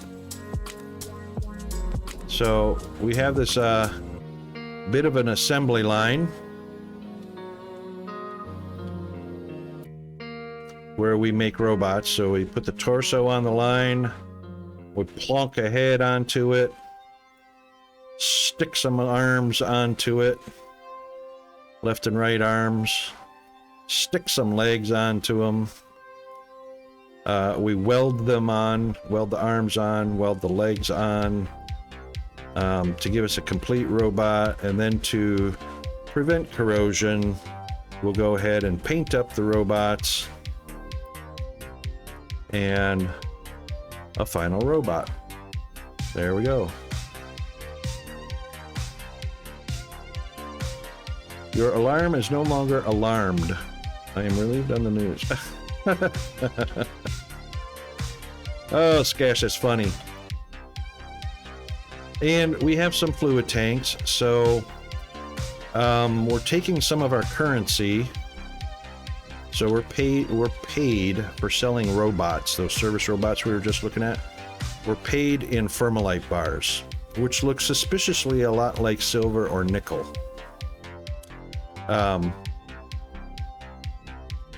So anyway, we're paid in the Thermalite bars, and then we melt down our money into liquids. And we put them in the storage tank, and we are holding in a 600,000 liter storage tank almost 600,000 liters of our liquid currency. And then we take that liquid and we make plating out of our currency. And then our plating will be used to make robots to sell to get more money.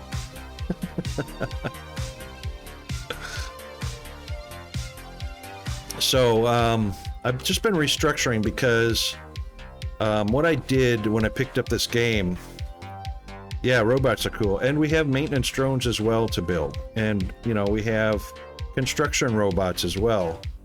And the little construction robots, these are modular buildings, so the construction robots start building and welding everything together that you have to wait for and spend lots of maintenance material on building them.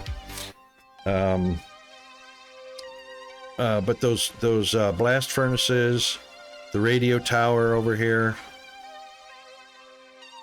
and let's just teleport over to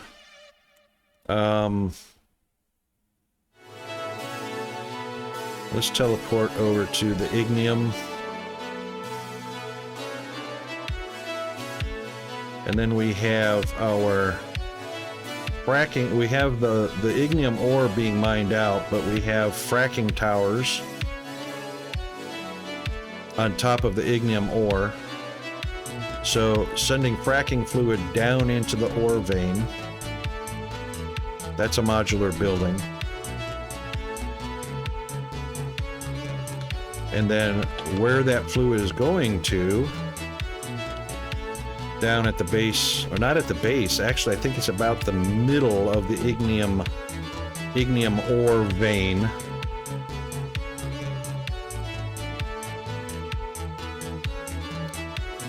And we'll pop on down here, and we have some core drillers, or miners, underground miners,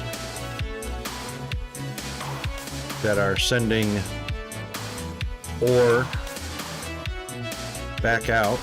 And there's the ore vein itself and the drill drilling into it. So they're sending out the ore, which I am pulling back up to the surface via this freight elevator, and sending it back to base via the cargo spaceship.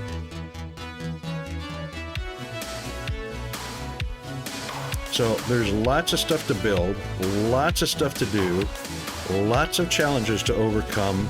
So it's not just a factory game. So what I'm doing is I'm sending some of this ore is going to feed my steam turbines. The rest of it goes into the cargo ship, which is almost emptied at its destination, which is the ignium mining base. When it's done emptying its load over at the ignium mining base, it will come back up here and pick up another load, and I have 3,200 ore waiting for it to go right into the cargo ship through the port, fill up, and go on over to the base. And the reason I'm doing that is so far that's quicker and more convenient to do that than it is to lay out all these belts, which this is the initial, when I was first building the base, laid out the belt.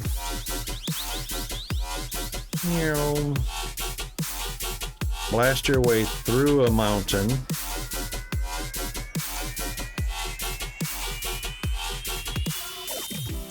So this is a lot of work compared to build a cargo ship port, plop it down, and Bob's your uncle.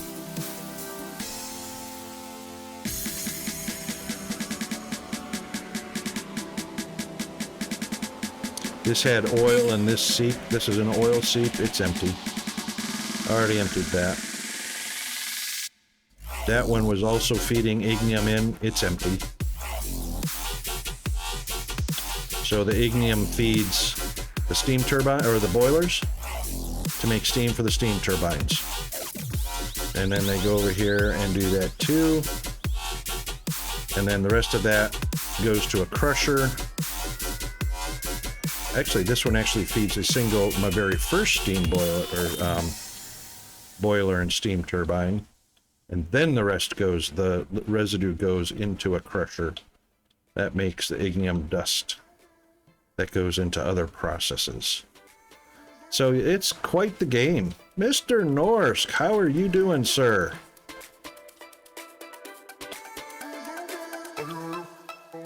And I built this little monument up here. just to stand up here, take a look at what I'm doing.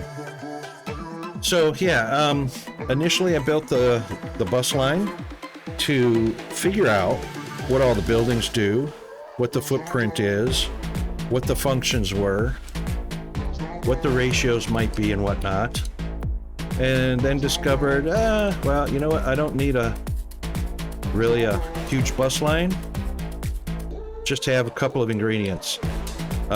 Iron plates and iron rods, the Adam and Eve of the game. Those two things make everything else. So yeah, Norsk, dude, 58% humidity. That's comfort zone city, mate. Chaps shook the moisturizer on. They don't dry out and blow away like a lizard losing his skin, shedding his skin. Dude, that's so comfy though. 60 degrees, 60% humidity. That's a sweet spot.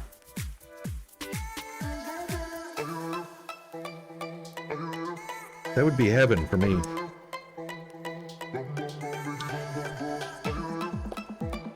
How was dinner last night?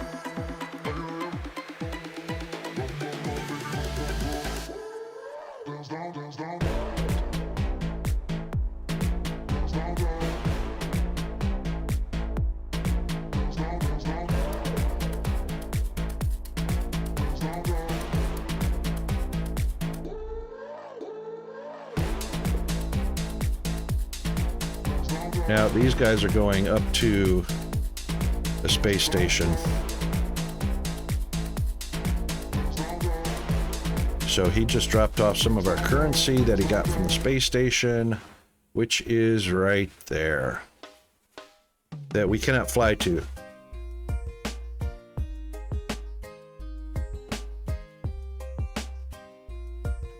Yeah, man, Norsk, that's the weather for you.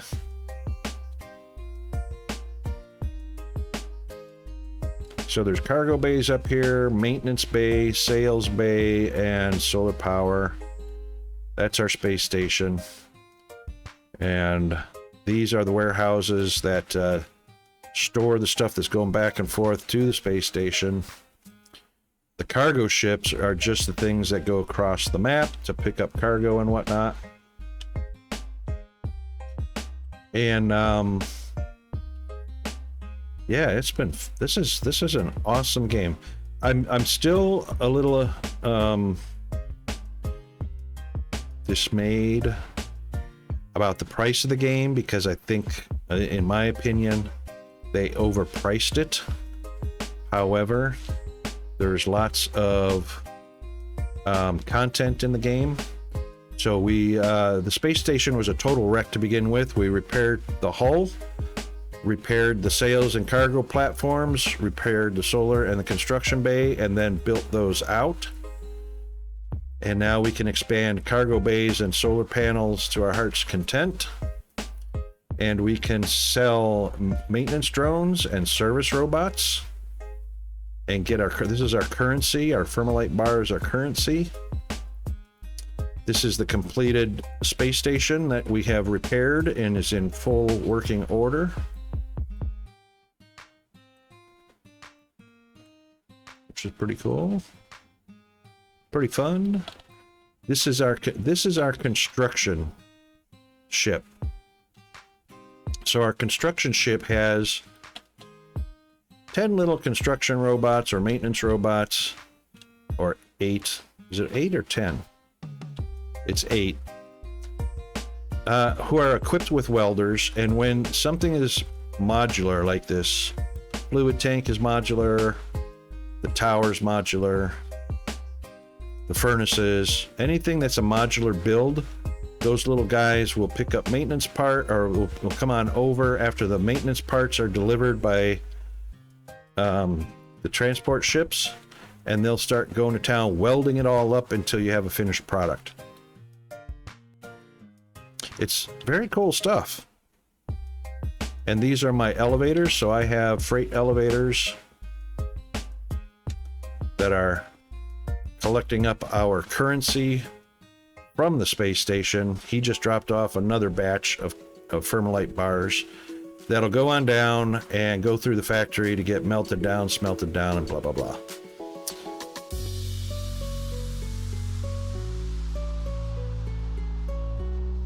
So anyway, I'm in the process now of rebuilding my factories because, as I said, it was a bus bar and it was a bus bar mess, and I've converted certain factories into buildings, which we can now go vertically with. We've got an infinite map to go with, but I like vertical buildings a lot. So we've got processes in each of these buildings that can go vertical. And we've got a fair amount of building materials. So some decorative blocks, some decorative blocks. We've got furniture, desks, filing cabinets, tables, plaques, wall plaques, structural and materials. And, you know, there's a goodly amount of content in the game, and the roadmap shows lots more content coming along, including Science Pack 6. So I am in the middle of prepping up right now. So there's one belt empty, which will be the 6th Science Pack. That will populate that belt. And then we're putting in our buildings, which I'm going to rearrange that just a tad, because we're going around the building and up to the next floor, around the building, then up to the next floor. But I think I'm going to move these a little bit because I can put a couple more.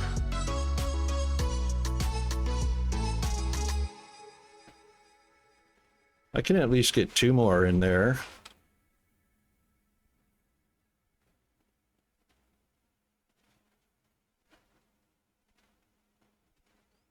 Oh, you know what? The reason I didn't do that is because I put those extras on the end of the line here. So these, in fact, are going to be getting loaders that go out to here. Oopa. Input, not output. Yeah, that's why we did that. That's why that line of belts come all the way out here instead of stopping short to allow room for 2 more, because we actually put the 2 more labs out on the end of the line rather than in the middle. And of course, this will be all labs right here as well. So, all right, that's all ready to go. And we should have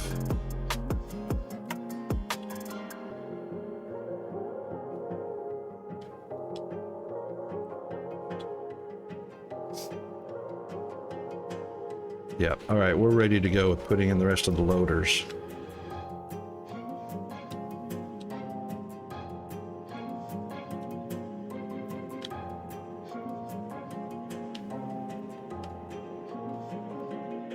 Might be nice if I had some.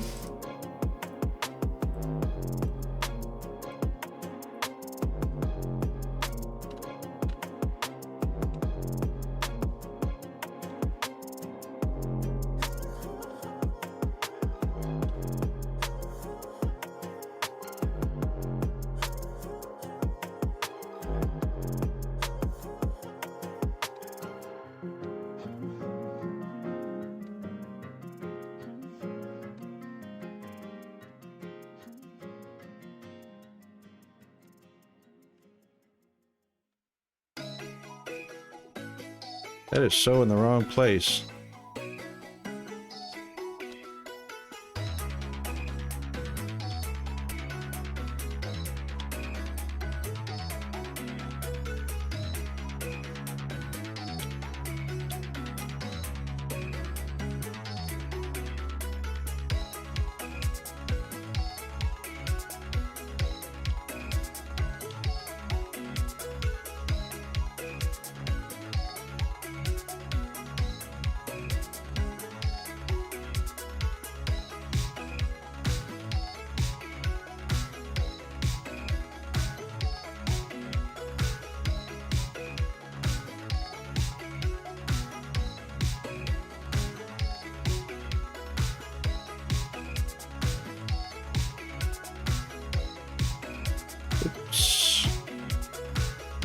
to grab some more iron plates.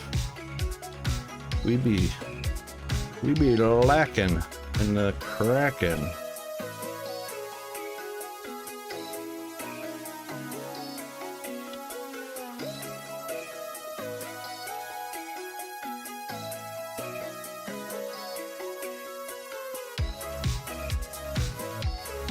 Might grab some more iron rods and some steel too.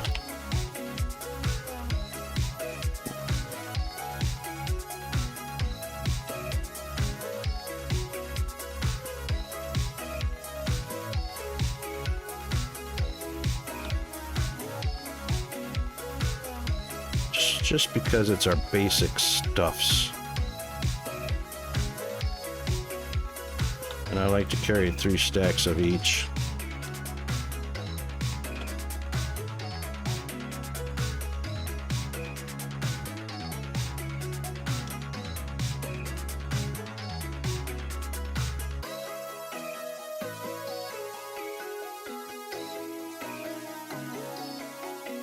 Okay, that should take care of all of them. Those guys are all fine. Let's see what our machine says. Let's see what this one says. This was a little easier to read. We've got 19 machines at 1900%. All right, let's research some more pump jack efficiency. Since we've got the entire science tree researched already, and we're waiting on Science Pack 6 to drop. Oops. Stop it. Stop it. Waiting for required item. Oh, yeah, he is. Let's go over here. Of course, I've got these facing the wrong way. I'm not going to be able to see the panel so good. Oh my god, it is so small. You know what? I can see the overview, control panel, and all that stuff. But it still takes 45 seconds.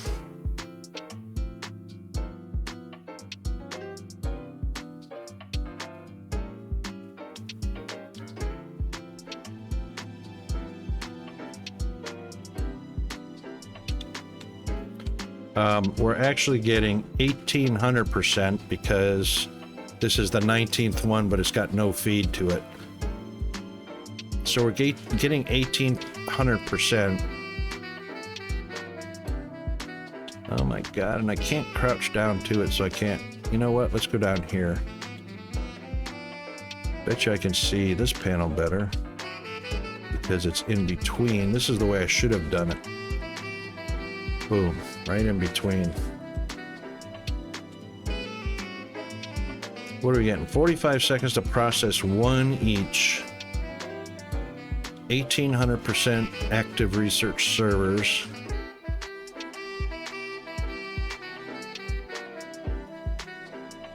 It doesn't feel like 18%, and I'll tell you why, because this is the research progress, and it's only done 3%.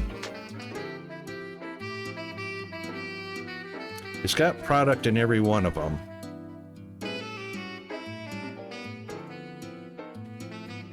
Here's our pump jack efficiency. This progress bar is the same as this one up here. And it's only said, there it goes, 4 and 4. It does not seem or feel like a huge boost.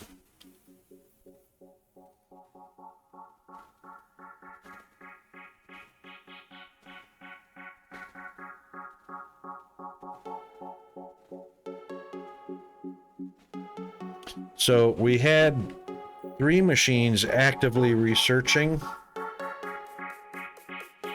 and we've 3 and 18 and 6. We've gone 6 times, increased capacity by 6 times, and yet it's still 45 seconds to process. one of each of these items with an 1800% boost, you would think it would be faster.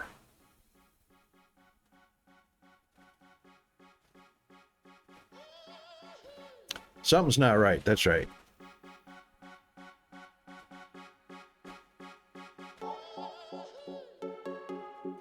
Well, they process one at a time, so the machine will hold a stack of three times anything that's in the machine. It'll hold that much and no more. There's more here because I input more.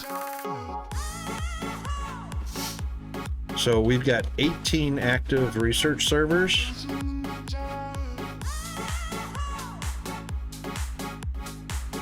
$1,250 is the total packs needed to complete 100%.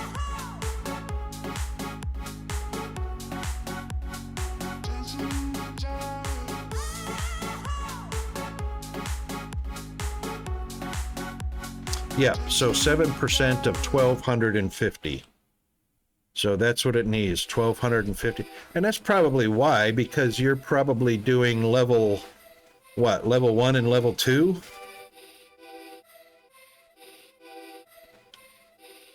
Yes. Okay, that makes sense. Yep. Yep. I'm on board with that. 100% on board with that. So it is appropriate to increase the number of research labs you have, making sure they're fully stocked up on the research packs, because as you go up in level and there's more and more of them required, I mean, if I was still doing it on 3 machines, it would definitely probably take longer to get to 1,250 processed science packs. So we are getting a time savings for sure.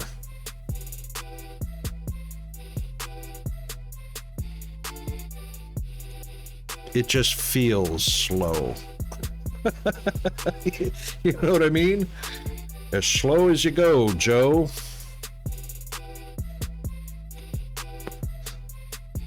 I would have liked to see this 45 seconds down around 4.5 seconds to process one. So where's our speed boost at? If it still takes 45 seconds,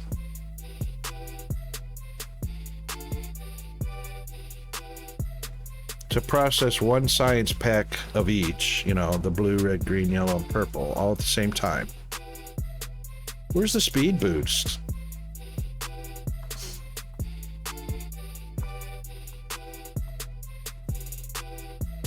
Ah, right. 16 and a half hours if you had one machine. Gotcha. So with 19, well, I've got 18 machines. I've got 19 machines, but if you divide by 18, right. So it should reach 100% in just about an hour with 18 machines going. 1,800% boost. So basically it's an hour, right?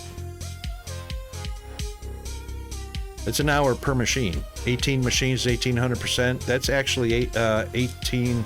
That should be 1 hour. Hang on, let's do the math. Do that math again, but use 18 instead of 19. Because 0.82 hours is almost an hour with 19. Ooh, there you go, 0.91. All right. So that's pretty close to 1 hour to get to 100%.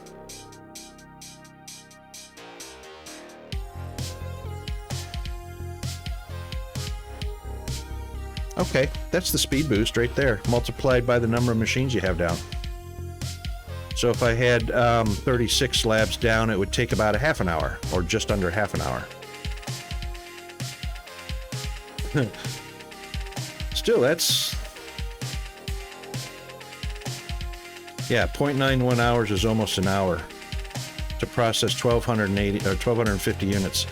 Yeah, so you know what? Damn right. Spam the hell out of the machines. Spam those labs down, research labs. Yep. Okay, it's making sense. It takes me a little while to get on board, but there you go. I couldn't see the speed boost, but you laid it out nicely just there with that math.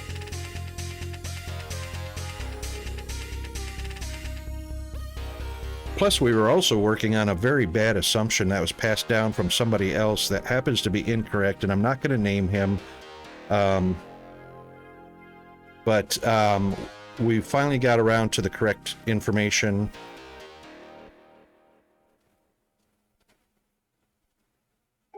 Yes. The progress bar. That's the killer. That's the killer, because that's what's visually presented to all of us, is that progress bar. And everybody loves to see progress, not creeping along. Yeah, it was 1,000 before. That's right. It was the same research. So what we're seeing so far is each level is going up by 250 every time. So just like the mining efficiency, it was at 1,000. So was the pump jack efficiency was at 1,000. But as soon as we go up to level 6, it's going to be another 250 added to that. So yeah, so we get to see the progress bar just creep along. Kind of disheartening, but not overly.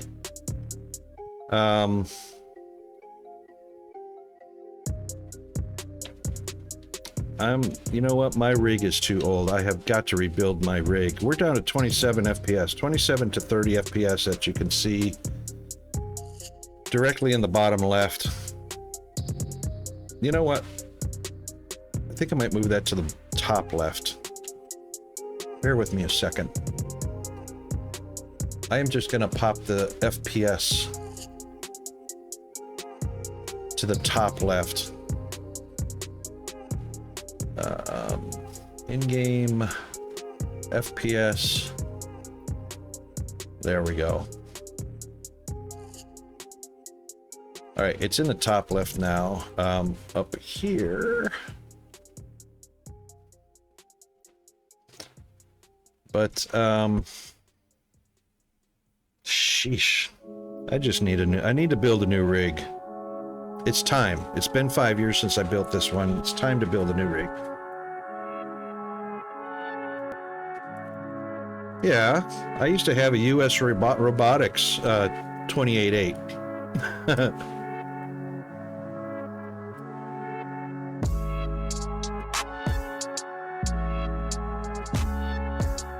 Yeah, exactly. I remember all the way back to the first time I had a modem of any kind, which I had to put the phone handset on top of it. I was in the military at the time, and way before that, even before the 9600s, and even before that. So we were transmitting data in the military from base to military base to military base across the internet before the internet was a public entity thing at all.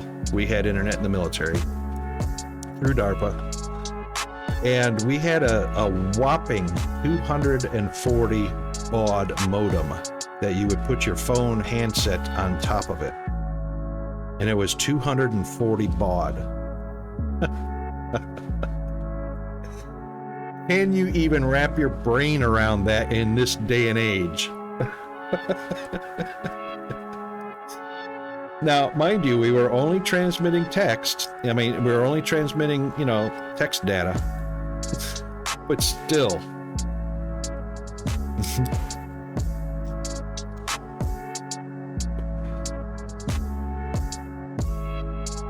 Yeah, I almost always had US Robotics. So I started with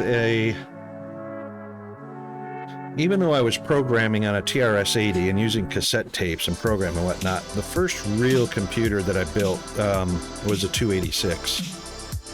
And I think it had, no, I take it back, because I remember having an 8088 processor in a small frame rig. But it wasn't very long. It wasn't very long, and I was building 286 computer at home and had a 9600 US Robotics modem. And I still remember, you know, there was Juno, there was Powwow, there was America Online eventually, there was CompuServe. CompuServe was one of the first full-fledged networks that I connected to.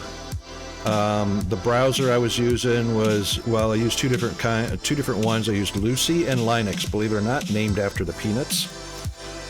Lucy and Mosaic was one of the browsers before Netscape became a thing.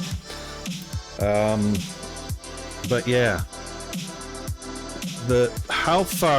Netscape Navigator, that's right. How far we have come in just the last 40 years, 4 decades.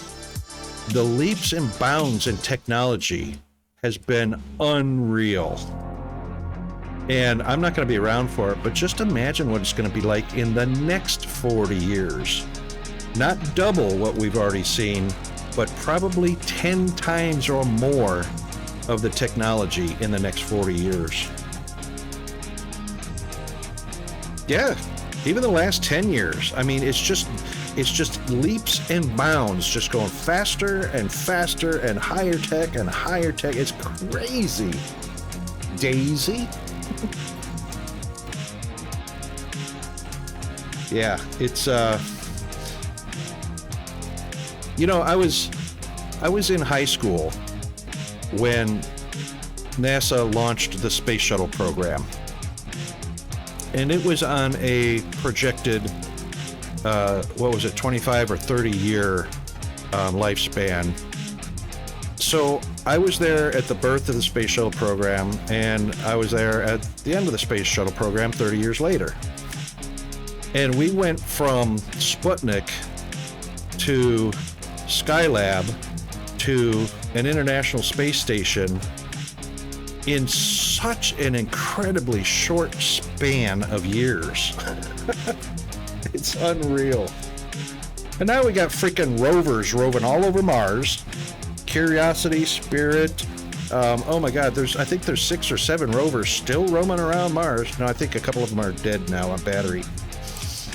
We've sent probes to friggin' Saturn, some of their moons. You know, we sent the Cassini spacecraft out. New Horizons went out to Pluto. We've had probes go out to Jupiter. And we've got freaking Viking 1 and Viking 2 that are... Viking 1, I think, is actually in interstellar space now. It's left the heliotrope. It's left our solar system. Viking 2, I believe, is on the verge of doing that. Actually, I think it's for Viking 2 because Viking 2 actually launched before Viking 1 did. By a few months. But, you know,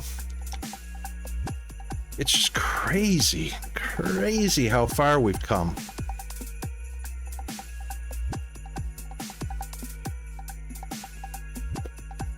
And my rig is old enough, I just need to build a new one. I need to make this one my streaming computer and make the other one a new one my gaming computer. This is too much for one computer to handle everything.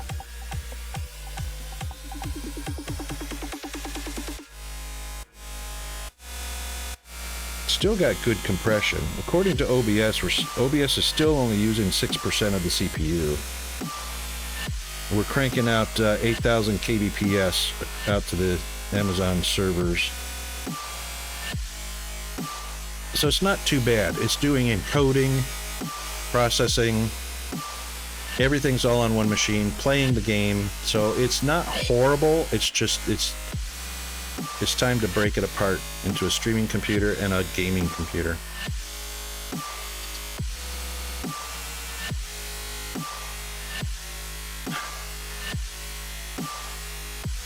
All right, what's next? So we've got all the green science made over here. Green science and pipe, I believe, which is... Oh. Yeah, okay, so I knew that. So green and yellow we're going to have a hard time keeping up because they're minimal. Everything is a minimal design right now. Everything was based on minimal just to get the feel of the function. All right, so green is going to have to move into its own building, just like everybody else, because we want everybody happy and feeling like they're at home.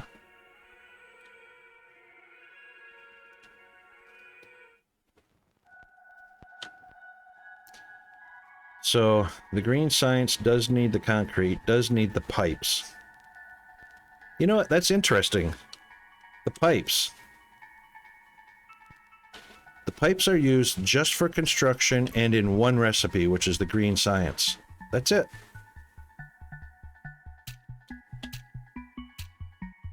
And I've got one machine making them. And with 3 assemblers making green, it's saturated. Let's see. Ingredients. 2 ingredients. Pipes and advanced machinery parts.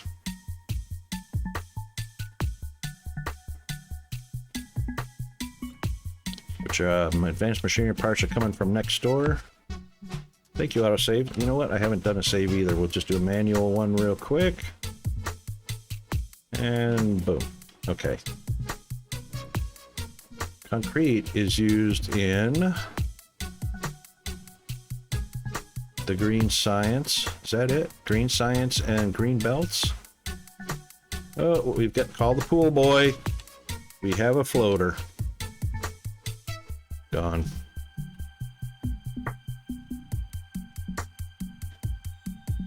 Nope, concrete's used in not green belts. They are used in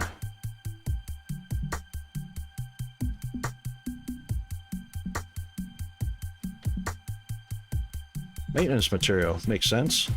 I mean, construction material. This is the only one that really gets me. 6 ingredients.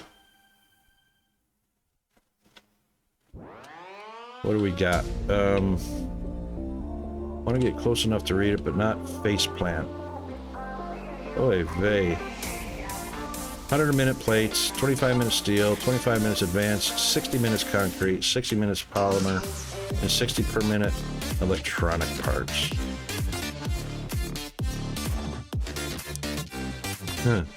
To make 320 minute construction material.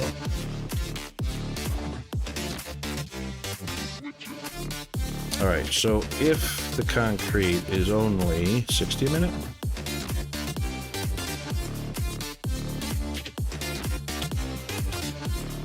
minute concrete for that.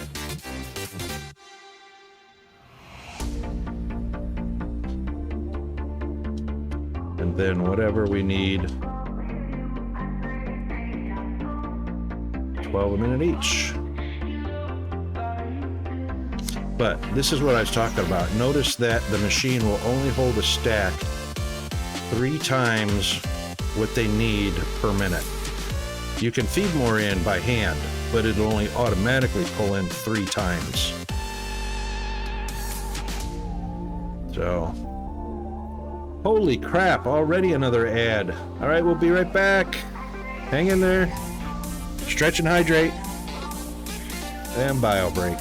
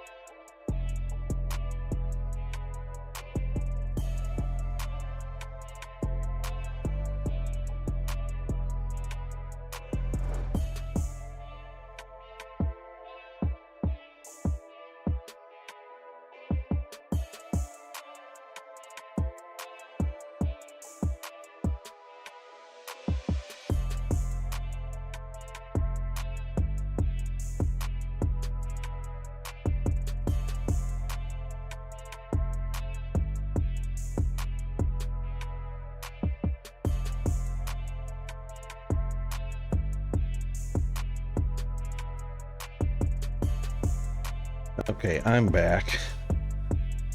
One ad at 40 seconds. Yeah, so everybody's going to get something different. So ads came early. Oh, no. It was actually 1 hour. I actually didn't start the stream on the bottom of the hour, and and it wasn't at the top of the hour. I've been streaming for 5 hours and 5 minutes. So it was actually at about 40 minutes past the hour that I started the stream. So that's pretty darn close. And 1 hour plus 3 minutes is 43 past the hour. But there you go.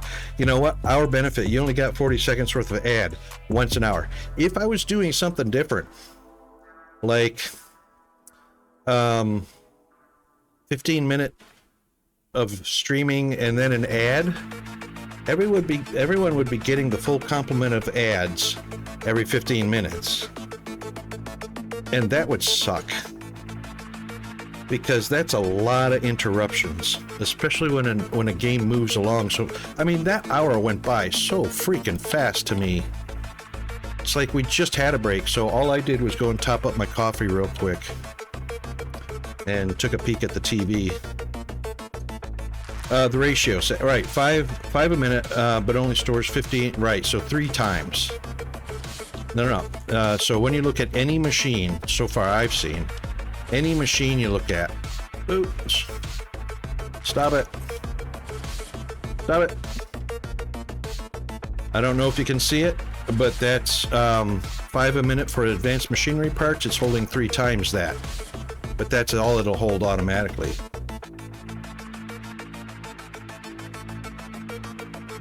Yeah, it's 3 times. So 3 times 5 is 15, 3 times 12 is 36, 3 times 4 is 12. So the machine will hold a stack that's 3 times of what it needs for the per minute. Count? No? Why is that no?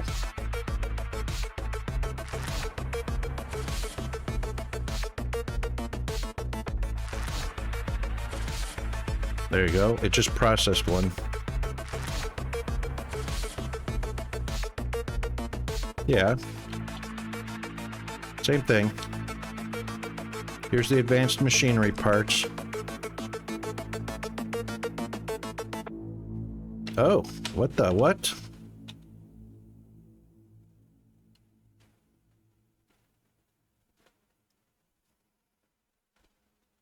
Oh, no.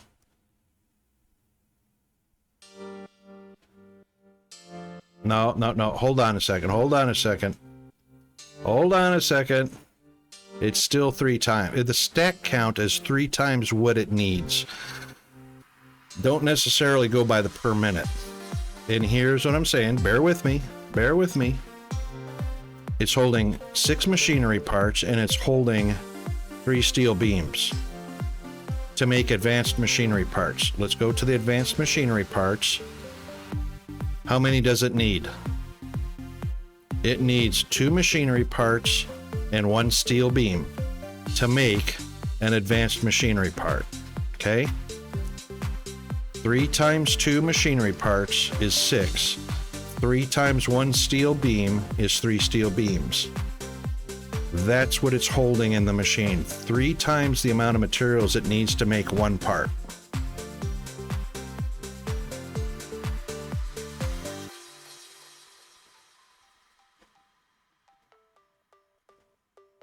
Are you with me?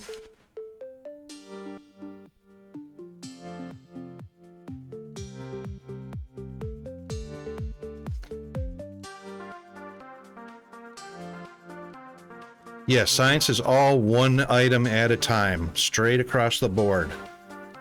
Yeah. That's why they'll show up as 3 in the machines, because it's always 1 item on the board on the science packs. All the other machines, whatever the recipe is for the item, like 2 machinery parts and 1 steel beam here, the machines will only automatically hold 3 times that. You can hand feed more in there, but it'll only automatically pull from the belt 3 times that. And it doesn't matter what machine you look at. So, what's the recipe for conveyor belts. Red conveyor belts are 2 plates and 1 machinery part. So the machine will hold 3 times that, 6 plates and 3 machinery parts.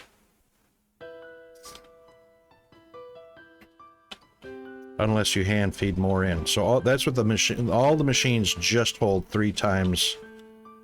I'm not sure why they did that. I'm sure there was a reason for that. I don't know. It's not a huge amount, so you can't really go grab the recipe items out of machine, but you can grab the final product out, and the final product will be a full stack of something. So, for instance, we've got 3 wafers and 6 polymer boards and 240 Olemic.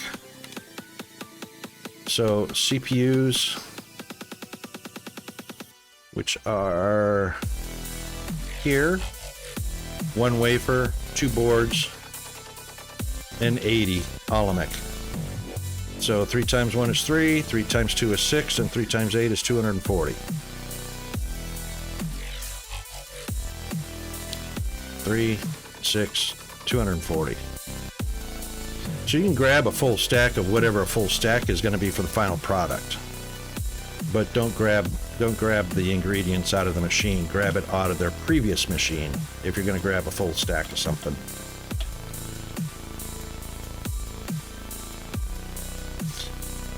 All right, where are we at? So the green science. We've got plenty of room to put green science in. Now, the casting machines are going to go vertical, so we don't have to worry about the footprint on that. This is going to be exponentially bigger, so how can we do this? Let's maybe do a 2-row of machines in a nice, pretty building.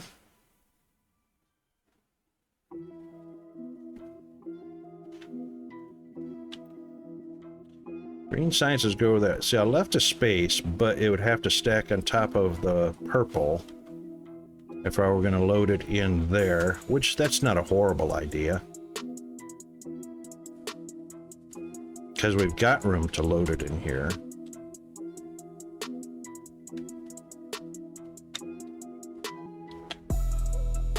So it can come underneath the bus without any issue.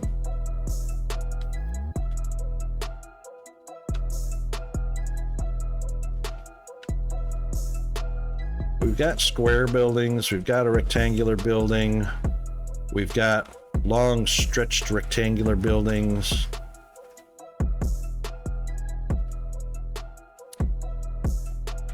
It's too bad we've only got 4 sides and we can't rotate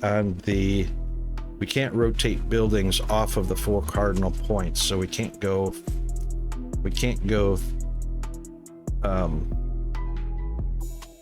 12.5 degrees, we can't go 37 degrees, we can't go 45 degrees, we can only rotate 90 degrees. That part kind of sucks. And that's one thing I like about Satisfactory, is you can get up to a 5-degree rotation, increments of 5 degrees. Some things you can actually get 2.5 degrees.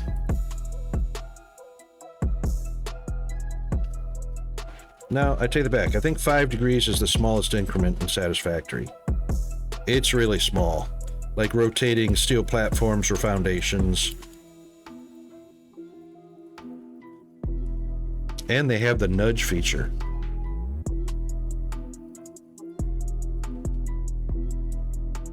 Which means, well, you know what? We are playing a voxel game.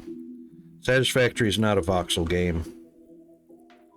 Whole different game engine and mechanics. So we either get a north and south or an east and a west. What do you think, guys? What kind of building would look interesting for a factory?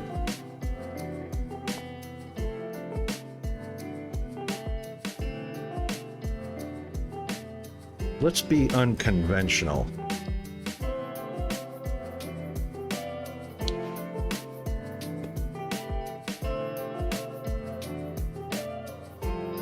I was thinking about a circle building,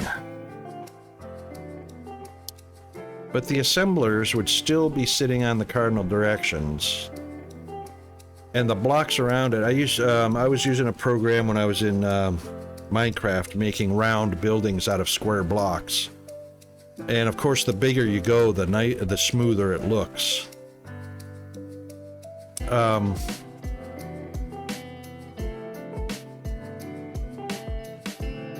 I don't have enough room to make a pretty round building here. It would look funky because it's just too small of an area. Even what if we just took like a 4? Or let's just take a 3 per side.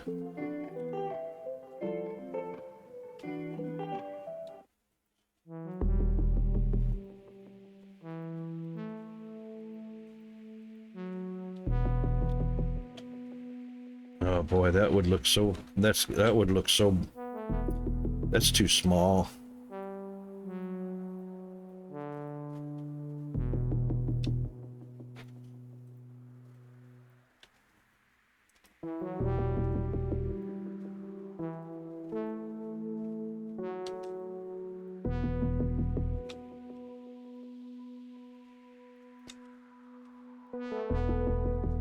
I'd have to go way bigger than that. Way bigger than that. Just to fit, say, 6 assemblers in there. Yeah, that's not the right spot for it.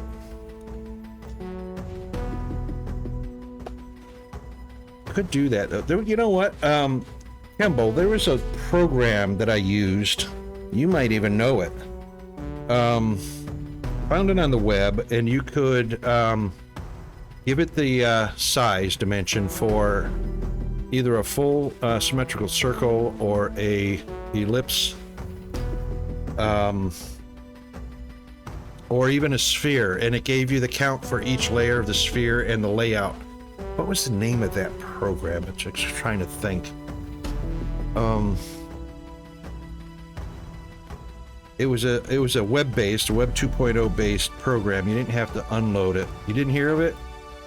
It goes back a few years because it was what we used in Minecraft, and shoot, you know what? I have to take a look. I doubt seriously I still have that program, but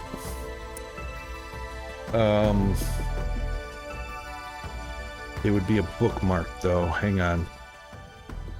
Let me grab, it would be in my tools, bookmarks, tools, design,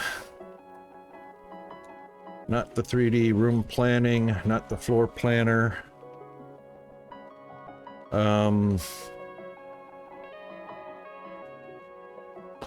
Plots. That's it. Found it. Is that it? Yes. Okay, so for games like this that are voxel, that are block based, using plots helps you make ellipses, toruses, spheres, stuff like that. All of this stuff we can use in here just like we did in Minecraft.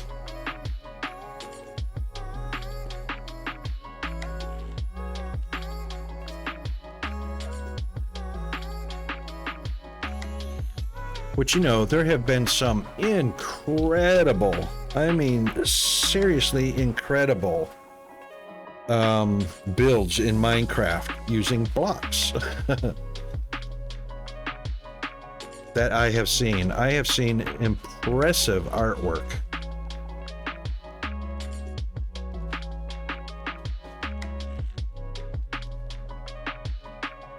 But all of this stuff we can do in Foundry. Every bit of it, 100%.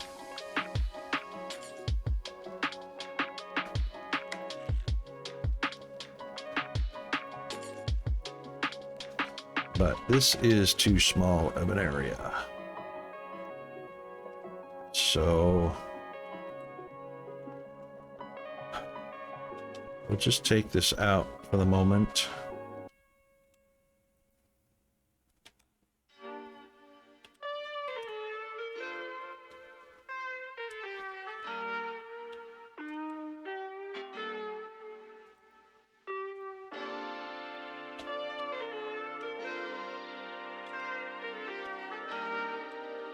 And let's see.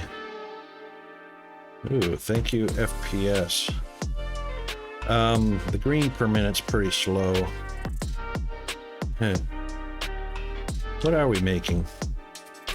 Is that what you were saying? 1 per minute. Is it 1 per minute? It's 1 per minute.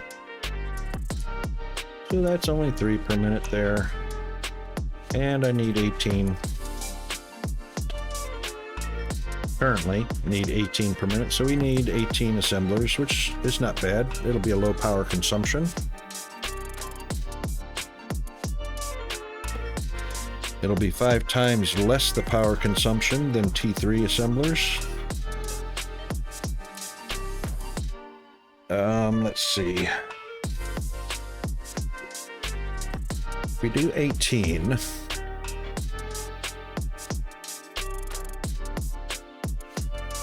that's 3 times 6. We could do 3 floors of 6 or 2 floors of 9.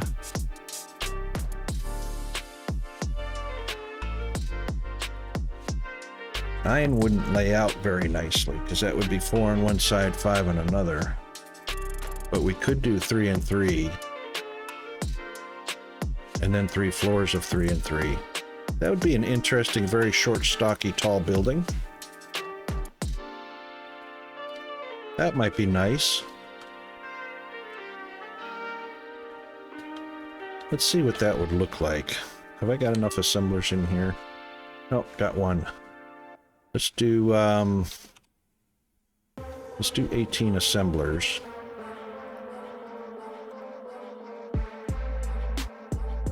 Let's do that.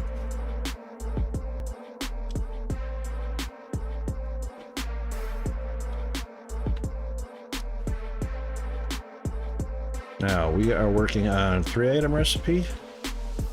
Yep, 3-item recipe. So we can bring all 3 items down the center and put the outputs on the outside.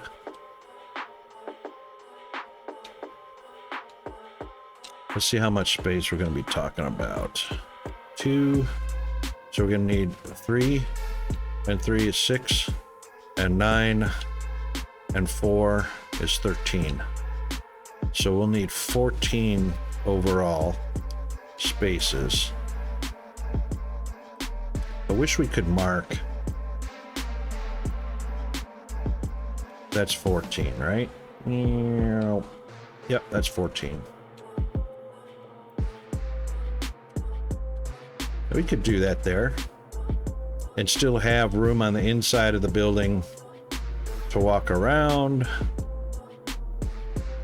which would be nice because then we could put walls, give it a 2-room gap, a 2-lane gap.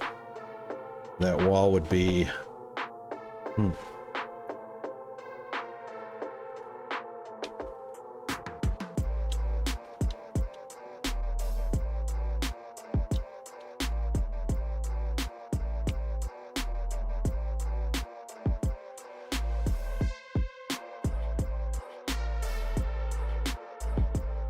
that's pretty cool. That would be quite the little squarish building going straight up. With the exception that that power pole would be in the way, which I'd have to move. We can move it back. Let's see what it looked like moved. We'll put those there. 1, 2, 3. I'm sure that's going to be enough for... let's do this first.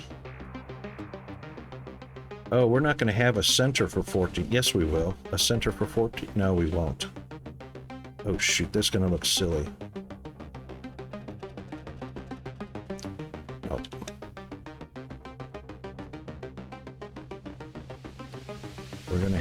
an output, a loader, the building, the loader, and then 1, 2, 3 lanes of input. Let's see. Belt, loader base, building, loader base, 3 lanes, loader base, building, loader base, and output. Yeah, there's no center. It is 14 wide. Well, that doesn't mean we can't make the center belt the center.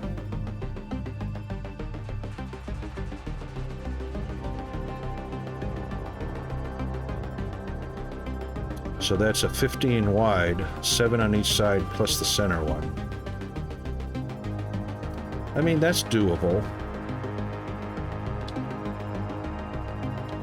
That's in the way now, but we can move that wall out 1 space.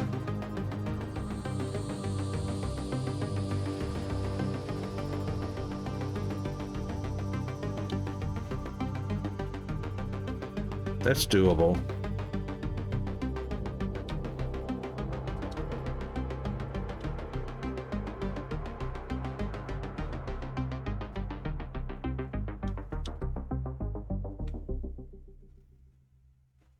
Oh, did I move that too far? I did.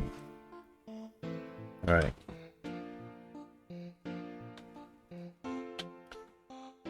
So we move the wall, we have a 2-lane walk space. We'll have a 2-lane walk space there. That'll work.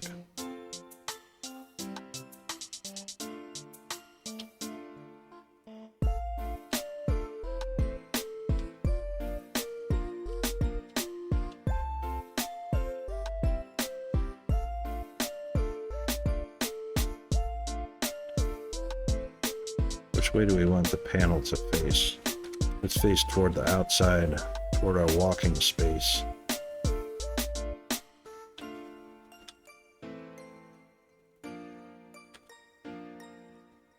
Yeah, on the output side. And it's going to be green. And copy that. Paste that there. And now we have green science on that side.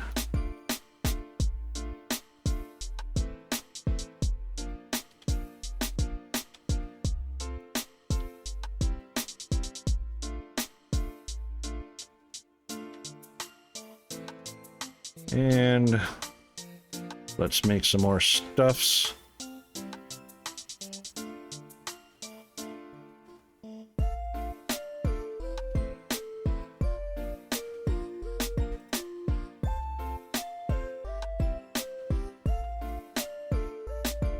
And we need some more iron plates to make some more loaders. Loading.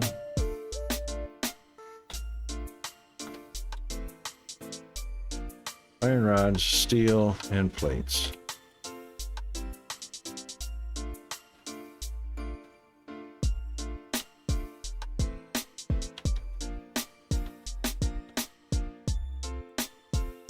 Okay. Now the combination is going to be short input and short input. Nope, medium is not going to work like that. So we're going to have a short input with a long input.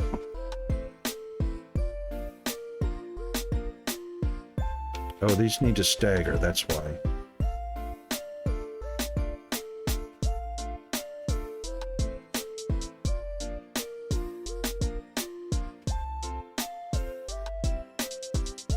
Yep, these need to stagger in order to fit.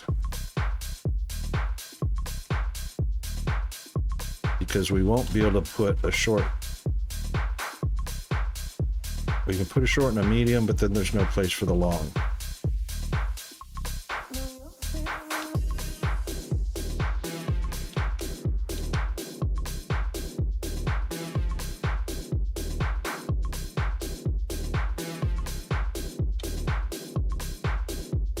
So they're going to have to stagger by one block. But that's all right. I mean, they're going to be in a building.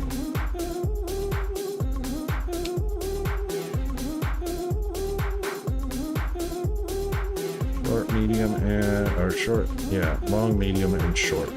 Hey. Yep. Boy, I would love to just be able to highlight an area and copy that like in all the other factory games we play. That would be awesome.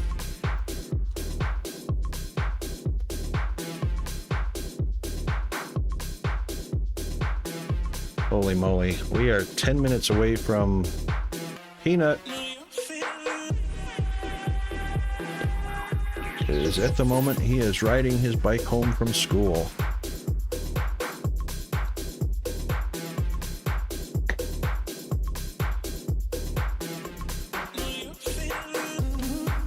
All right, we can do that. However, we're also going to have a single gap between the machines to compensate for the stagger. Instead of being side by side, which that's okay too. I mean,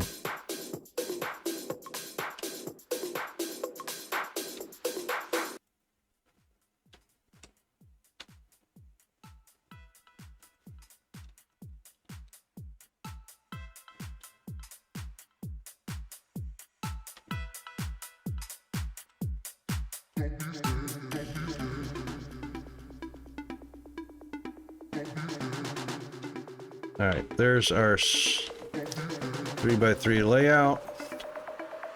And that's actually quite well within the wall confines.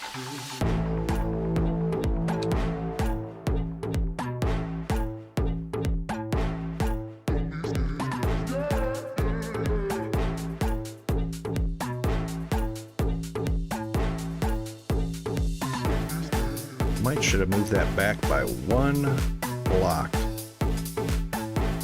Or, actually, that power pole can be moved up, which will get the power line out of the way.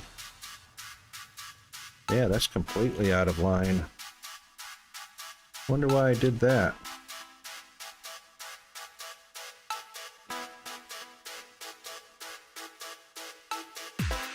Oh, you know why? Oh, no.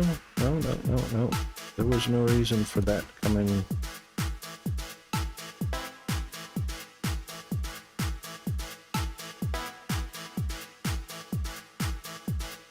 We are only bringing electronic parts over to make the tier 3,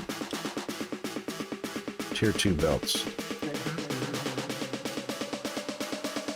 Which we will get to that, because that's going to move anyway. So, we can actually take this, keep it in line, put it there.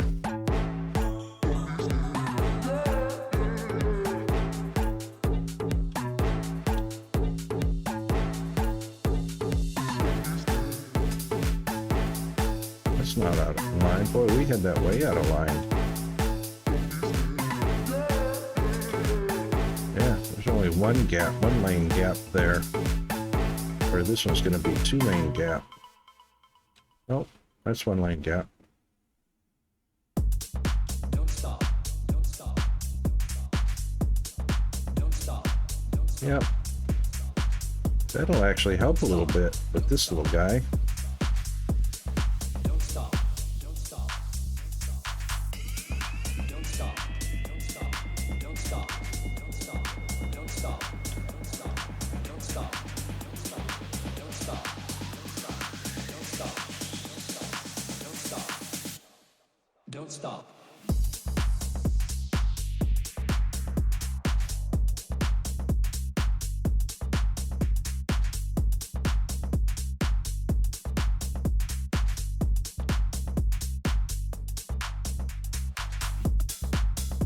Yep, that should help.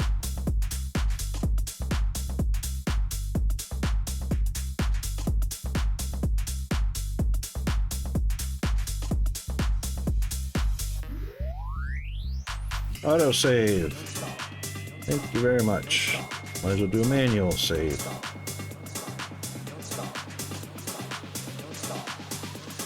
All right.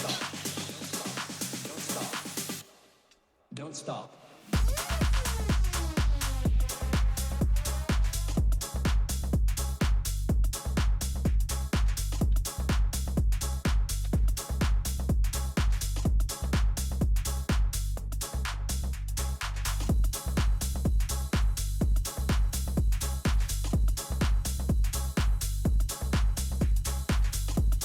Yeah, that's too far away. Oh no, it's blocked. We'll get that in a second. Don't stop. Don't stop. Don't stop. Don't stop. Don't stop. Don't stop. Don't stop. Don't stop. Don't stop. Don't stop. Don't stop. Don't stop. Don't stop.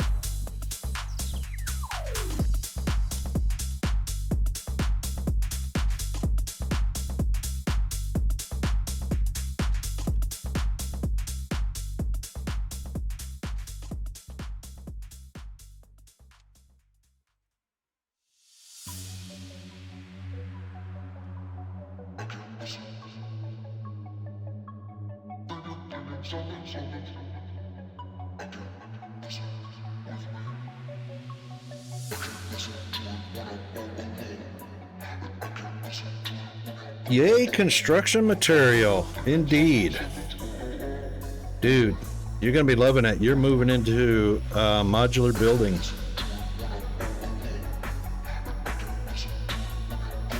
Oh, you are going to so be loving it.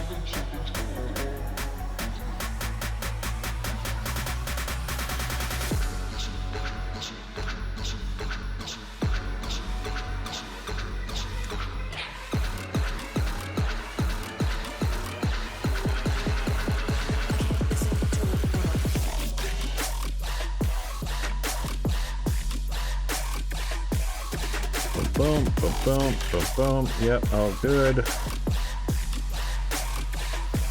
Don't need that one. Don't need that one. Done, done, done. Okay, excellent. We didn't leave anybody out. Nope. Oh, good.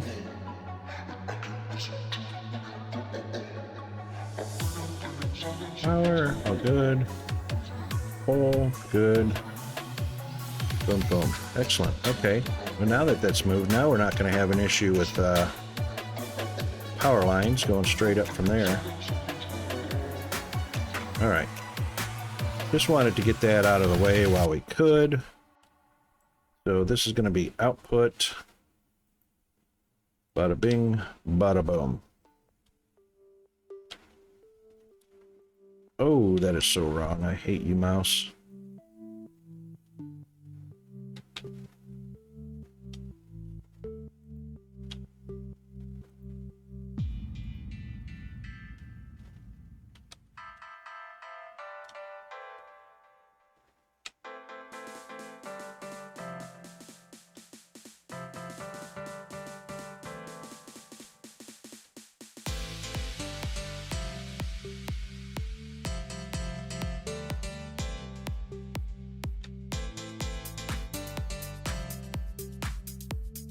Okay. Now, the big thing is going to be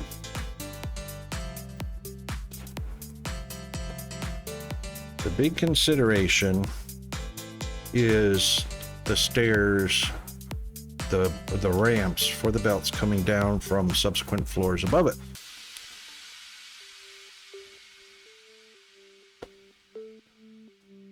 So,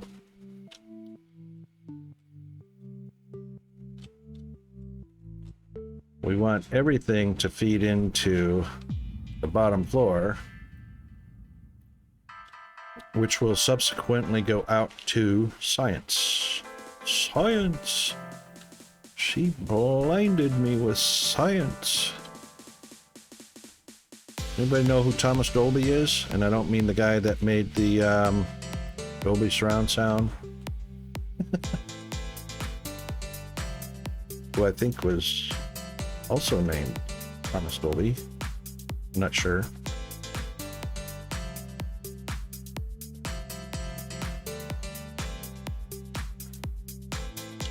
All right, this wall is going to go out one space, so we'll base everything on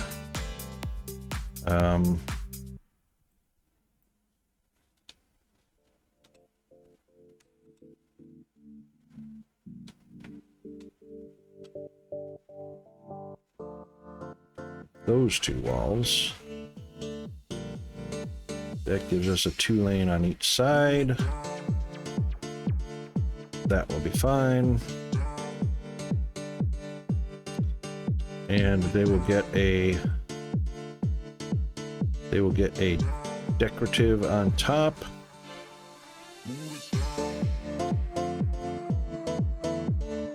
Yeah, and then they will get a powered floor.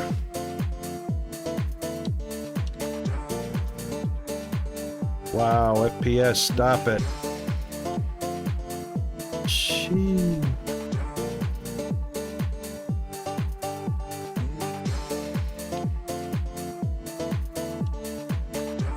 And of course they will have to have power. Whoa! They will have to have power going up to that floor to power the floor.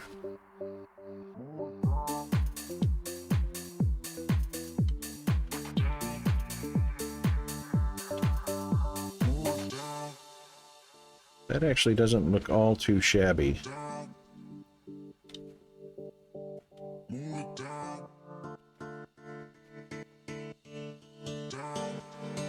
Let's get some more floor.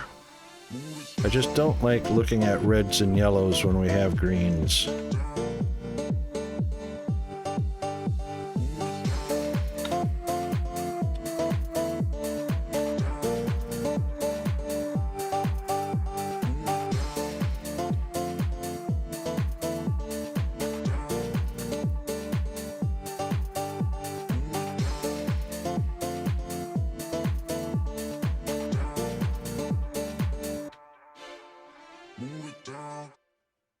I may not move the green. I mean, the green, there's nothing wrong with it going right exactly where it's at right now.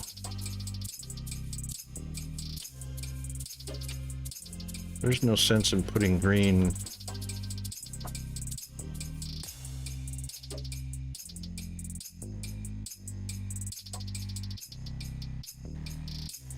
Other than the fact that it does.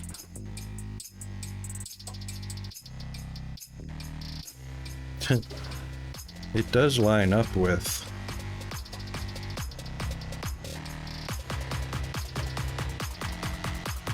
an output that could be there.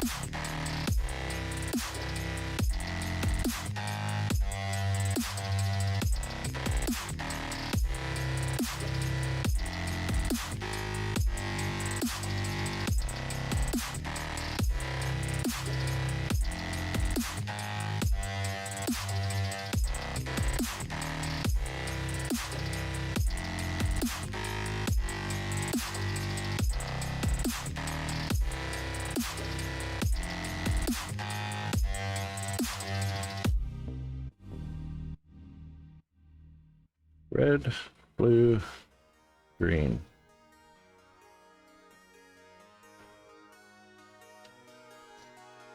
I mean, it does line up with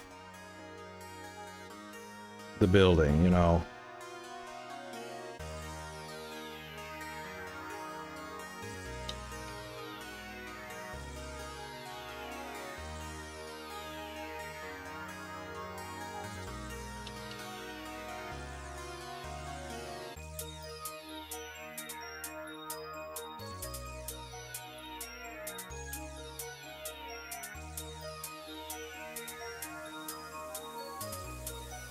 Can't side load onto a balancer. That's the problem.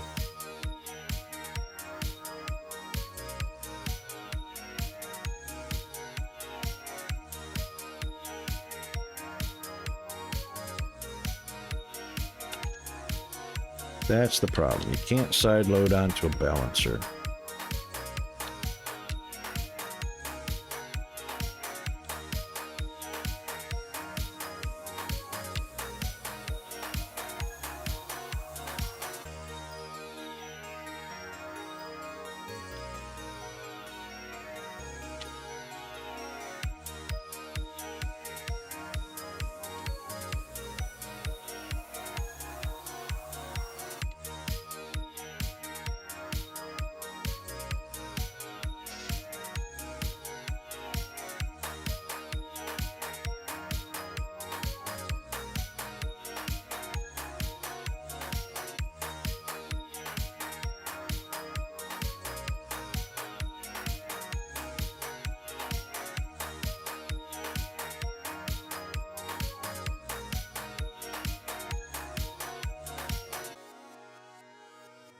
Wrong way.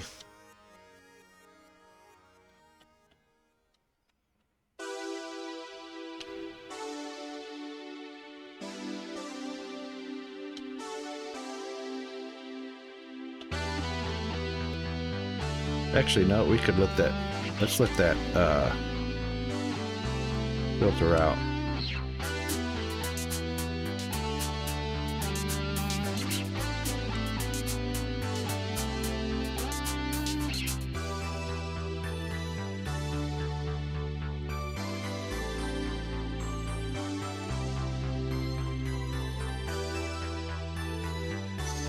We'll let those we'll let those filter through and then just empty the belt. Which it should do pretty quickly.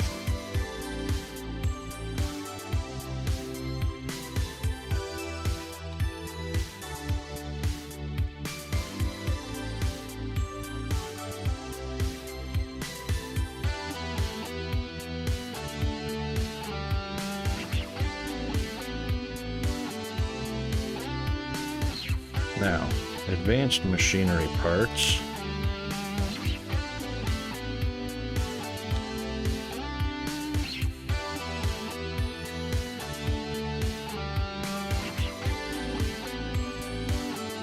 That doesn't need to be right there.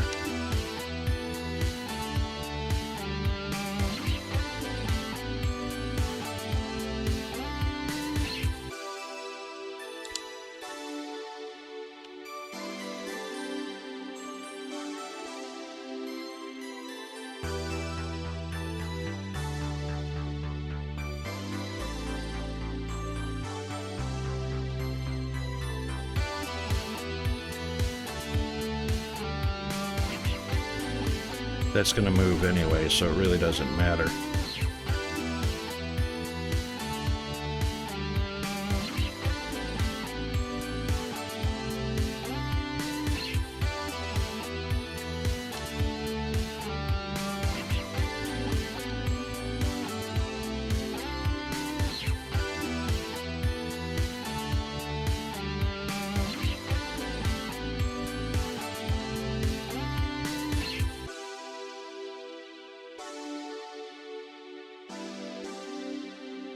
All right, advanced machinery parts. Ramp down.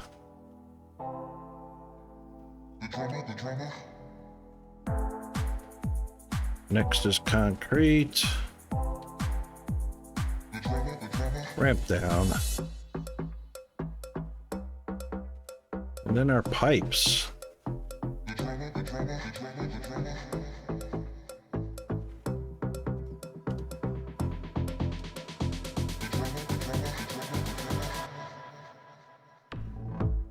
That worked for me.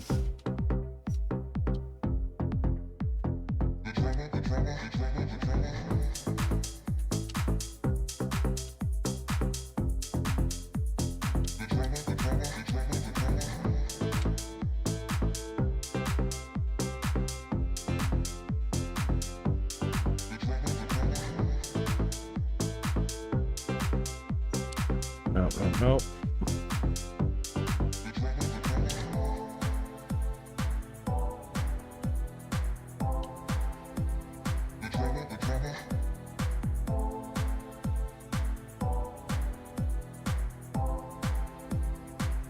Thank you, autosave.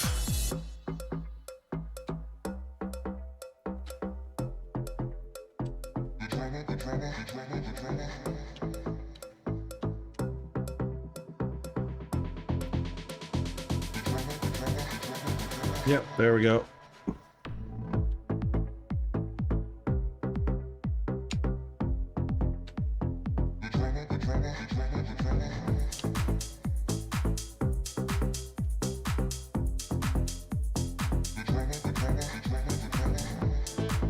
Very good.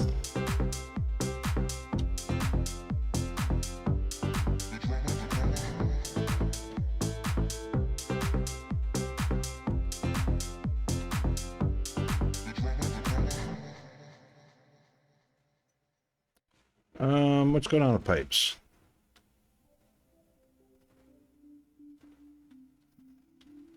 Are you really making pipes that slow? Oh, what? Whoa. Aha. We killed power somehow. It sure looks connected to me.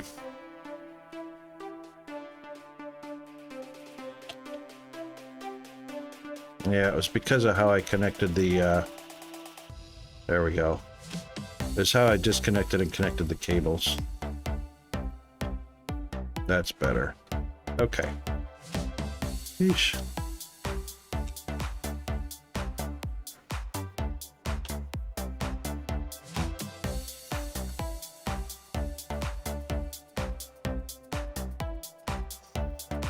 Okay.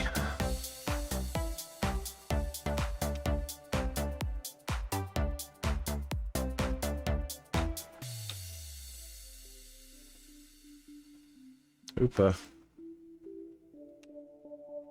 We got a floater, boys.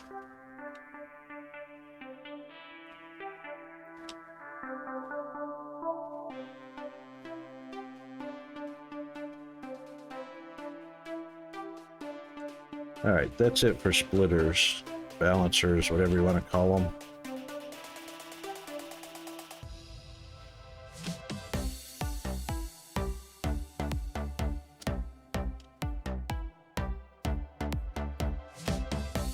I reckon you guys can finish doing what you're doing. Pick up the last of the green. All right, hang on. I gotta go take care of the peanut and I'll be right back.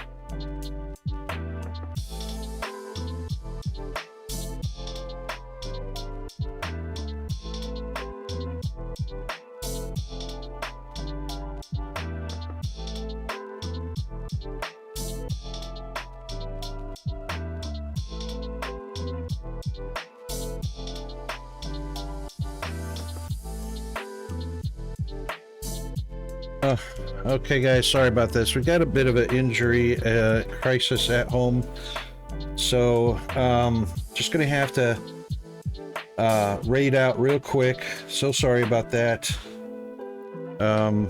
Here's your raiding tools, and I won't have a chance to say hi or anything to anybody over in the stream. Who's playing Foundry?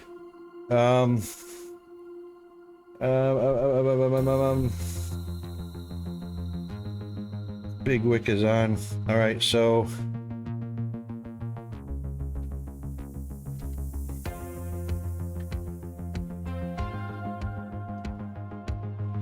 sorry about this. Got to raid out real quick. Oh,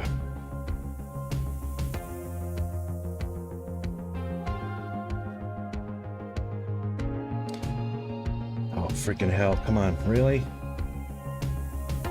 Hang on, honey, I'll be right there. Never mind.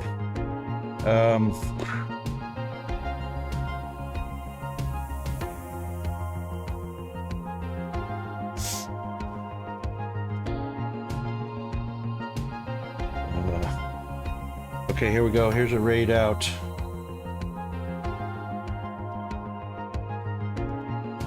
Thanks everybody that came by. I'm sorry I have to leave in an emergency. We're just going to raid out real quick to Evil. And yeah, we'll be back on tomorrow. Thanks everybody.